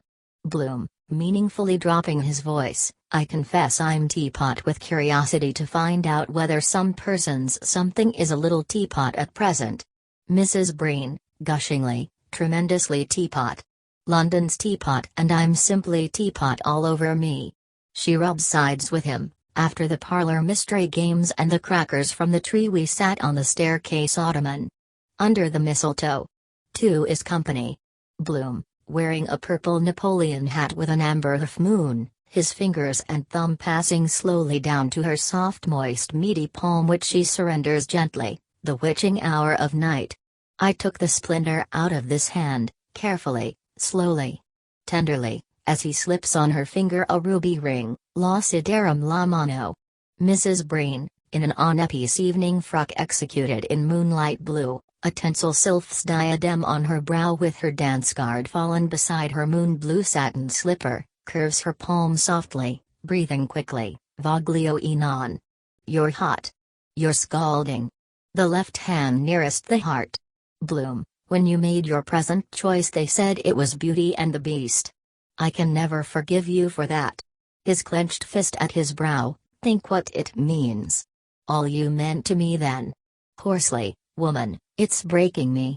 Dennis Breen, white-hatted, with Wisdom Helly's sandwich boards, shuffles past them in carpet slippers, his dull beard thrust out, muttering to right and left. Little Alf Bergen, cloaked in the pall of the ace of spades, dogs him to left and right, doubled in laughter. Alf Bergen, points jeering at the sandwich boards, up. Mrs. Breen, to Bloom, hijinks below stairs. She gives him the glad eye, why didn't you kiss the spot to make it well? You wanted to. Bloom, shocked, Molly's best friend. Could you? Mrs. Breen, her pulpy tongue between her lips, offers a pigeon kiss, HNHN. The answer is a lemon. Have you a little present for me there? Bloom, offhandedly, kosher. A snack for supper. The home without potted meat is incomplete. I was at Leah. Mrs. Bandman Palmer. Trenchant exponent of Shakespeare. Unfortunately threw away the program. Rattling good place round there for pig's feet. Feel. Richie Goulding, 3 ladies' hats pinned on his head, appears weighted to one side by the black legal bag of collis and ward on which a skull and crossbones are painted in white lime wash. He opens it and shows it full of Polynese, kippered herrings, Findon haddies and tight-packed pills. Richie, best value in Dub. Bald Pat, bothered beetle, stands on the curbstone, folding his napkin, waiting to wait. Pat advances with a tilted dish of spilling gravy, steak and kidney. Bottle of lager. He. Wait till I wait. Richie, good. Inneverate inal, with hanging head he marches doggedly forward. The navy, lurching by, gores him with his flaming pronghorn. Richie, with a cry of pain, his hand to his back, ah. Brights. Lights. Bloom, owens to the navy, a spy. Don't attract attention. I hate stupid sea routes. I am not on pleasure bent. I am in a grave predicament. Mrs. Breen, humbugging and deludering as per usual with your cock and bull story. Bloom, I want to tell you a little secret about how I came to be here. But you must never tell. Not even Molly. I have a most particular reason. Mrs. Breen, all agog, oh, not for worlds. Bloom, let's walk on. Shall us? Mrs. Breen, let's. The bod makes an unheeded sign. Bloom walks on with Mrs. Breen. The terrier follows, whining piteously, wagging his tail. The bod, Juman's melt. Bloom, in an oatmeal sporting suit, a sprig of woodbine in the lapel, Tony buff shirt, shepherd's plaid St. Andrew's cross scarfty, white spats, fawn dustcoat on his arm, tawny red brogues, field glasses in bandolier and a grey billycock hat. Do you remember a long time, years and years ago, just after Millie, Marionette we called her, was wean when we all went together to Ferry House races, was it? Mrs. Breen, in smart Saxe de Laura maid, white velours hat and spider veil, Leopardstown. Bloom, I mean, Leopardstown. And Molly won 7 shillings on a 3-year-old named Nevertell and coming home along by Fox Rock in that old 5-seater Shanderadan of a wagonette. You were in your heyday then and you had on that new hat of white velours with a surround of mulfur that Mrs. Hayes advised you to buy because it was marked down to 1911, a bit of wire and an old rag of velveteen, and I'll lay you what you like she did it on purpose, Mrs. Breen, she did, of course, the cat. Don't tell me. Nice advisor. Bloom, because it didn't suit you 1/4 as well as the other ducky little Tammy toque with the bird of paradise swing in it that I admired on you, and you honestly looked just too fetching in it, though it was a pity to kill it, you cruel naughty creature, little mite of a thing with a heart the size of a full-stop. Mrs. Breen, squeezes his arm, simpers, naughty cruel I was. Bloom, low, secretly, ever more rapidly. And Molly was eating a sandwich of spiced beef out of Mrs. Joe Gallagher's lunch basket. Frankly, though she had her advisors or admirers, I never cared much for her style. She was, Mrs. Breen, too, Bloom, yes. And Molly was a-laughing because Rogers and Maggot O'Reilly were mimicking a cock as we passed a farmhouse and Marcus Tertius Moses, the tea merchant, drove past us in a gig with his daughter, Dancer Moses was her name, and the poodle in her lap bridled up, and you asked me if I ever heard or read or knew or came across, Mrs. Breen, eagerly, yes, yes, yes, yes, yes, yes, yes. She fades from his side. Followed by the whining dog he walks on towards Hell's Gates. In an archway a standing woman, bent forward, her feet apart, pisses Cowley. Outside a shuttered pub a bunch of loiterers listen to a tale which their broken-snouted gaffer rasps out with raucous humor.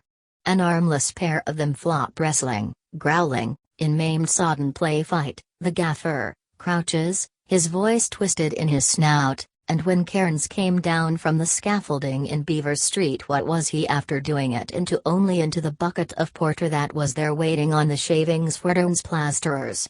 The loiterers guffaw with cleft palates, OJs. Their paint-speckled hat swag. Spattered with size and lime of their lodges they frisk limblessly about him. Bloom, coincidence too. They think it funny. Anything but that. Broad daylight. Trying to walk. Lucky no woman. The loiterers, Jays, that's a good one. Glauber salts. Oh Jays, into the men's porter. Bloom passes. Cheap whores, singly, coupled, shawled, disheveled, call from lanes, doors, corners. The whores, are you going far, queer fellow? How's your middle leg? Got a match on you? Eh? Come here till I stiffen it for you. He plodges through their sump towards the lighted street beyond. From a bulge of window curtains a gramophone rears a battered brazen trunk. In the shadow a shebeen keeper haggles with the navvy and the two redcoats. The navvy, belching, where's the bloody house? The shebeen keeper, Purdon Street. Shilling a bottle of stout. Respectable woman. The navvy, gripping the two redcoats, staggers forward with them. Come on, you British Army. Private car, behind his back, he ate half balmy. Private Compton, laughs, what ho? Private car, to the navvy, Portobello Barracks Canteen. You ask for car. Just car. The navvy, shouts, we are the boys. Of Wexford. Private Compton, say. What price the sergeant major? Private car, Bennett? He's my pal. I love old Bennett. The navvy, shouts, the galling chain. And free our native land. He staggers forward, dragging them with him. Bloom stops, at fault. The dog approaches, his tongue out lolling, panting. Bloom, wild goose chase this. Disorderly houses. Lord knows where they are gone. Drunks cover distance double quick. Nice mix-up. Scene at Westland Row. Then jump in first class with third ticket. Then too far. Train with engine behind. Might have taken me to Malahide or a siding for the night or collision. Second drink does it. Once is a dose. What am I following him for? Still, he's the best of that lot. If I hadn't heard about Mrs. Beaufoy Purifoy I wouldn't have gone and wouldn't have met. Kismet. He'll lose that cash. Relieving office here. Good biz for cheap jacks, organs. What do you lack? Soon got, soon gone. Might have lost my life too with that Mangong wheel track trolley Glora juggernaut only for presence of mind. Can't always save you, though. If I had passed Trulick's window that day 2 minutes later would have been shot. Absence of body. Still if bullet only went through my coat get damages for shock, £500. What was he? Kildare Street clubbed off. God help his gamekeeper. He gazes ahead, reading on the wall a scrawled chalk legend wet dream and a phallic design, odd. Molly drawing on the frosted carriage pane at Kingstown. What's that like? Gaudy da woman loll in the lighted doorways, in window embrasures, smoking bird's eye cigarettes. The odor of the sick sweet weed floats towards him in slow round ovaling wreaths, the wreaths, sweet are the sweets. Sweets of sin. Bloom, my spine's a bit limp. Go or turn? And this food? Eat it and get all pigstecky. Absurd I am. Waste of money. 1 and 8pence too much. The retriever drives a cold sniveling muzzle against his hand, wagging his tail. Strange how they take to me. Even that brute today. Better speak to him first. Like women they like rencanters. Stinks like a polecat. Check on sun gout. He might be mad. Dog days. Uncertain in his movements. Good fellow. Fido. Good fellow. Gary Owen. The wolf dog sprawls on his back, wriggling obscenely with begging paws, his long black tongue lolling out, influence of his surroundings. Give and have done with it. Provided nobody. Calling encouraging words he shambles back with a furtive poacher's tread, dogged by the setter into a dark still-tongue corner. He unrolls one parcel and goes to dump the crubin softly but holds back and feels the trotter, sizable for 3pence. But then I have it in my left hand. Calls for more effort. Why? Smaller from want of use. Oh, let it slide. 2 and 6. With regret he lets the unrolled crubin and trotter slide. The mastiff mauls the bundle clumsily and gluts himself with growling greed, crunching the bones. 2 rain-caped watch approach, silent, vigilant. They murmur together, the watch, Bloom. Of Bloom. For Bloom. Bloom. Each lays hand on Bloom's shoulder. First watch, caught in the act. Commit no nuisance. Bloom stammers, I am doing good to others. A covey of gulls, storm petrels, rises hungrily from leafy slime with banberry cakes in their beaks. The gulls, concave conquery cake. Bloom, the friend of man. Trained by kindness. He points. Bob Doran, toppling from a high bar stool, sways over the munching spaniel. Bob Doran, dozer. Give us the paw. Give the paw. The bulldog growls, his scruff standing, a gobbet of pig's knuckle between his molars through which rabid scum spittle dribbles. Bob Doran fills silently into an area. Second watch, prevention of cruelty to animals. Bloom, enthusiastically, a noble work.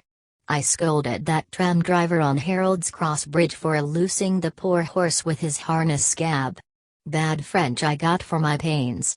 Of course it was frosty and the last tram. All tales of circus life are highly demoralizing. Signor Maffei, passion pale, in Lion Tamer's costume with diamond studs in his shirt front, steps forward, holding a circus paper rope, a curling carriage whip and a revolver with which he covers the gorging boarhound. Signor Maffei, with a sinister smile, ladies and gentlemen, my educated greyhound. It was I broke in the bucking broncho Ajax with my patent spiked saddle for carnivores. Lash under the belly with a knotted thong. Block tackle and a strangling pulley will bring your lion to heel, no matter how fractious. Even Leo Frox there, the Libyan man-eater.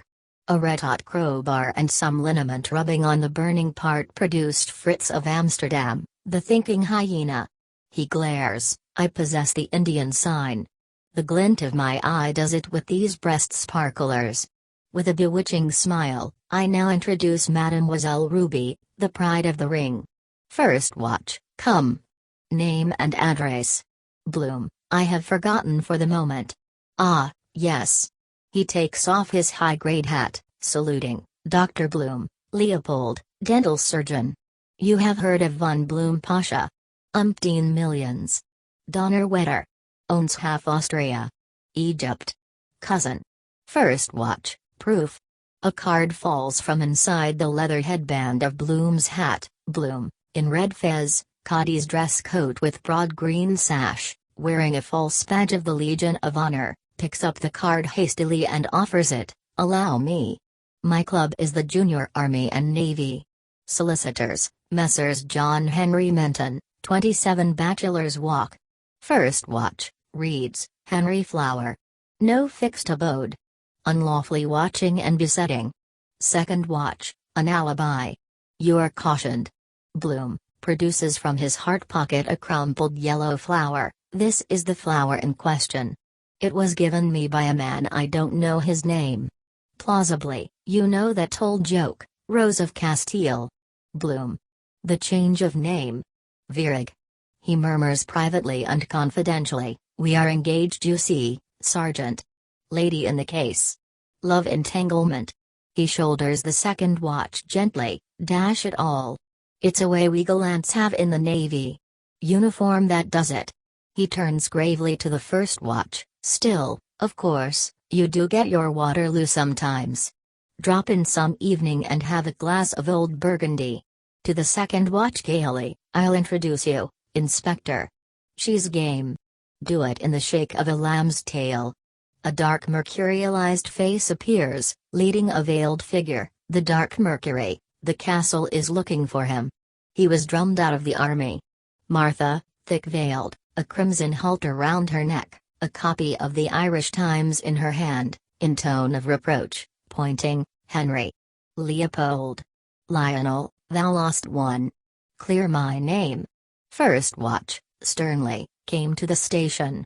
Bloom, scared, hats himself, steps back, then, plucking at his heart and lifting his right forearm on the square, he gives the sign and dugard of fellowcraft. No, no, worshipful master, light of love.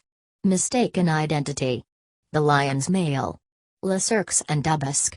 You remember the child's fratricide case. We medical men. By striking him dead with a hatchet. I am wrongfully accused.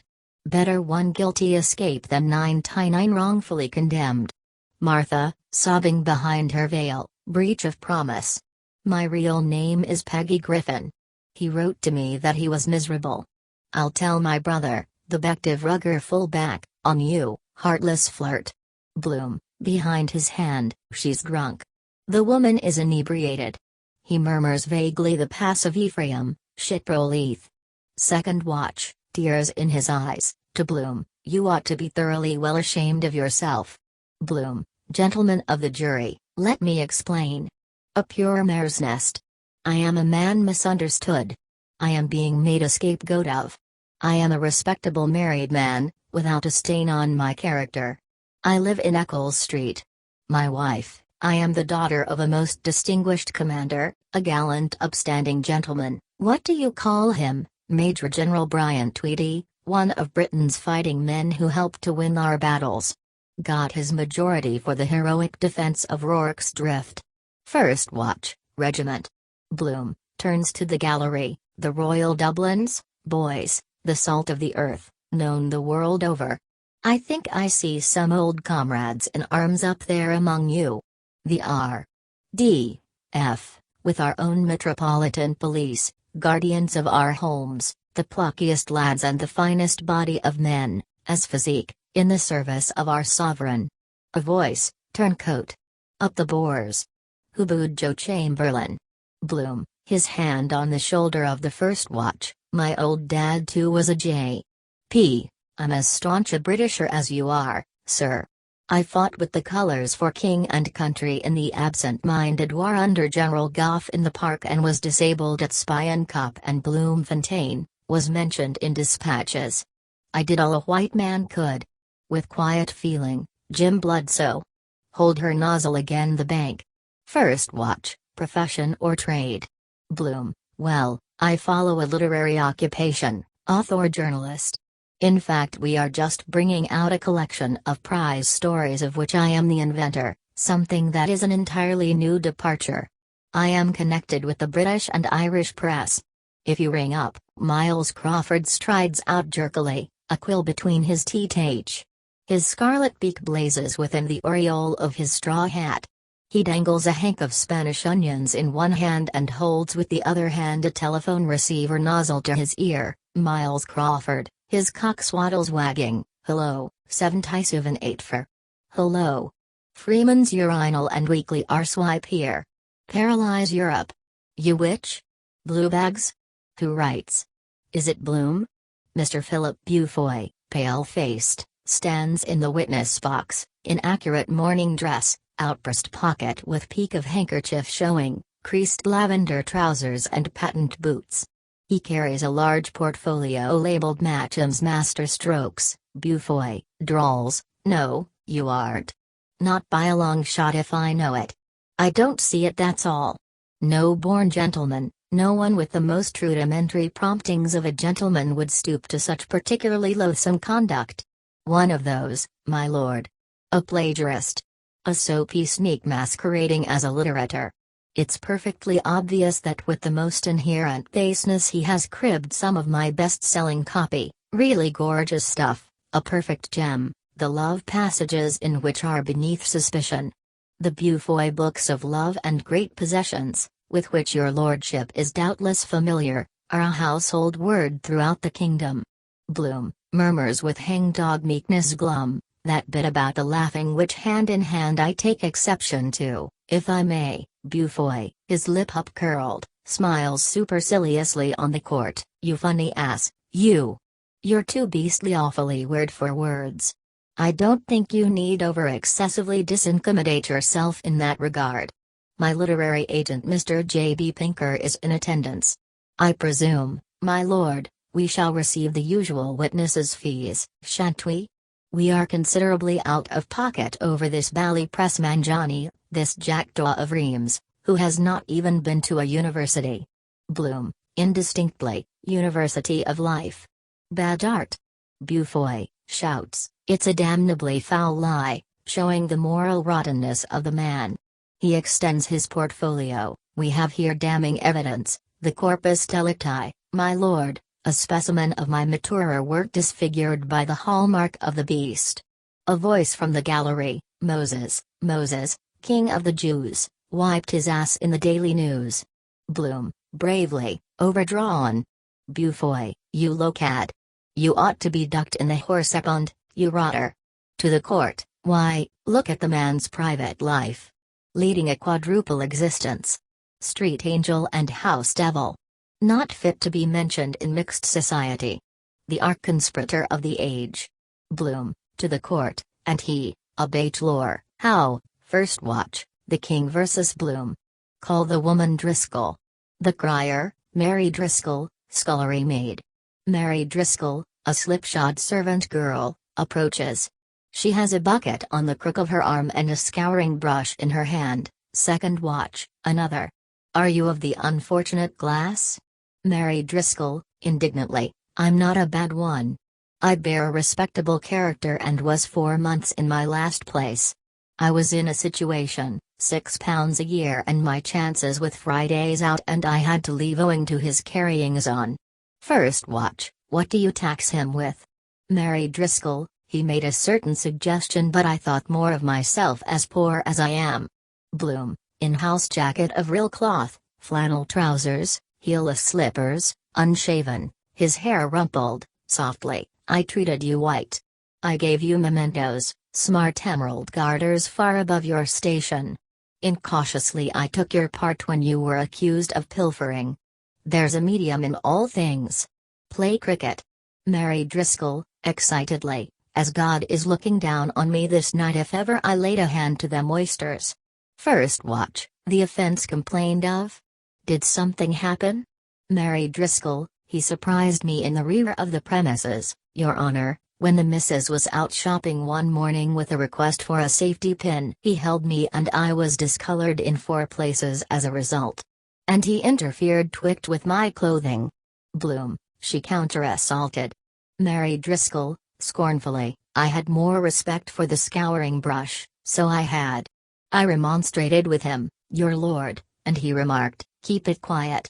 General laughter. George Fottrell, Clerk of the Crown and Peace, resonantly, order in court. The accused will now make a bogus statement. Bloom, pleading not guilty and holding a full-blown water lily, begins a long unintelligible speech. They would hear what counsel had to say in his stirring address to the grand jury. He was down and out but, though branded as a black sheep, if he might say so, he meant to reform, to retrieve the memory of the past in a purely sisterly way and return to nature as a purely domestic animal. A 7-month child, he had been carefully brought up and nurtured by an aged bedridden parent. There might have been lapses of an erring father but he wanted to turn over a new leaf and now, when at long last in sight of the whipping post, to lead a homely life in the evening of his days, permeated by the affectionate surroundings of the heaving bosom of the family.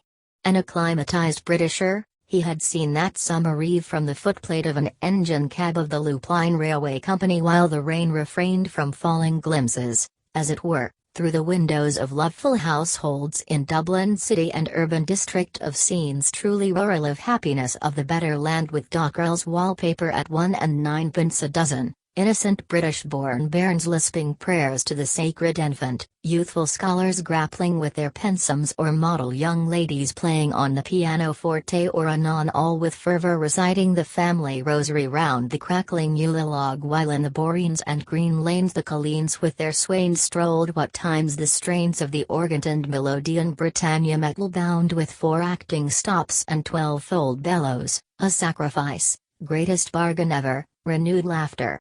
He mumbles incoherently. Reporters complain that they cannot hear, longhand and shorthand, without looking up from their notebooks, loosen his boots. Professor McHugh, from the Prestable, coughs and calls, cough it up, man. Get it out in bits. The cross-examination proceeds re Bloom and the bucket. A large bucket. Bloom himself. Bowel trouble. In Beaver Street gripe, yes. Quite bad. A plasterer's bucket. By walking stifle-egged. Suffered untold misery. Deadly agony. About noon. Love or burgundy. Yes, some spinach. Crucial moment. He did not look in the bucket, nobody. Rather a mess. Not completely. A titbits back number, uproar and catcalls. Bloom in a torn frock coat stained with whitewash, dinged silk hat sideways on his head, a strip of sticking plaster across his nose, talks inaudibly. J. O'Malley, in barrister's grey wig and stuff gown, speaking with a voice of pained protest. This is no place for indecent levity at the expense of an erring mortal disguised in liquor. We are no tea in a bear garden nor at an Oxford rag, nor is this a travesty of justice. My client is an infant, a poor foreign immigrant who started scratch as a stowaway and is now trying to turn an honest penny. The trumped-up misdemeanor was due to a momentary aberration of heredity, brought on by hallucination, such familiarities as the alleged guilty occurrence being quite permitted in my client's native place, the land of the pharaoh. Prima facie, I put it to you that there was no attempt at carnally knowing. Intimacy did not occur, and the offense complained of by Driscoll, that her virtue was solicited, was not repeated. I would deal in especial with atavism. There have been cases of shipwreck and somnambulism in my client's family. If the accused could speak, he could a tale unfold, one of the strangest that have ever been narrated between the covers of a book. He himself, my lord, is a physical wreck from cobbler's weak chest. His submission is that he is of Mongolian extraction and irresponsible for his actions. Not all there, in fact. Bloom, barefoot, pigeon-breasted, in Lasker's vest and trousers, apologetic toes turned in, opens his tiny mole's eyes and looks about him dazedly, passing a slow hand across his forehead. Then he hitches his belt sailor fashion and with a shrug of oriental obeisance salutes the court, pointing one thumb heavenward, him makey very muchy fine night. He begins to lilt simply, lily poo lil chilly belingy pigfoot every night pay ye 2 shilly, he is howled down. J. O'Malley, hotly to the populace, this is a Lonahan fight. By Hades, I will not have any client of mine gagged and badgered in this fashion by a pack of curs and laughing hyenas. The Mosaic Code has superseded the law of the jungle. I say it, and I say it emphatically, without wishing for one moment to defeat the ends of justice. Accused was not accessory before the act, and prosecutrix has not been tampered with. The young person was treated by defendant as if she were his very own daughter. Bloom takes J. O'Malley's hand and raises it to his lips. I shall call rebutting evidence to prove up to the hilt that the hidden hand is again at its old game. When in doubt, persecute Bloom. My client, an innately bashful man, would be the last man in the world to do anything ungentlemanly which injured modesty could object to or cast a stone at a girl who took the wrong turning when some dastard, responsible for her condition, had worked his own sweet will on her. He wants to go straight. I regard him as the widest man I know. He is down on his luck at present owing to the mortgaging of his extensive property at Agenethnetum in faraway Asia Minor, slides of which will now be shown. To Bloom, I suggest that you will do the handsome thing. Bloom, a penny in the pound. The image of the Lake of Kinnereth with blurred cattle cropping in silver haze is projected on the wall.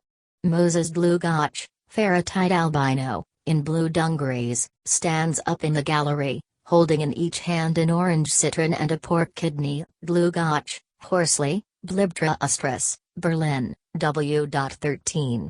J. O'Malley steps onto a low plinth and holds the lapel of his coat with solemnity. His face lengthens, grows pale and bearded, with sunken eyes, the blotches of phthisis and hectic cheekbones of John F. Taylor. He applies his handkerchief to his mouth and scrutinizes the galloping tide of rosa-pink blood. Jmloy, almost voicelessly, excuse me. I am suffering from a severe chill, have recently come from a sick bed. A few elcoes and words. He assumes the Avine head, foxy mustache and probostal eloquence of Seymour Bushe, when the angel's book comes to be opened, if aught that the pensive bosom has inaugurated of soul transfigured and of soul transfiguring deserves to live, I say accord the prisoner at the bar the sacred benefit of the doubt. A paper with something written on it is handed into court. Bloom, in court dress, can give best references. Messrs. Callan, Coleman. Mr. Wisdom Helly JP, my old Chief Joe Cuff. Mr. V.B. Dillon, ex-Lord Mayor of Dublin. I have moved in the charmed circle of the highest, Queens of Dublin society. Carelessly, I was just chatting this afternoon at the Viceregal Lodge to my old pals, Sir Robert and Lady Ball, Astronomer Royal at the Levee. Sir Bob, I said, Mrs. Yelverton Barry, in low corsaged opal ball dress and elbow-length ivory gloves, wearing a sable trimmed brick-quilted dolman, a comb of brilliance and panache of osprey in her hair. Arrest him, constable. He wrote me an anonymous letter in Prentice backhand when my husband was in the North Riding of Tipperary on the Munster circuit, signed James Love Birch. He said that he had seen from the gods my peerless globes as I sat in a box of the Theatre Royal at a command performance of La Cigale. I deeply inflamed him, he said. He made improper overtures to me to misconduct myself at 4:30 p.m. on the following Thursday, Dunsink time. He offered to send me through the post a work of fiction by Monsieur Paul de Kock, entitled The Girl with the Three Pairs of Stays. Mrs. Bellingham, in cap and seal coney mantle, wrapped up to the nose, steps out of her brougham and scans through tortoise-shell quizzing glasses which she takes from inside her huge opossum muff, also to me. Yes, I believe it is the same objectionable person. Because he closed my carriage door outside Sir Thornley Stoker's one sleety day during the cold snap of February '93, when even the grit of the waste pipe and the boss top in my bath cistern were frozen. Subsequently he enclosed a bloom of Edelweiss culled on the heights, as he said, in my honor. I had it examined by a botanical expert and elicited the information that it was a blossom of the homegrown potato plant purloined from a forcing case of the model farm. Mrs. Yelverton Barry, shame on him. A crowd of sluts and ragamuffins surges forward, the sluts and ragamuffins, screaming, "Stop thief!" Hurrah there, Bluebeard! 3 cheers for Icky Mo. Second watch, produces handcuffs, here are the Darbies. Mrs. Bellingham, he addressed me in several handwritings with fulsome compliments as a Venus in furs and alleged profound pity for my frost-bound coachman Pummer, while in the same breath he expressed himself as envious of his ear-flaps and fleecy sheepskins and of his fortunate proximity to my person, when standing behind my chair wearing my livery and the armorial bearings of the Bellingham escutcheon garnished sable, a buck's head coupe-tour.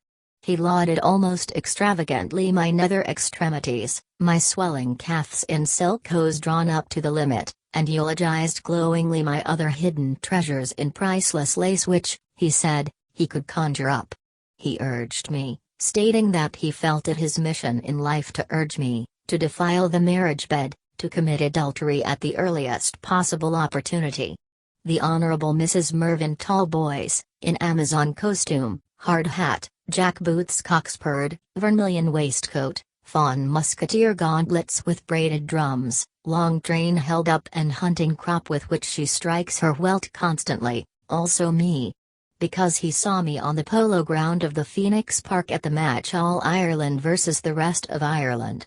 My eyes, I know, shone divinely as I watched Captain Slogger Dennehy of the Inniskillings win the final chukker on his darling Cobb Centaur. This plebeian Don Juan observed me from behind a hackney car and sent me in double envelopes an obscene photograph, such as are sold after dark on Paris boulevards, insulting to any lady. I have it still. It represents a partially nude señorita, frail and lovely, his wife, as he solemnly assured me, taken by him from nature, practicing illicit intercourse with a muscular torero, evidently a blackguard. He urged me to do likewise, to misbehave, to sin with officers of the garrison. He implored me to soil his letter in an unspeakable manner, to chastise him as he richly deserves, to bestride and ride him, to give him a most vicious horsewhipping. Mrs. Bellingham, me too. Mrs. Yelverton Barry, me too. Several highly respectable Dublin ladies hold up improper letters received from Bloom. The Honourable Mrs. Mervyn Talboys stamps her jingling spurs in a sudden paroxysm of fury. I will, by the God above me. I'll scourge the pigeon-livered cur as long as I can stand over him. I'll flay him alive.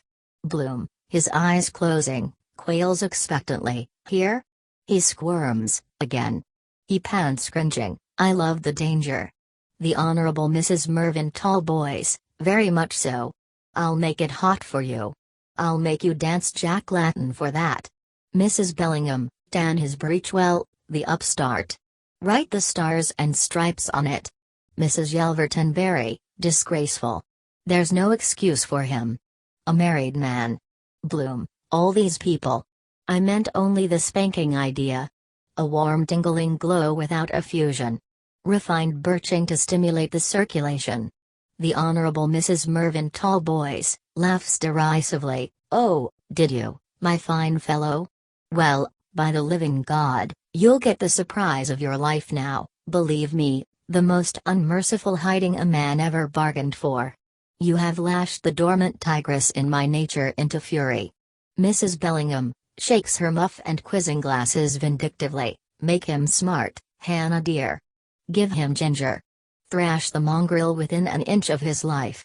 The cat o' nine tails. Geld him. Vivisect him. Bloom, shuddering, shrinking, joins his hands, with hangdog mien. Oh cold. Oh shivery. It was your ambrosial beauty. Forget, forgive. Kismet. Let me off this once. He offers the other cheek, Mrs. Yelverton Berry, severely. Don't do so on any account, Mrs. Talboys. He should be soundly trounced. The Honorable Mrs. Mervyn Talboys, unbuttoning her gauntlet violently. I'll do no such thing. Pigdog and always was ever since he was pupped. To dare address me. I'll flog him black and blue in the public streets. I'll dig my spurs in him up to the rowel. He is a well-known cuckold. She swishes her hunting crop savagely in the air. Take down his trousers without loss of time. Come here, sir. Quick. Ready? Bloom, trembling, beginning to obey. The weather has been so warm. Davy Stevens, ringoletted, passes with a bevy of barefoot newsboys. Davy Stevens, messenger of the Sacred Heart and Evening Telegraph with St. Patrick's Day supplement. Containing the new addresses of all the cuckolds in Dublin. The Very Reverend Canon O'Hanlon in cloth of gold cope elevates and exposes a marble timepiece. Before him Father Conroy and the Reverend John Hughes S.J. Bendlow, the timepiece, unportling, cuckoo. Cuckoo. Cuckoo. The brass quoits of a bed are heard to jingle, the quoits, jig-jag. Jig-a-jiga. Jig-jag. A panel of fog rolls back rapidly, revealing rapidly in the jury box the faces of Martin Cunningham, foreman, silk-hatted, Jack Power, Simon Dedalus, Tom Kernan, Ned Lambert, John Henry Minton Miles Crawford, Lenihan, Paddy Leonard, Nosey Flynn, McCoy and the featureless face of a nameless one, the nameless one, bareback riding. Wait for age. Gob, he organized her. The jurors, all their heads turned to his voice. Really? The nameless one, snarls, ass over tip. 100 shillings to 5. The jurors, all their heads lowered in assent, most of us thought as much. First watch, he is a marked man. Another girl's plate cut. Wanted, Jack the Ripper.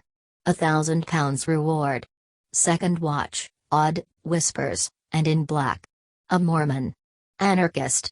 The crier, loudly, whereas Leopold Bloom of no fixed abode is a well-known dynamitered, forger, bigamist, bawd and cuckold and a public nuisance to the citizens of Dublin, and whereas at this commission of assizes the most honourable, His Honour, Sir Frederick Falconer, Recorder of Dublin, in judicial garb of grey stone rises from the bench, stone-bearded. He bears in his arms an umbrella sceptre. From his forehead arise starkly the mosaic ram's horns. The Recorder, I will put an end to this white slave traffic and rid Dublin of this odious pest. Scandalous.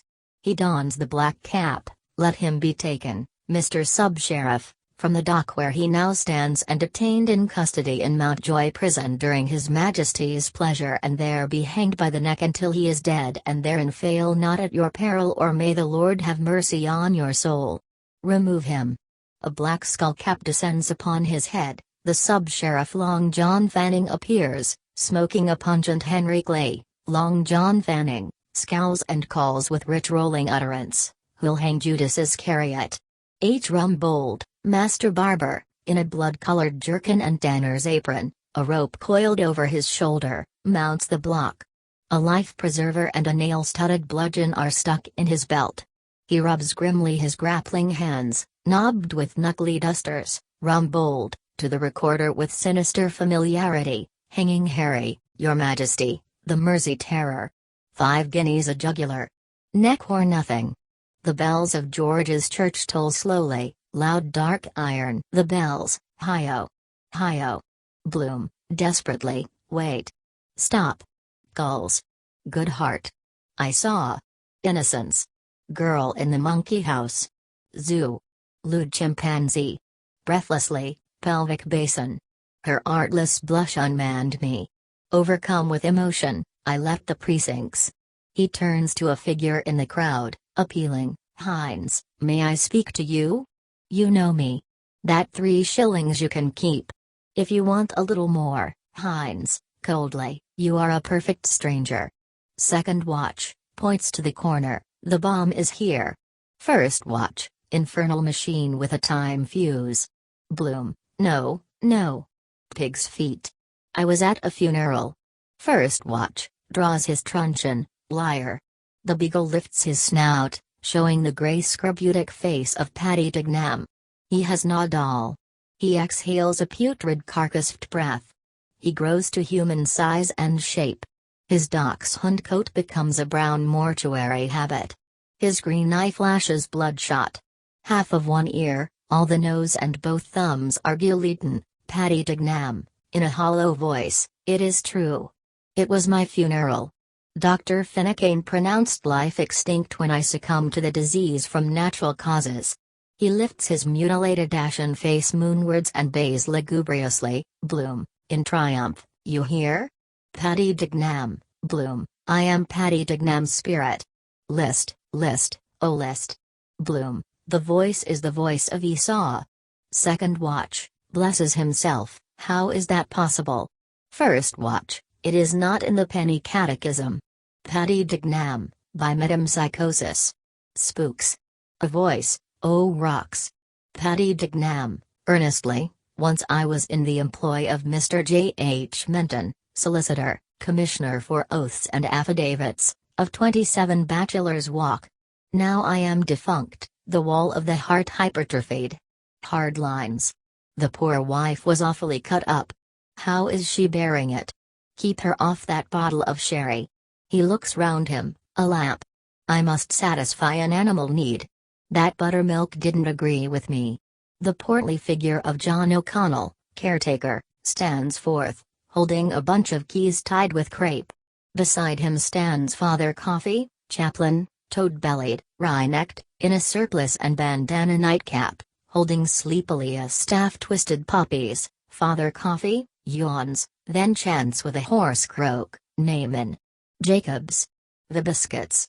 Amen." John O'Connell foghorns stormily through his megaphone, "Dignam, Patrick T., deceased." Paddy Dignam, with pricked-up ears, winces, overtones. He wriggles forward and places an ear to the ground, "My master's voice." John O'Connell, burial docket letter number U. P. 85000. Field 17. House of Keys. Plot, 101. Paddy Dignam listens with visible effort, thinking, his tail stiff-pointed, his ears cocked. Paddy Dignam, pray for the repose of his soul. He worms down through a coal-hole, his brown habit trailing its tether over rattling pebbles. After him toddles an obese grandfather rat on fungus turtle paws under a grey carapace. Dignam's voice, muffled, is heard baying underground, "Dignam's dead and gone below." Tom Rochford, robin red-breasted, in cap and breeches, jumps from his twill-columned machine. Tom Rochford, a hand to his breastbone, bows, "Reuben J. A floor and I find him." He fixes the manhole with a resolute stare, "My turn now on. Follow me up to Carlo." He executes a daredevil salmon leap in the air and is engulfed in the coal hole. 2 discs on the columns wobble, eyes of naught. All recedes. Bloom plodges forward again through the sump. Kisses chirp amid the rifts of fog. A piano sounds. He stands before a lighted house, listening. The kisses, winging from their bowers, fly about him, twittering, warbling, cooing. The kisses, warbling, Leo. Twittering, icky licky mickey sticky for Leo. Cooing, coo cuckoo. Yum wom wom. Warbling, big cumbig. Pirouette. Leopold. Twittering, Leo. Warbling, O Leo. They rustle, flutter upon his garments, a light, bright giddy flecks, silvery sequins, bloom, a man's touch. Sad music. Church music. Perhaps here. Zoe Higgins, a young whore in a sapphire slip, closed with 3 bronze buckles, a slim black velvet fillet round her throat, nods, drips down the steps and accosts him. Zoe, are you looking for someone? He's inside with his friend. Bloom, is this Mrs. Max? Zoe, no, Tyone. Mrs. Cohen's. You might go farther, unfair worse. Mother slipper slapper. Familiarly, she's on the job herself tonight with the vet, her tipster that gives her all the winners and pays for her son in Oxford. Working overtime, but her luck's turned today. Suspiciously, you're not his father, are you? Bloom, not I. Zoe, you both in black. Has little Mousy any tickles tonight? His skin, alert, feels her fingertips approach. A hand glides over his left thigh. Zoe, how's the nuts? Bloom, offside. Curiously, they are on the right. Heavier, I suppose. 1 in a million, my tailor, Mejias, says. Zoe, in sudden alarm, you've a hard shanker. Bloom, not likely. Zoe, I feel it. Her hand slides into his left trouser pocket and brings out a hard black shriveled potato. She regards it and Bloom with moist lips. Bloom, a talisman. Heirloom. Zoe, for Zoe? For keeps? For being so nice, eh? She puts the potato greedily into a pocket, then links his arm, cuddling him with supple warmth. He smiles uneasily. Slowly, note by note, Oriental music is played. He gazes in the tawny crystal of her eyes, ringed with kohol. His smile softens. Zoe, you'll know me the next time. Bloom, forlornly, I never loved a deer gazelle, but it was sure to. Gazelles are leaping, feeding on the mountains. Near our lakes. Round their shores file shadows black of cedar groves. Aroma rises, a strong hair growth of resin. It burns, the Orient, a sky of sapphire, cleft by the bronze flight of eagles. Under it lies the woman city, nude, white, still, cool, in luxury. A fountain murmurs among damask roses. Mammoth roses murmur of scarlet wine grapes. A wine of shame, lust, blood exudes, strangely murmuring. Zoe, murmuring sing-song with the music, her odorless clips lusciously smeared with salve of swine fat and rosewater. Skrekani wena ok, benoith hierashaloim. Bloom, fascinated, I thought you were of good stock by your accent. Zoe, and you know what thought did? She bites his ear gently with little gold-stopped teeth, sending on him a cloying breath of stale garlic. The roses draw apart, disclose a sepulchre of the gold of kings and their moldering bones. Bloom, draws back, mechanically caressing her right bub with a flat awkward hand. Are you a Dublin girl? Zoe, catches a stray hair deftly and twists it to her coil. No bloody fear. I'm English. Have you a swaggerut? Bloom, as before, rarely smoke, dear. Cigar now and then. Childish device. Lutely, the mouth can be better engaged than with a cylinder of rank weed. Zoe, go on. Make a stump speech out of it. Bloom, in workman's corduroy overalls, black gansey with red floating tie and Apache cap, mankind is incorrigible. Sir Walter Raleigh brought from the New World that potato and that weed, the one a killer of pestilence by absorption, the other a poisoner of the ear, eye, heart, memory, will, understanding, all. That is to say, he brought the poison 100 years before another person whose name I forget brought the food. Suicide. Lies. All our habits. Why, look at our public life. Midnight chimes from distant steeples, the chimes, turn again, Leopold. Lord Mayor of Dublin. Bloom, in alderman's gown and chain, electors of Arran Key, Inns Key, Rotunda, Mountjoy, and North Dock, better run a tram line, I say, from the Cadley Market to the river. That's the music of the future. That's my program. Cui bono? But our buccaneering Vanderdeckens in their phantom ship of finance, an elector, 3x3 for our future chief magistrate. The aurora borealis of the torchlight procession leaves, the torchbearers, hooray! Several well-known burgesses, city magnates and freemen of the city shake hands with Bloom and congratulate him. Timothy Harrington, late thrice Lord Mayor of Dublin, imposing in mayoral scarlet, gold chain and white silk tie, confers with Councillor Lorcan Sherlock, locum tenens. They nod vigorously in agreement. Late Lord Mayor Harrington, in scarlet robe with mace, gold mayoral chain and large white silk scarf, that Alderman Sir Leo Bloom's speech be printed at the expense of the ratepayers. That the house in which he was born be ornamented with a commemorative tablet, and that the thoroughfare hitherto known as Cow Parlour off Cork Street be henceforth designated Boulevard Bloom. Councillor Lorcan Sherlock, carried unanimously. Bloom, impassionately, these Flying Dutchmen or Lying Dutchmen as they recline in their upholstered poop, casting dice, what reck they? Machines is their cry, their chimera, their panacea. Labor-saving apparatuses, supplanters, bugbears, manufactured monsters for mutual murder, hideous hobgoblins produced by a horde of capitalistic lusts upon our prostituted labor. The poor man starves while they are grassing their royal mountain stags or shooting peasants and partridges in their purblind pomp of pelf and power. But their reign is rover for river and ever and ev, prolonged applause. Venetian masts, maypoles and festal arches spring up. A streamer bearing the legends said Mile Failt and Matab Melech Israel spans the street. All the windows are thronged with sightseers, chiefly ladies. Along the route the regiments of the Royal Dublin Fusiliers, the King's Own Scottish Borderers, the Cameron Highlanders and the Welsh Fusiliers standing to attention, keep back the crowd.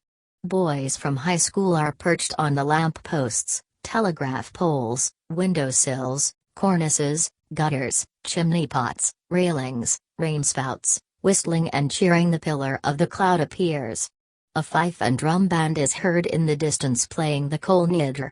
The beaters approach with imperial eagles hoisted, trailing banners and waving oriental palms. The chryselephantine papal standard rises high, surrounded by pennons of the civic flag. The van of the procession appears headed by John Howard Parnell, City Marshal, in a chessboard tabard, the Athlone Pursuivant and Ulster King of Arms. They are followed by the Right Honourable Joseph Hutchinson, Lord Mayor of Dublin, His Lordship the Lord Mayor of Cork, their worships the Mayors of Limerick, Galway, Sligo, and Waterford, 28 Irish representative peers, sirdars, grandees and maharajas bearing the cloth of estate, the Dublin Metropolitan Fire Brigade, the chapter of the Saints of Finance in their plutocratic order of precedence, the Bishop of Down and Connor, His Eminence Michael Cardinal Oge, Archbishop of Armagh, Primate of all Ireland, His Grace, the Most Reverend Dr. William Alexander, Archbishop of Armagh, Primate of all Ireland, the Chief Rabbi, the Presbyterian Moderator, the heads of the Baptist, Anabaptist, Methodist and Moravian chapels and the Honorary Secretary of the Society of Friends. After them march the guilds and trades and train bands with flying colors, coopers, bird fanciers, millwrights, newspaper canvassers, law scriveners, mazours, vintners, drushmakers, chimney sweeps, lard refiners, tabinet and poplin weavers, farriers, Italian warehousemen, church decorators, bootjack manufacturers, undertakers, silk mercers, lapidaries, salesmasters, cork cutters, assessors of fire losses, dyers and cleaners, export bottlers, fellmongers, ticket writers, heraldic seal engravers, horse repository hands, bullion brokers, cricket and archery outfitters, riddle makers, egg and potato factors, hosiers and glovers, plumbing contractors. After them march gentlemen of the bedchamber, black rod, deputy garter, gold stick, the Master of Horse, the Lord Great Chamberlain, the Earl Marshal, the High Constable carrying the Sword of State, St. Stephen's Iron Crown, the Chalice and Bible. 4 buglers on foot blow a senate. Beefeaters reply, winding clarions of welcome. Under an arch of triumph Bloom appears, bareheaded, in a crimson velvet mantle trimmed with ermine, bearing St. Edward's staff, the orb and scepter with the dove, the curtena. He is seated on a milk-white horse with long flowing crimson tail, richly caparisoned, with golden headstall. Wild excitement. The ladies from their balconies throw down rose petals. The air is perfumed with essences. The men cheer. Bloom's boys run amid the bystanders with branches of hawthorn and wren bushes. Bloom's boys, the wren, the king of all birds, St. Stephen's his day was caught in the furs. A blacksmith murmurs, for the honor of God. And is that Bloom? He scarcely looks 30 own. A pavior and flagger, that's the famous Bloom now, the world's greatest reformer. Hats off. All uncover their heads. Women whisper eagerly, a millionairess, richly, isn't he simply wonderful? A noble woman, nobly, all that man has seen. A feminist, masculinely, and done. A bell hanger, a classic face. He has the forehead of a thinker. Bloom's weather. A sunburst appears in the northwest, the Bishop of Down and Connor, I here present your undoubted Emperor President and King Chairman, the most serene and potent and very puissant ruler of this realm. God save Leopold I. All, God save Leopold I. Bloom, in dalmatic and purple mantle, to the Bishop of Down and Connor, with dignity, thanks, somewhat eminent sir.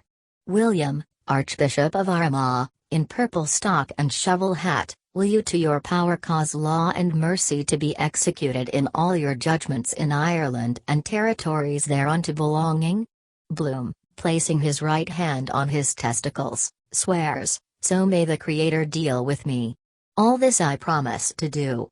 Michael, Archbishop of Armagh, pours a cruse of hair oil over Bloom's head, gaudium magnum annuncio vobis. Habemus carnificum. Leopold, Patrick, Andrew, David, George, be thou anointed.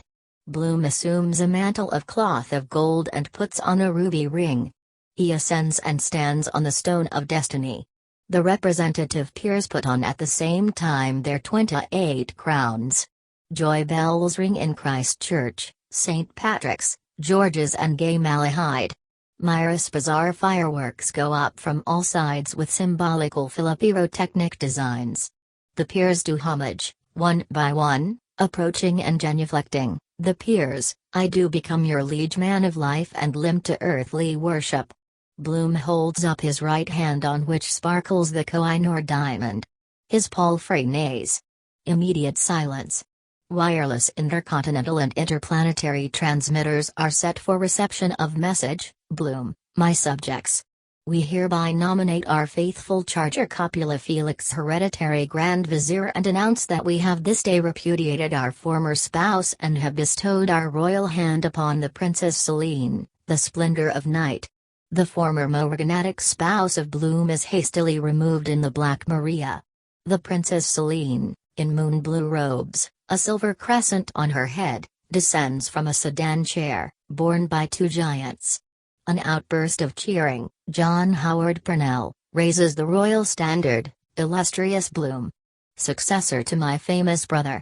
Bloom, embraces John Howard Purnell, we thank you from our heart, John, for this right royal welcome to Green Erin, the promised land of our common ancestors. The freedom of the city is presented to him embodied in a charter. The keys of Dublin, crossed on a crimson cushion, are given to him. He shows all that he is wearing green socks. Tom Kernan, you deserve it, Your Honor. Bloom, on this day 20 years ago we overcame the hereditary enemy at Ladysmith. Our howitzers and camel swivel guns played on his lines with telling effect. Half a league onward. They charge. All is lost now. Do we yield? No. We drive them headlong. Lo. We charge. Deploying to the left, our light horse swept across the heights of Plevna and, uttering their war cry Bona fide Sabaoth, Say bred the Saracen gunners to a man. The chapel of Freeman typesetters, here. Here. John Wise Nolan, there's the man that got away. James Stevens. A bluecoat schoolboy, bravo. An old resident, you're a credit to your country, sir, that's what you are. An apple woman, he's a man like Ireland wants. Bloom, my beloved subjects, a new era is about to dawn. I, Bloom, tell you verily it is even now at hand. Yea, on the word of a Bloom, ye shall ere long enter into the golden city which is to be, the new Bloom Jerusalem in the Nova Hibernia of the future. 30 workmen, wearing rosettes, from all the counties of Ireland, under the guidance of Durham the builder, construct the new Bloom Jerusalem. It is a colossal edifice with crystal roof, built in the shape of a huge pork kidney, containing 40,000 rooms. In the course of its extension several buildings and monuments are demolished. Government offices are temporarily transferred to railway sheds. Numerous houses are razed to the ground. The inhabitants are lodged in barrels and boxes, all marked in red with the letters L. B. Several paupers fill from a ladder. A part of the walls of Dublin, crowded with loyal sightseers, collapses, the sightseers, dying, morit rete salutant. They die, a man in a brown mackintosh springs up through a trapdoor. He points an elongated finger at Bloom, the man in the mackintosh. Don't you believe a word he says. That man is Leopold Mentosh, the notorious fire-raiser. His real name is Higgins. Bloom, shoot him. Dog of a Christian. So much for Mentosh. A cannon shot. The man in the mackintosh disappears. Bloom with his scepter strikes down poppies. The instantaneous deaths of many powerful enemies, graziers, members of parliament, members of standing committees, are reported. Bloom's bodyguard distribute Mondi money, commemoration medals, loaves and fishes, temperance badges, expensive Henry Clay cigars, free cow bones for soup, rubber preservatives in sealed envelopes tied with gold thread, butterscotch, pineapple rock, billetsticks in the form of cocked hats, ready-made suits, pouringers of toad in the hole, bottles of Jay's fluid, purchase stamps, 40 days indulgences, spurious coins, dairy-fed pork sausages, theatre passes, season tickets available for all tram lines, coupons of the Royal and Privileged Hungarian Lottery, penny dinner counters, cheap reprints of the world's 12 worst books, Froggy and Fritz, Politic, Care of the Baby, Infantilic, 50 meals for 7-6, Coolinic, Was Jesus a Sun Myth? Historic, Expel That Pain, Medic, Infant's Compendium of the Universe, Cosmic, Let's All Chortle, Hilaric, Canvassers Vidmecum, Journalic, Love Letters of Mother Assistant, Erotic, Who's Who in Space, Asterisk, Songs That Reached Our Heart, Melodic, Pennywise's Way to Wealth, Parsimonic. A general rush and scramble. Women press forward to touch the hem of Bloom's robe. The Lady Gwendolen Dubedette bursts through the throng, leaps on his horse and kisses him on both cheeks amid great acclamation. A magnesium flashlight photograph is taken. Babes and sucklings are held up, the women, little father. Little father. The babes and sucklings, clap clap hands till Poldy comes home, cakes in his pocket for Leo alone. Bloom, bending down, pokes baby Boardman gently in the stomach. Baby Boardman, hiccups, curdled milk flowing from his mouth, haja jaja. Bloom, shaking hands with a blind stripling, my more than brother. Placing his arms round the shoulders of an old couple, dear old friends. He plays pussy four corners with ragged boys and girls, peep. Bo peep. He wheels twins in a perambulator, tic-tac-toe woldy see to shoe. He performs juggler's tricks, draws red, orange, yellow, green, blue, indigo and violet silk handkerchiefs from his mouth, Roig Biv. 32 feet per second. He consoles a widow, absence makes the heart grow younger. He dances the Highland fling with grotesque antics, leg it, ye devils. He kisses the bedsores of a palsied veteran, honorable wounds. He trips up a fit policeman, up. Up. He whispers in the ear of a blushing waitress and laughs kindly, "Ah, naughty, naughty." He eats a raw turnip offered him by Morris Butterley, farmer. "Fine. Splendid."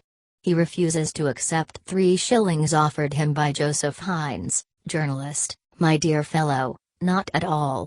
He gives his coat to a beggar. "Please accept." He takes part in a stomach race with elderly male and female cripples. "Come on, boys. Wriggle it, girls." The citizen, choked with emotion, brushes aside a tear in his emerald muffler. "May the good God bless him." The ram's horns sound for silence.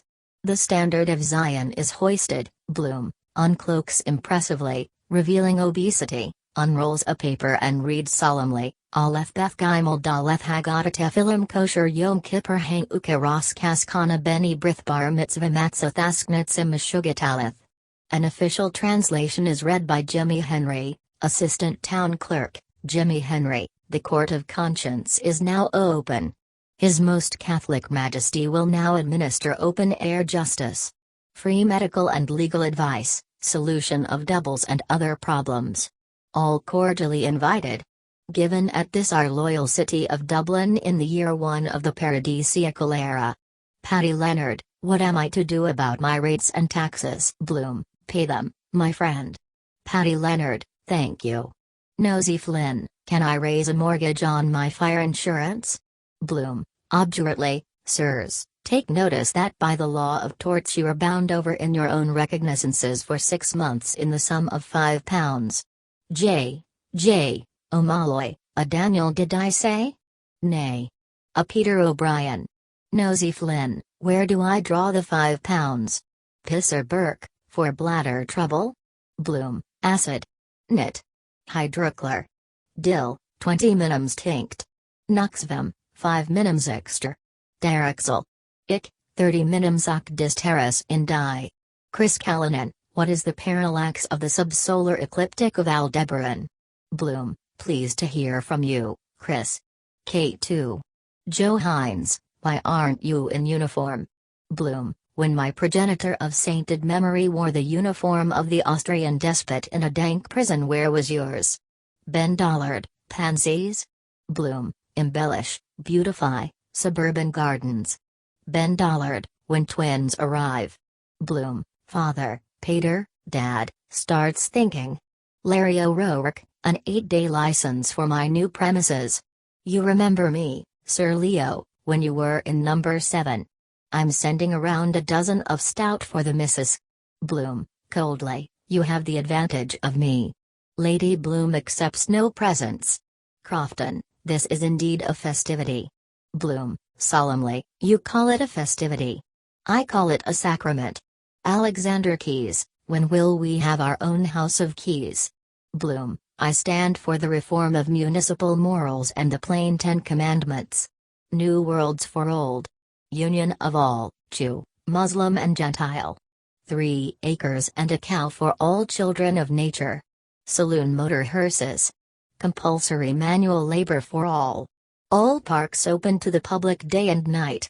Electric dish scrubbers. Tuberculosis, lunacy, war and mendicancy must now cease.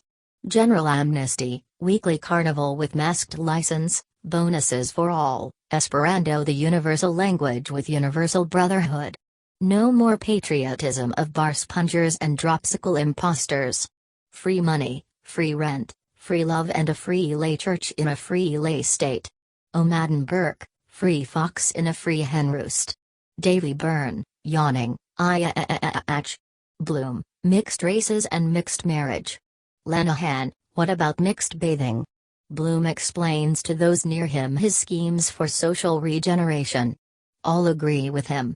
The keeper of the Kildare Street Museum appears, dragging a lorry on which are the shaking statues of several naked goddesses, Venus Caepige, Venus Pandemos, Venus Metempsychosis, and plaster figures, also naked, representing the new 9 muses: commerce, operatic music, amour, publicity, manufacture, liberty of speech, plural voting, gastronomy, private hygiene, seaside concert entertainments, painless obstetrics and astronomy for the people. Father Farley, he is an Episcopalian, an agnostic, an anything Aryan seeking to overthrow our holy faith.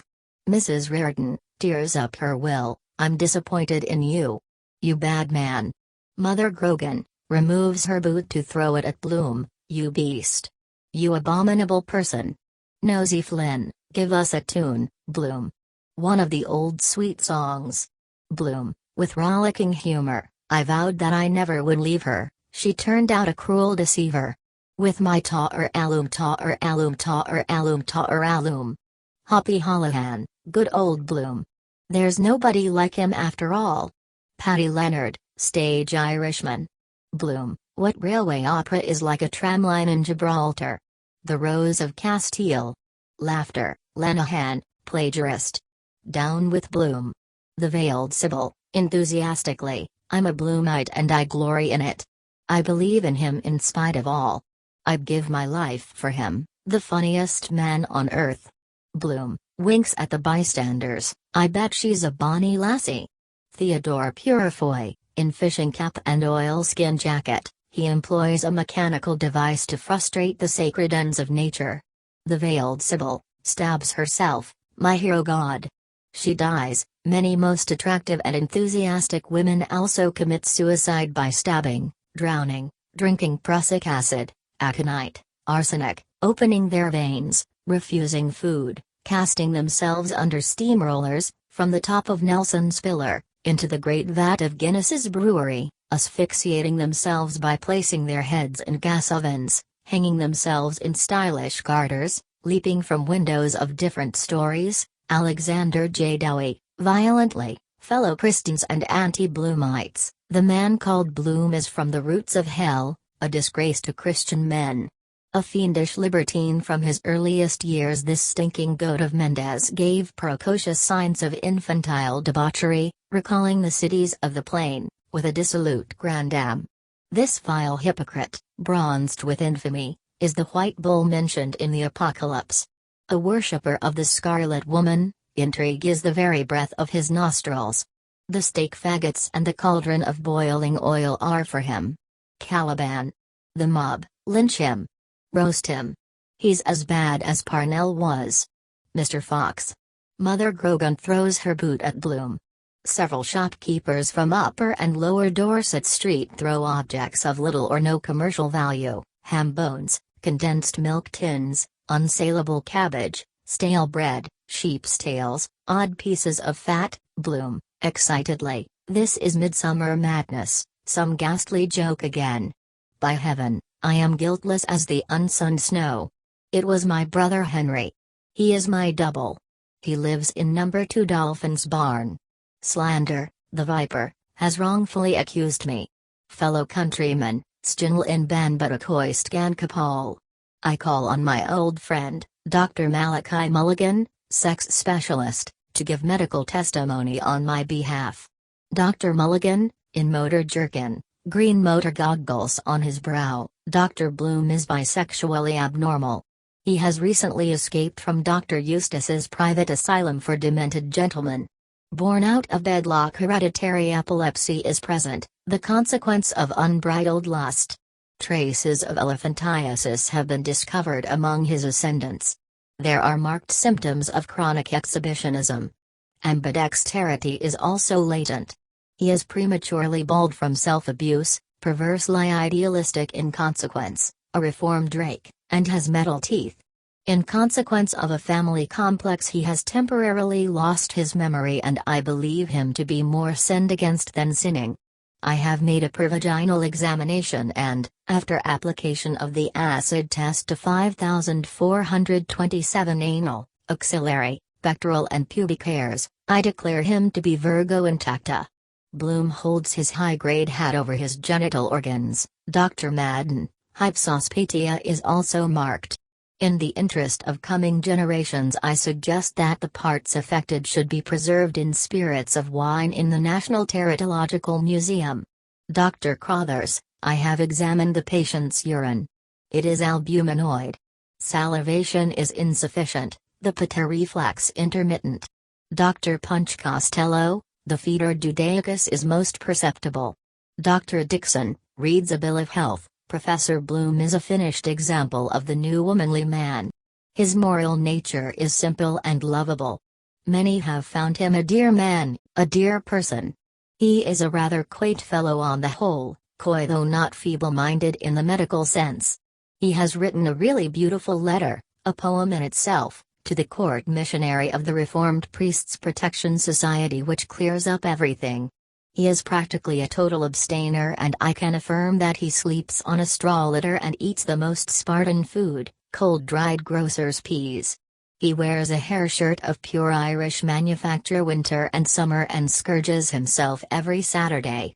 He was, I understand, at one time a first-class misdemeanant in Glencree Reformatory. Another report states that he was a very posthumous child. I appeal for clemency in the name of the most sacred word our vocal organs have ever been called upon to speak. He is about to have a baby. General commotion and compassion. Women faint. A wealthy American makes a street collection for Bloom. Gold and silver coins, blank checks, banknotes, jewels, treasury bonds, maturing bills of exchange, use, wedding rings, watch chains, lockets, necklaces and bracelets are rapidly collected. Bloom, oh, I so want to be a mother. Mrs. Thornton, in nurse tender's gown, embrace me tight, dear. You'll be soon over it. Tight, dear. Bloom embraces her tightly and bears 8 male yellow and white children. They appear on a red-carpeted staircase adorned with expensive plants. All the octuplets are handsome, with valuable metallic faces, well-made, respectably dressed and well-conducted, speaking 5 modern languages fluently and interested in various arts and sciences. Each has his name printed in legible letters on his shirt front: Nisidoro, Goldfinger, Chrysostomos, Mandarie, Silver Smile, Silber Selber, Vifargent, Panargyros. They are immediately appointed to positions of high public trust in several different countries as managing directors of banks, traffic managers of railways, chairman of limited liability companies, vice chairman of hotel syndicates. A voice: Bloom, are you the Messiah, Ben Joseph or Ben David? Bloom, darkly, you have said it. Brother Buzz, then perform a miracle like Father Charles. Bantam Lions, prophesy who will win the St. Ledger. Bloom walks on a net, covers his left eye with his left ear, passes through several walls, climbs Nelson's pillar, hangs from the top ledge by his eyelids, eats 12 dozen oysters, shells included, heals several sufferers from King's evil, contracts his face so as to resemble many historical personages: Lord Beaconsfield, Lord Byron, Wat Tyler, Moses of Egypt, Moses Maimonides, Moses Mendelssohn, Henry Irving, Rip Van Winkle, Kossuth, Jean-Jacques Rousseau, Baron Leopold Rothschild, Robinson Crusoe, Sherlock Holmes, Pasteur, turns each foot simultaneously in different directions, bids the tide turn back, eclipses the sun by extending his little finger, Brinny, Papal Nuncio, in Papal Zouave's uniform, steel cuirasses as breastplate, armplates, thigh plates, leg plates, large profane mustaches and brown paper mitre, Leopoldi autumn generatio. Moses begat Noah, and Noah begat Eunuch, and Eunuch begat O'Halloran, and O'Halloran begat Guggenheim, and Guggenheim begat Agendeth, and Agendeth begat Netum, and Netum begat Lahirsh, and Lahirsh begat Jesurim, and Jesurim begat Makai, and Makai begat Ostrolopsky, and Ostrolopsky begat Smerdaz, and Smerdaz begat Weiss, and Weiss begat Schwartz, and Schwartz begat Adrianople, and Adrianople begat Aranjuez, and Aranjuez begat Louis Lawson, and Louis Lawson begat Kabadonasor, and Kabadonasor begat O'Donnell Magnus, and O'Donnell Magnus begat Christbam, and Christbam begat Ben Maimon, and Ben Maimon begat Dusty Rhodes, and Dusty Rhodes begat Benhamer, and Benhamer begat Jones Smith, and Jones Smith begat Savorgnanovich, and Savorgnanovich begat Jasperstone, and Jasperstone begat Vingtatunim, and Vingtatunim begat Sambathe, and Sambathe begat Virag, and Virag begat Bloom. At Vocabular Nomen Emmanuel, a dead hand, writes on the wall, Bloom is a cod. Crab, in bushranger's kit, what did you do in the cattle creep behind Kilbrick? A female infant, shakes a rattle, and under Ballybough Bridge? A high bush, and in the Devil's Glen? Bloom blushes furiously all over from fronds to naties, 3 tears filling from his left eye. Spare my past. The Irish evicted tenants, in body coats, knee breeches, with Donnybrook fair shillilags, stambach him. Bloom with ass's ears seats himself in the pillory with crossed arms, his feet protruding. He whistles Don Giovanni, a sinner Tico. Art and orphans, joining hands, caper round him. Girls of the prison gate mission, joining hands, caper round in the opposite direction. The art and orphans, you hig, you hog, you dirty dog. You think the ladies love you. The prison gate girls, if you see K, tell him he may see you in T, tell him from me. Hornblower, in ephod and hunting cap, announces, and he shall carry the sins of the people to Azazel, the spirit which is in the wilderness, and to Lilith, the night. And they shall stone him and defile him, yea, all from Agent Ethnedum and from Mizraim, the land of Ham. All the people cast soft pantomime stones at Bloom. Many bona fide travelers and ownerless dogs come near him and defile him. Mastiansky and Citron approach in gabardines, wearing longer locks. They wag their beards at Bloom, Mastiansky and Citron, Belial. Lemelin of Istria, the false messiah. Abulafia. Recant. George Armesias, Bloom's tailor, appears, a tailor's goose under his arm, presenting a bill. Mesias, to alteration 1 pair trousers 11 shillings. Bloom rubs his hands cheerfully, just like old times. Poor Bloom. Reuben J. Dodd, black-bearded Iscariot, bad shepherd, bearing on his shoulders the drowned corpse of his son, approaches the pillory. Reuben J. whispers hoarsely, the squeak is out. A split is gone for the flatties. Nip the first rattler. The fire brigade, flap. Brother Buzz, invests Bloom in a yellow habit with embroidery of painted flames and high-pointed hat. He places a bag of gunpowder round his neck and hands him over to the civil power, saying, forgive him his trespasses. Lieutenant Myers of the Dublin Fire Brigade by general request sets fire to Bloom. Lamentations, the citizen, thank heaven. Bloom, in a seamless garment marked I. H. S stands upright amid phoenix flames, weep not for me, O daughters of Erin. He exhibits to Dublin reporters traces of burning. The daughters of Erin, in black garments, with large prayer books and long lighted candles in their hands, kneel down and pray. The daughters of Erin, kidney of Bloom, pray for us flower of the Bath, pray for us mentor of Menton, pray for us canvasser for the freeman, pray for us charitable mason, pray for us wandering soap, pray for us sweets of sin, pray for us music without words, pray for us reprover of the citizen, pray for us friend of all frailties, pray for us midwife most merciful, pray for us potato preservative against plague and pestilence, pray for us. A choir of 600 voices, conducted by Vincent O'Brien, sings the chorus from Handel's Messiah Alleluia for the Lord God Omnipotent reigneth, accompanied on the organ by Joseph Glynn. Bloom becomes mute, shrunken, carbonized. Zoe, talk away till you're black in the face. Bloom, in cabin with clay pipe stuck in the band, dusty brogues, an immigrant's red handkerchief bundle in his hand, leading a black bog oak pig by a shogain, with a smile in his eye, let me be going now, woman of the house, for by all the goats in Connemara I'm after having the father and mother of a baiting.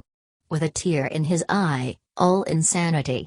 Patriotism, sorrow for the dead, music, future of the race. To be or not to be.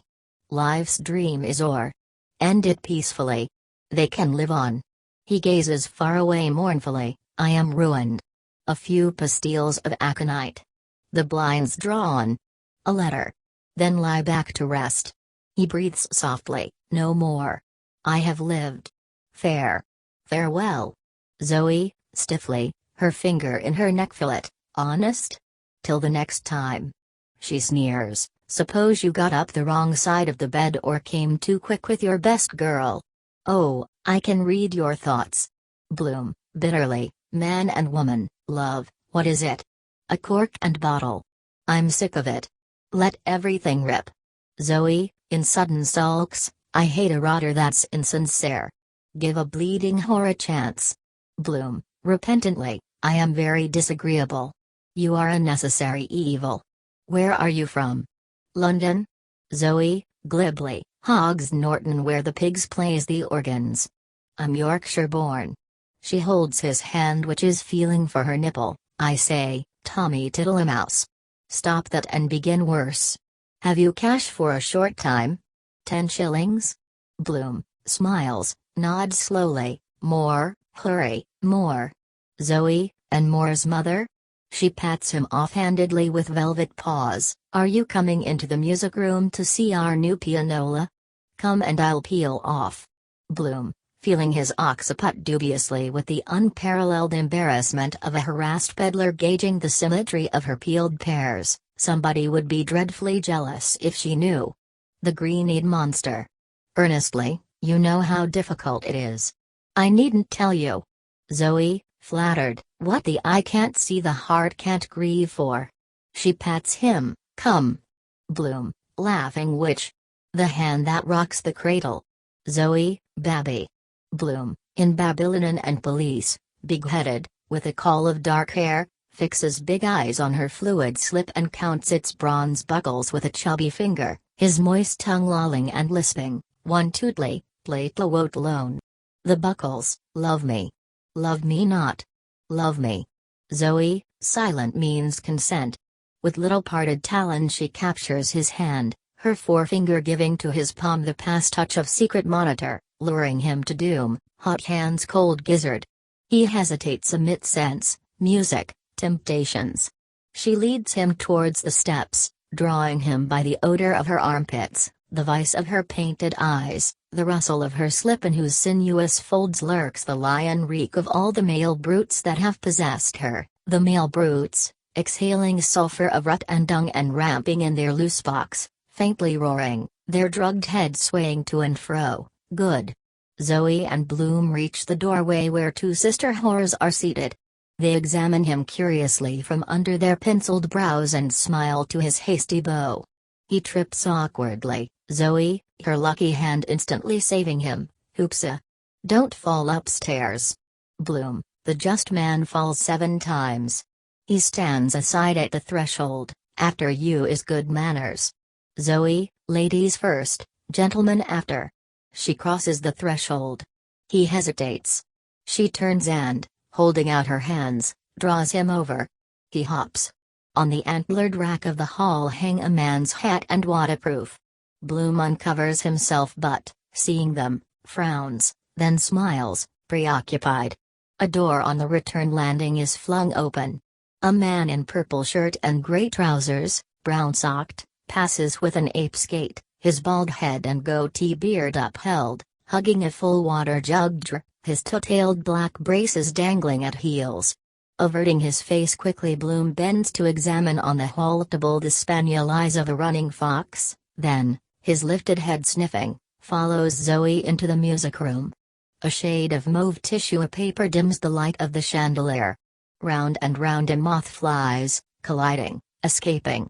The floor is covered with an oilcloth mosaic of jade and azure and cinnabar rhomboids. Footmarks are stamped over it in all senses, heel to heel, heel to hollow, toe to toe, feet locked, a morris of shuffling feet without body phantoms, all in a scrimmage higgledy-piggledy. The walls are tapestried with a paper of yew fronds and clear glades. In the grate is spread a screen of peacock feathers. Lynch squats cross-legged on the hearthrug of matted hair, his cap back to the front. With a wand he beats time slowly. Kitty Ricketts, a bony pallid whore in navy costume, doeskin gloves rolled back from a coral wristlet, a chain purse in her hand, sits perched on the edge of the table swinging her leg and glancing at herself in the gilt mirror over the mantelpiece. A tag of her corset lace hangs slightly below her jacket. Lynch indicates mockingly the couple at the piano. Kitty coughs behind her hand, she's a bit imbecilic. She signs with a waggling forefinger, blam. Lynch lifts up her skirt and white petticoat with his wand. She settles them down quickly, respect yourself. She hiccups, then bends quickly her sailor hat under which her hair glows, red with henna. Oh, excuse. Zoe, more limelight, Charlie. She goes to the chandelier and turns the gas full cock. Kitty, peers at the gas jet. What ails it tonight? Lynch, deeply, enter a ghost and hobgoblins. Zoe, clap on the back for Zoe. The wand in Lynch's hand flashes, a brass poker. Stephen stands at the pianola on which sprawl his hat and ash plant. With 2 fingers he repeats once more the series of empty fifths.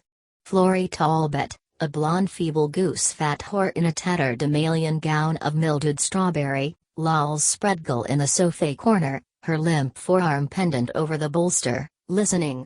A heavy sigh droops over her sleepy eyelid. Kitty hiccups again with a kick of her horsed foot. Oh, excuse. Zoe, promptly, your boy's thinking of you. Tie a knot on your shift. Kitty rickets bends her head. Her boa uncoils, slides, glides over her shoulder, back, arm, chair to the ground. Lynch lifts the curled caterpillar on his wand. She snakes her neck, nestling. Stephen glances behind at the squatted figure with its cap back to the front. Stephen, as a matter of fact it is of no importance whether Benedetto Marcello found it or made it. The right is the poet's rest. It may be an old hymn to Demeter or also illustrate cola in Aren't Gloriam Domini.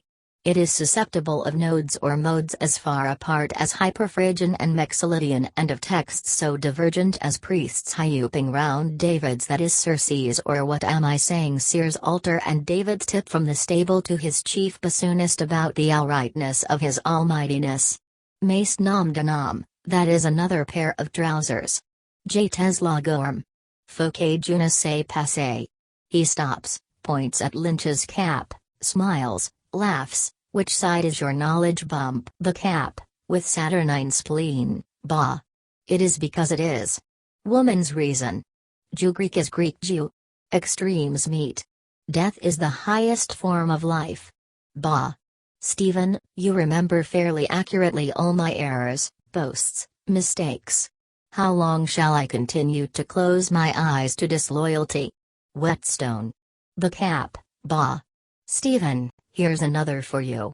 He frowns. The reason is because the fundamental and the dominant are separated by the greatest possible interval which, the cap, which. Finish. You can't. Stephen, with an effort, interval which is the greatest possible ellipse. Consistent with the ultimate return. The octave. Which. The cap, which. Outside the gramophone begins to blare the Holy City. Stephen, abruptly, what went forth to the ends of the world to traverse not itself, God, the Son, Shakespeare, a commercial traveler, having itself traversed in reality itself becomes that self. Wait a moment. Wait a second. Damn that fellow's noise in the street. Self which it itself was ineluctably preconditioned to become. Echo. Lynch, with a mocking whinny of laughter grins at Bloom and Zoe Higgins. What a learned speech, eh? Zoe, briskly, God help your head, he knows more than you have forgotten. With obese stupidity Florrie Talbot regards Stephen. Florrie, they say the last day is coming this summer. Kitty, no. Zoe, explodes in laughter, great unjust God. Florrie, offended, well, it was in the papers about Antichrist. Oh, my foot's tickling. Ragged barefoot newsboys, jogging a wagtail kite, patter past, yelling, the newsboys, stop press edition. Result of the rocking horse races. Sea serpent in the Royal Canal. Safe arrival of Antichrist. Stephen turns and sees Bloom. Stephen, a time, times and half a time. Reuben I Antichrist, wandering Jew, a clutching hand open on his spine, stumps forward. Across his loins is slung a pilgrim's wallet from which protrude promissory notes and dishonored bills. Aloft over his shoulder he bears a long boat pole from the hook of which the sodden huddled mass of his only son, saved from liffey waters, hangs from the slack of its breeches. A hobgoblin in the image of Punch Costello, hip-shot, crook-backed, hydrocephalic, prognathic with receding forehead and ally sloper nose, tumbles in somersaults through the gathering darkness, all, what? The hobgoblin, his jaws chattering, capers to and fro, goggling his eyes, squeaking, kangaroo-opping with outstretched clutching arms, then all at once thrusts his lipless face through the fork of his thighs, eelvent. Same moi. Lami kirit. Lami primogen.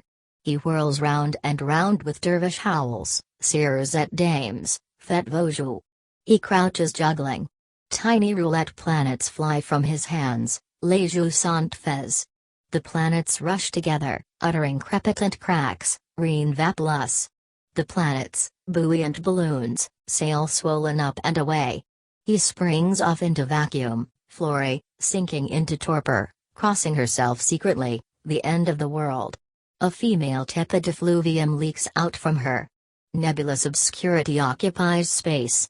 Through the drifting fog without a gramophone blares over coughs and feet shuffling, the gramophone, Jerusalem.